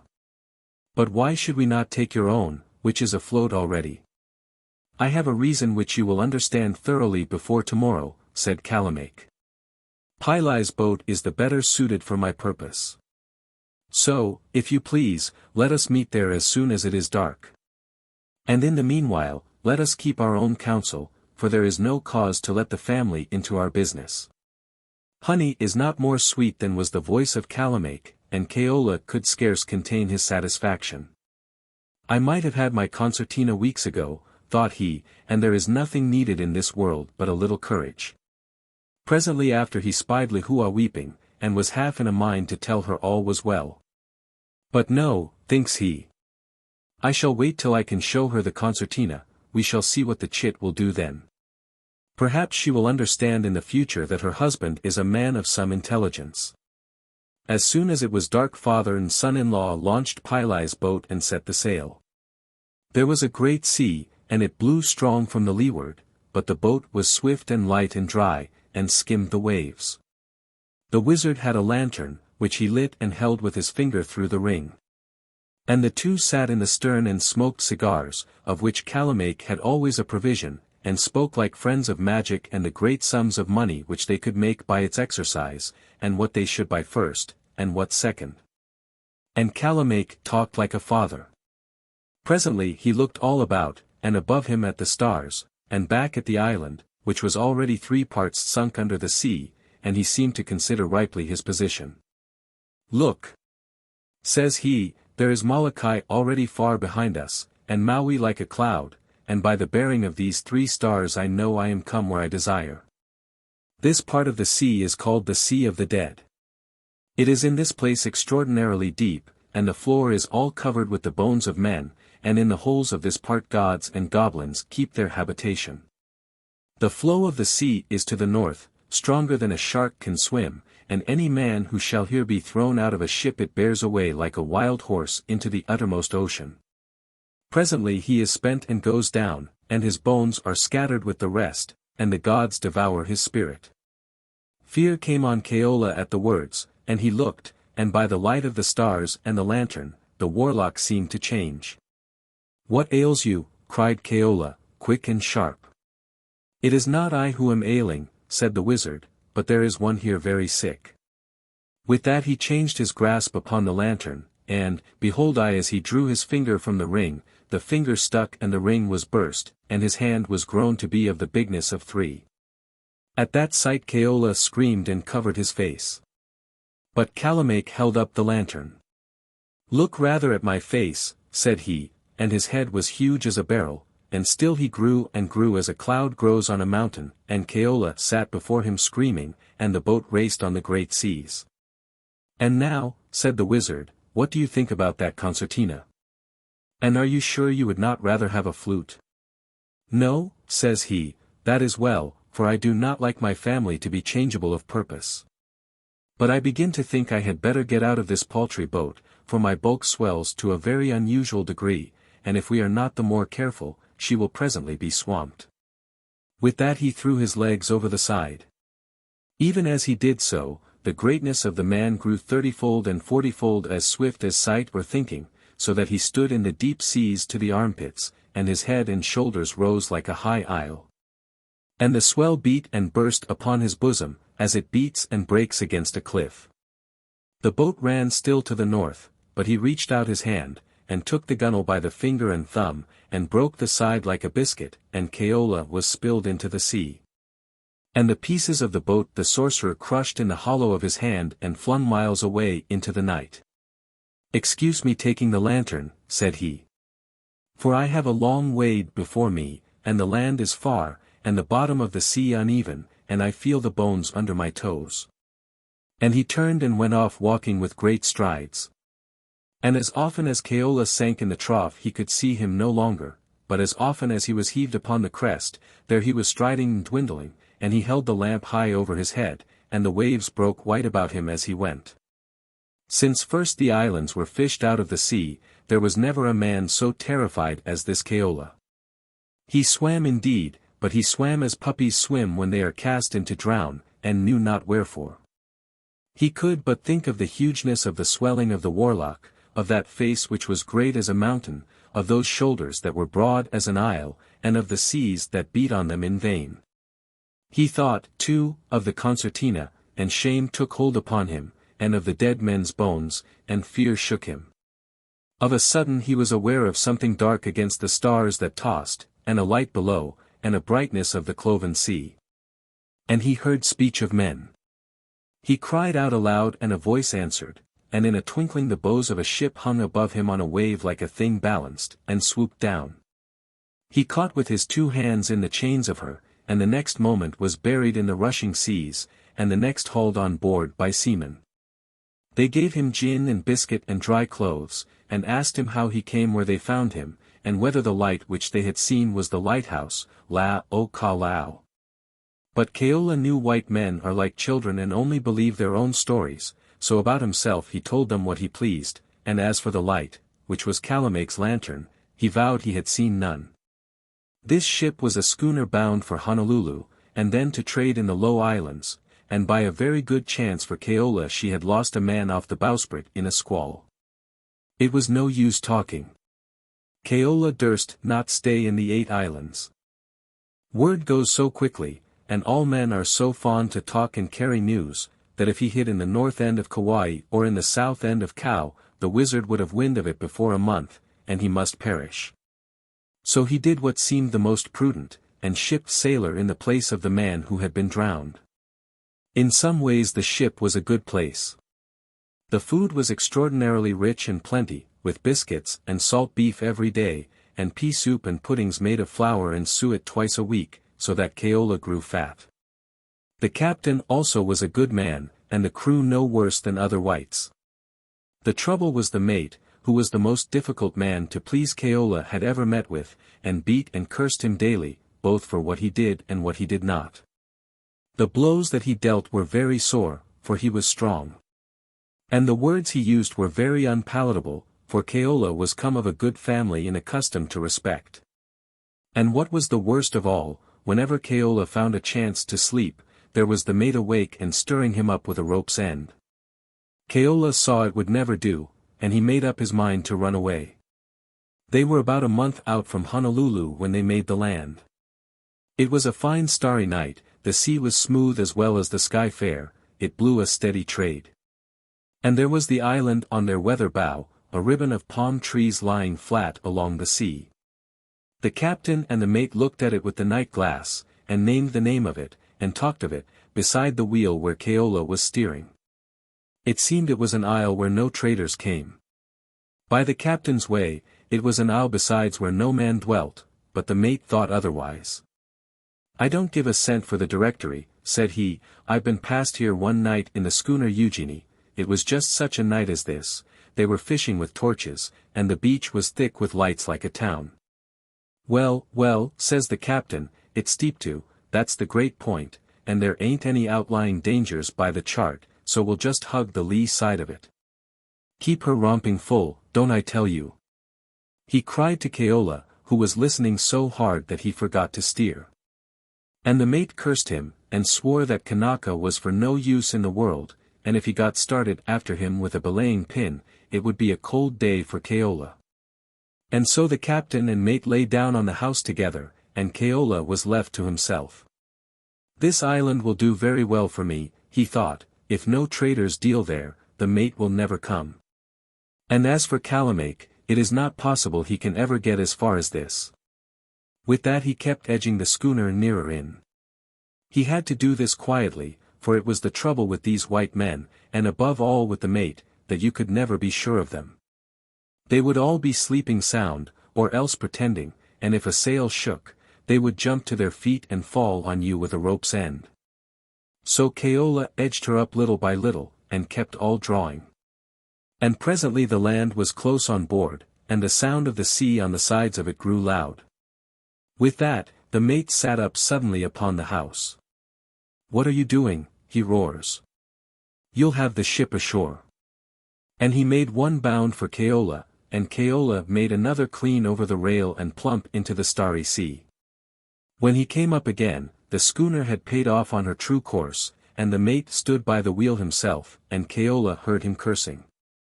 The sea was smooth under the lee of the island, it was warm besides, and Keola had his sailor's knife, so he had no fear of sharks. A little way before him the trees stopped, there was a break in the line of the land like the mouth of a harbor. And the tide, which was then flowing, took him up and carried him through. 1 minute he was without, and the next within, had floated there in a wide shallow water, bright with 10,000 stars, and all about him was the ring of the land, with its string of palm trees.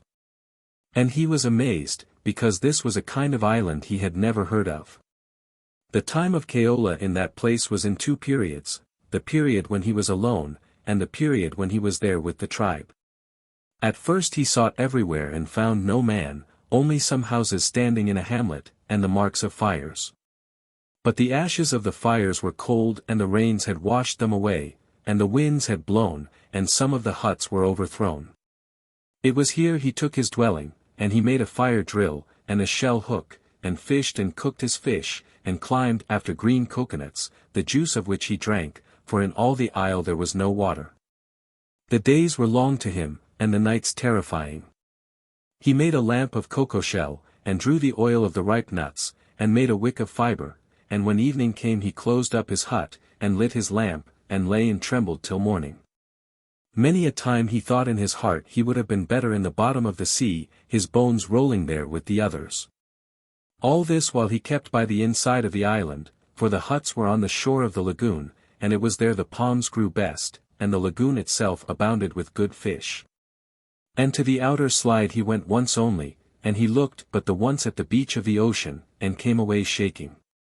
For the look of it, with its bright sand, and strewn shells, and strong sun and surf, went sore against his inclination. It cannot be, he thought, and yet it is very like. And how do I know? These white men, although they pretend to know where they are sailing, must take their chance like other people. So that after all we may have sailed in a circle, and I may be quite near to Molokai, and this may be the very beach where my father-in-law gathers his dollars.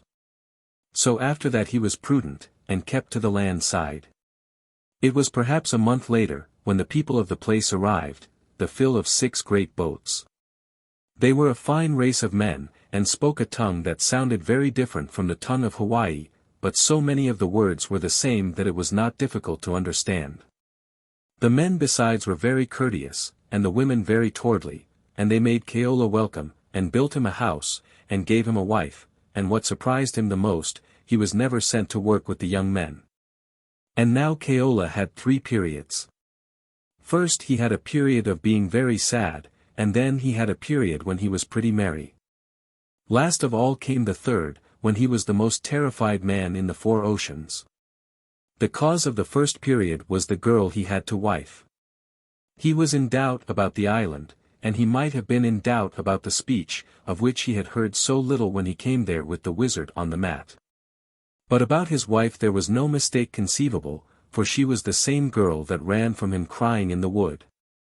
So he had sailed all this way, and might as well have stayed in Molokai. and had left home and wife and all his friends for no other cause but to escape his enemy, and the place he had come to was that wizard's hunting ground, and the shore where he walked invisible. It was at this period when he kept the most close to the lagoon side, and as far as he dared, abode in the cover of his hut. The cause of the second period was talk he heard from his wife and the chief islanders. Keawe himself said little. He was never so sure of his new friends, for he judged they were too civil to be wholesome, and since he had grown better acquainted with his father-in-law the man had grown more cautious. So he told them nothing of himself, but only his name and descent, and that he came from the 8 islands, and what fine islands they were, and about the king's palace in Honolulu, and how he was a chief friend of the king and the missionaries. But he put many questions and learned much. The island where he was called the Isle of Voices. It belonged to the tribe, but they made their home upon another, 3 hours' sail to the southward. There they lived and had their permanent houses, and it was a rich island, where were eggs and chickens and pigs, and ships came trading with rum and tobacco. It was there the schooner had gone after Keawe deserted. There, too, the mate had died, like the fool of a white man as he was. It seems, when the ship came, it was the beginning of the sickly season in that isle, when the fish of the lagoon are poisonous, and all who eat of them swell up and die. The mate was told of it, he saw the boats preparing, because in that season the people leave that island and sail to the Isle of Voices. But he was a fool of a white man, who would believe no stories but his own, and he caught one of these fish, cooked it and ate it, and swelled up and died, which was good news to Keawe. As for the Isle of Voices, it lay solitary the most part of the year, only now and then a boat's crew came for copra, and in the bad season, when the fish at the main isle were poisonous, the tribe dwelt there in a body. It had its name from a marvel, for it seemed the seaside of it was all beset with invisible devils. Day and night you heard them talking one with another in strange tongues, day and night little fires blazed up and were extinguished on the beach. And what was the cause of these doings no man might conceive. Keawe asked them if it were the same in their own island where they stayed, and they told him no, not there. Nor yet in any other of some 100 isles that lay all about them in that sea, but it was a thing peculiar to the Isle of Voices. They told him also that these fires and voices were ever on the seaside and in the seaward fringes of the wood, and a man might dwell by the lagoon 2,000 years, if he could live so long, and never be any way troubled.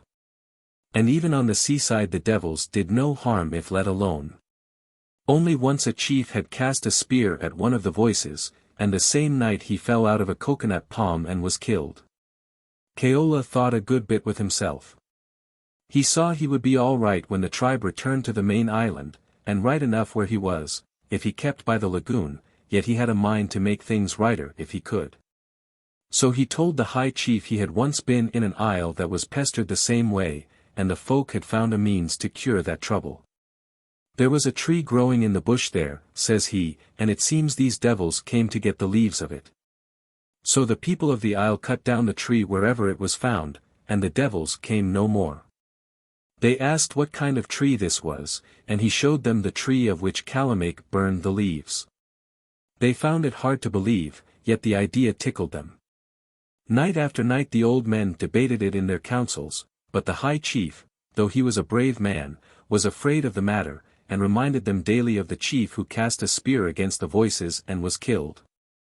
And the thought of that brought all to a stand again. Though he could not yet bring about the destruction of the trees, Keawe was well enough pleased, and began to look about him and take pleasure in his days. And, among other things, he was the kinder to his wife, so that the girl began to love him greatly. One day he came to the hut, and she lay on the ground lamenting. "Why," said Keawe, "what is wrong with you now?" She declared it was nothing. The same night she woke him. The lamp burned very low, but he saw by her face she was in sorrow. "Keawe," she said, "put your ear to my mouth that I may whisper, for no one must hear us. 2 days before the boats begin to be got ready, go you to the seaside of the isle and lie in a thicket. We shall choose that place beforehand, you and I, and hide food, and every night I shall come near by their singing. So when a night comes and you do not hear me, you shall know we are clean gone out of the island, and you may come forth again in safety." The soul of Keola died within him. "What is this?" he cried. "I cannot live among devils. I will not be left behind upon this isle. I am dying to leave it." "You will never leave it alive, my poor Keola," said the girl, "for to tell you the truth, my people are eaters of men, but this they keep secret. And the reason they will kill you before we leave is because in our island ships come, and Donat Cameron comes and talks for the French, and there is a white trader there in a house with a veranda, and a catechist. Oh, that is a fine place indeed. The trader has barrels filled with flour, and a French warship once came in the lagoon and gave everybody wine and biscuit. Ah, my poor Keola, I wish I could take you there, for great is my love to you, and it is the finest place in the seas except Papeete." So now Keola was the most terrified man in the 4 oceans. He had heard tell of eaters of men in the South Islands, and the thing had always been a fear to him, and here it was knocking at his door. He had heard besides, by travelers, of their practices, and how when they are in a mind to eat a man, they cherish and fondle him like a mother with a favorite baby. And he saw this must be his own case. And that was why he had been housed, and fed, and wived, and liberated from all work, and why the old men and the chiefs discoursed with him like a person of weight. So he lay on his bed and railed upon his destiny. And the flesh curdled on his bones. The next day the people of the tribe were very civil, as their way was. They were elegant speakers, and they made beautiful poetry, and jested at meals, so that a missionary must have died laughing. It was little enough Keola cared for their fine ways, all he saw was the white teeth shining in their mouths, and his gorge rose at the sight, and when they were done eating, he went and lay in the bush like a dead man. The next day it was the same, and then his wife followed him. "Keola," she said, "if you do not eat, I tell you plainly you will be killed and cooked tomorrow. Some of the old chiefs are murmuring already. They think you are fallen sick and must lose flesh." With that Keola got to his feet, and anger burned in him. "It is little I care one way or the other," said he. "I am between the devil and the deep sea. Since die I must, let me die the quickest way, and since I must be eaten at the best of it, let me rather be eaten by hobgoblins than by men. Farewell," said he, and he left her standing, and walked to the seaside of that island. It was all bare in the strong sun, there was no sign of man, only the beach was trodden, and all about him as he went, the voices talked and whispered, and the little fires sprang up and burned down. All tongues of the earth were spoken there. The French, the Dutch, the Russian, the Tamil, the Chinese. Whatever land knew sorcery, there were some of its people whispering in Keola's ear. That beach was thick as a cried fair, yet no man seen. And as he walked he saw the shells vanish before him, and no man to pick them up. I think the devil would have been afraid to be alone in such a company, but Keola was past fear and courted death. When the fires sprang up, he charged for them like a bull. Bodiless voices called to and fro, unseen hands poured sand upon the flames, and they were gone from the beach before he reached them. "It is plain Kalamake is not here," he thought, "or I must have been killed long since." With that he sat him down in the margin of the wood, for he was tired, and put his chin upon his hands. The business before his eyes continued, the beach babbled with voices, and the fires sprang up and sank, and the shells vanished and were renewed again even while he looked. "It was a by-day when I was here before," he thought, for it was nothing to this. And his head was dizzy with the thought of these millions and millions of dollars, and all these hundreds and hundreds of persons culling them upon the beach and flying in the air higher and swifter than eagles. "And to think how they have fooled me with their talk of mints," says he, "and that money was made there, when it is clear that all the new coin in all the world is gathered on these sands. But I will know better the next time," said he. And at last, he knew not very well how or when, sleep fell on Keola, and he forgot the island and all his sorrows. Early the next day, before the sun was yet up, a bustle woke him. He awoke in fear, for he thought the tribe had caught him napping, but it was no such matter.